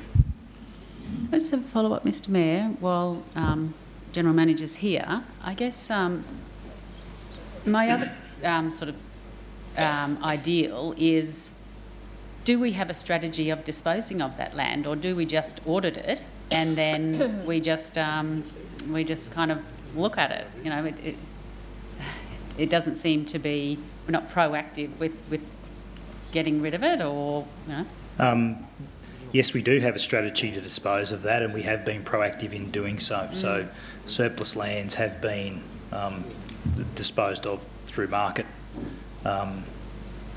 Since the adoption of that report, there's quite a lot of stuff to get through, and for a period of time, market conditions were really unfavourable for us in that regard. So, you know, we're obviously trying to achieve best value for money for council, so we weren't letting go of surplus land that wasn't achieving best value. So I'm not quite sure where we're up to. It's quite a while since we did that audit, so it's pretty easy to dust it off, I'd suggest. Yes. I can't see where an audit and the clear documentation of land that was available that we had would do any harm at all.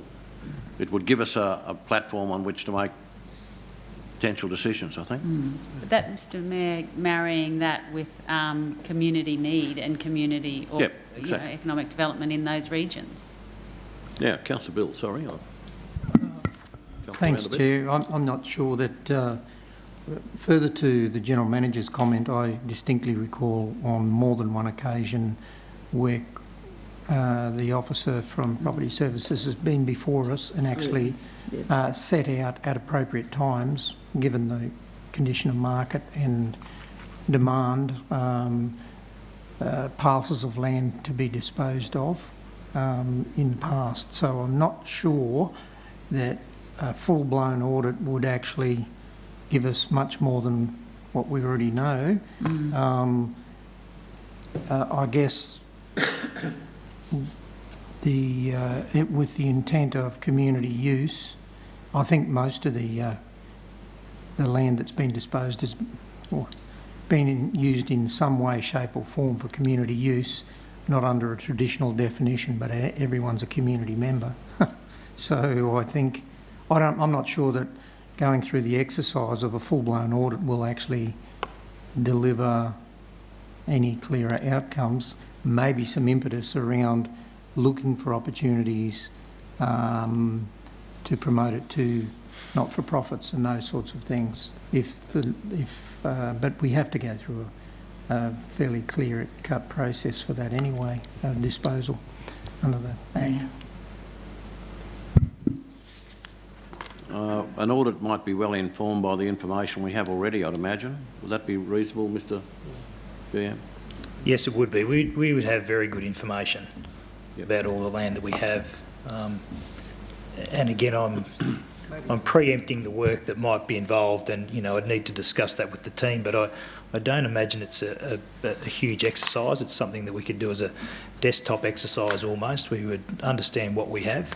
We could discuss with council the criteria by which you're looking to identify parcels that might be suitable for whatever it is that we're trying to achieve. I'd run that criteria over the land that we have and come back to you with some ideas. So we've done this in the past.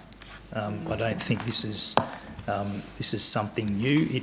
It's reasonably timely, I guess. It is some time since the last time we did have a good look and present things to council, but it was quite comprehensive last time, and there was plenty of work in that. Some of it was very proactive. Other identified parcels were more opportunistic as things came to us. So we have had things like not-for-profit groups approaching us looking for land to establish accommodation on for specific community use needs.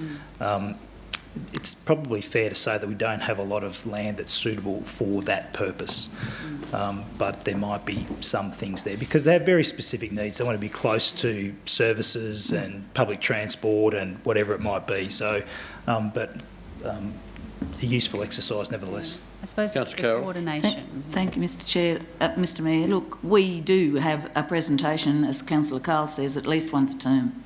Some of that information would be there. Some of the land that council owns strategically we need to keep. Yep. And it's not just a big pass and saying that every bit of land we own is there to be disposed of.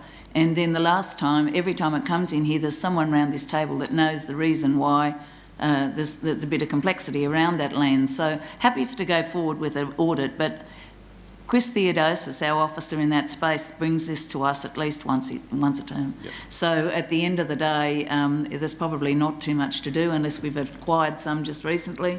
So I think it's something that is done. It's done regularly.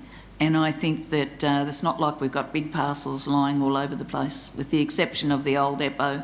I think that, as Councillor Carl says, it's a bit superfluous, this motion. We could have just asked for that when it's going to come and asked for it to be presented to us. Councillor Megan.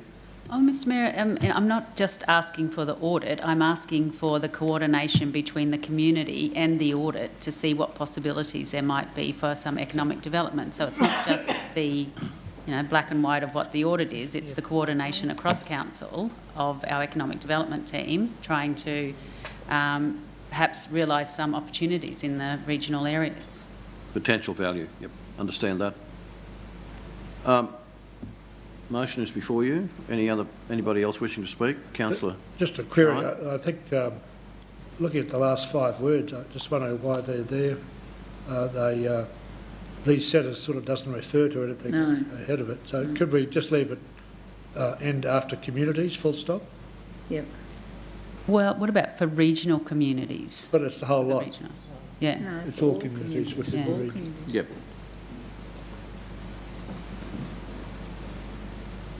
Yep. You comfortable with that? Thank you, Mr Mayor. Anyone who wishes to speak against that? I can support that. Not, I'll put the motion. Those in favour? That's carried without dissent. Thank you.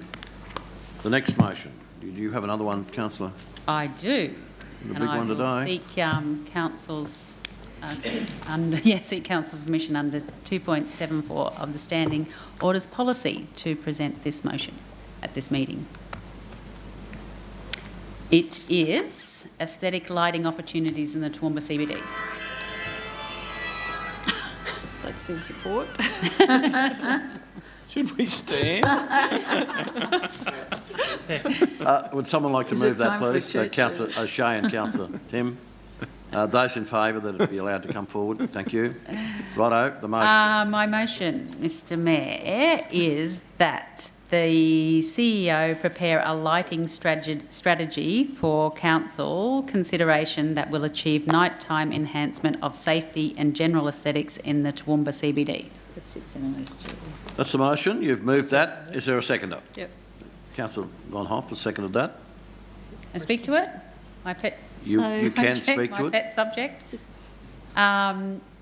So I'd encourage councillors, this has sort of come off because the middle of our CBD at the moment is uninviting, and it's like just a big traffic zone, and you come through there and there is no atmosphere, let alone sort of feeling of safety, I guess. But I would encourage, Wendy's got it up here, to go and have a look at Brisbane City Council's got a strategy called the City of Light strategy.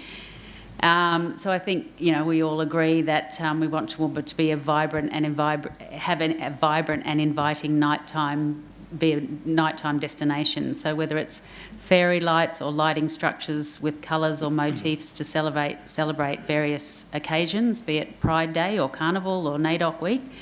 So lights not only increase the safety and nighttime patrons, but could showcase our unique heritage buildings, bridges, blank walls or signature garden landscapes, and our magnificent trees, and highlight our stunning street art and burgeoning laneway culture, as these photos up here show. So Brisbane City Council strategy talks about lighting for occasion and lighting for discovery. So this is lighting that enriches and showcases hidden and forgotten urban spaces, creating a new dimension to the city experience. So this kind of fits beautifully in with our laneway strategy as part of our city centre master plan. They also, interestingly, have a grant scheme to encourage creative lighting of private property. But importantly, for the environment, I propose we promote a sustainable and energy efficient strategy, as we do here at Council, using LED lights. So atmosphere, occasion, safety. Oh, nice. Good, strong finish. Question, if I might, Mr Mayor? Councillor Summerfield's up there first, and I'll then to you, Councillor Carroll. Councillor Summerfield, can I just butt in from, just given a owner of property in the CBD, I just wanted to declare that. It's not something that, it's not dissimilar to car parking and other things, but just to put it on the record that I have mentioned it, CEO. Okay. Comfortable with that? Unless someone's got an issue with it, I don't think there's... Anyone have an issue? Good pick up, Councillor Jeff. Yeah. I actually don't have an issue, but my sister is also owns property in the city as well. So just to declare that. Okay, and Councillor Melissa. Anyone got an objection to either Councillor Melissa or Councillor Jeff being in the room? No. This discussion? In fact, do you need a motion to that? I'm happy to move a motion that I don't believe... I think we'd be safest with a motion. Yeah. Councillor Carroll has moved. That I don't believe that Councillor Shine has seconded that. Those in favour? Well, I was trying to say what it was, but I suppose the CEO will fill in the blanks. That I don't believe that they have any more to lose or gain than anybody else sitting in this room. Sorry about that. But I saw there was a need to move on. It was me. A question, Councillor Summerfield. If I could, thank you. Sorry, Carol. Look, I'm really supportive of this. It's something that, you know, I've been down the street and Fat Burgers have actually put fairy lights in the tree in the centre of the street, and council came along and pulled them down. I just think we do need that beautiful ambience, so I'm really pleased this has been brought forward today. But my question is, do you feel that your wording elaborates enough for the understanding? I mean, you have added that the Brisbane City Council, but is that part of your resolution? Is that attached so that the staff understand what it is you're really wanting? Oh, well, I don't know. I'm sure I'm probably not making myself clear. I guess we just want something rather than nothing. So if you've got any suggestions... I think it's fairly clear we can develop it. Yeah. It looks pretty good. Okay, anyone wishing... Mr Mayor, I just do have a question. A question? Just a moment. Yeah, I think that'll help. I support it too, but I've just got a question when this has come up. What on earth has happened, maybe through you to the CEO or to the General Manager, what on earth has happened to the beautiful lights we had in Kwong Sang Walk and then the works that have happened there, and none of those have been put back? We had a beautiful lot of small lights there in Kwong Sang Walk. I'd like to know where they are and why they haven't been put back when the works of the hotel were put there. And I'd like to see them back, thank you. I think that will only have to be a question on notice. Yeah, and I think it's just a slip-up, and I'd like to see them go back over there because it was lit up like fairy lights. It was lovely to walk through there, and not one of those has gone back, and it's quite a dark place in the night time. Thank you. I support this, by the way, and I think having the Brisbane City one there gives you an idea that we can adapt it to suit ourselves. Yeah. Okay, well, we have a motion, we have a mover, we have a seconder. Is anyone wishing to speak against it? If not, I'll put the motion. Those in favour? Carried. Any other business? Well done to Ed too.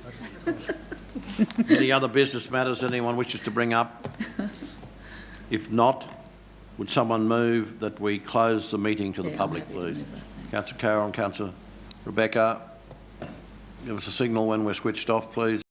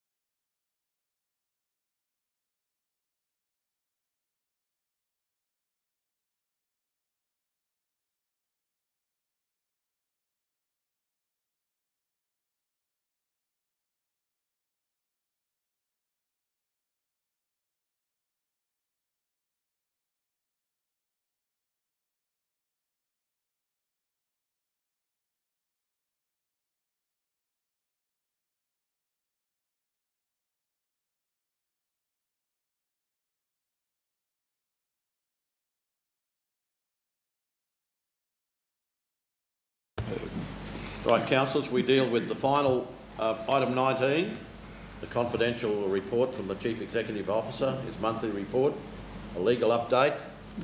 Do I have to move it that that be received, please? Happy to move. Councillor Shine, Councillor Summerfield. Those in favour? It's carried.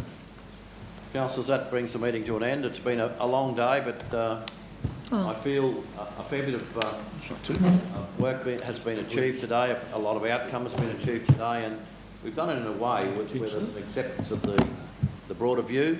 You know, we've been elected by this community to do a job, and I think that was well demonstrated today.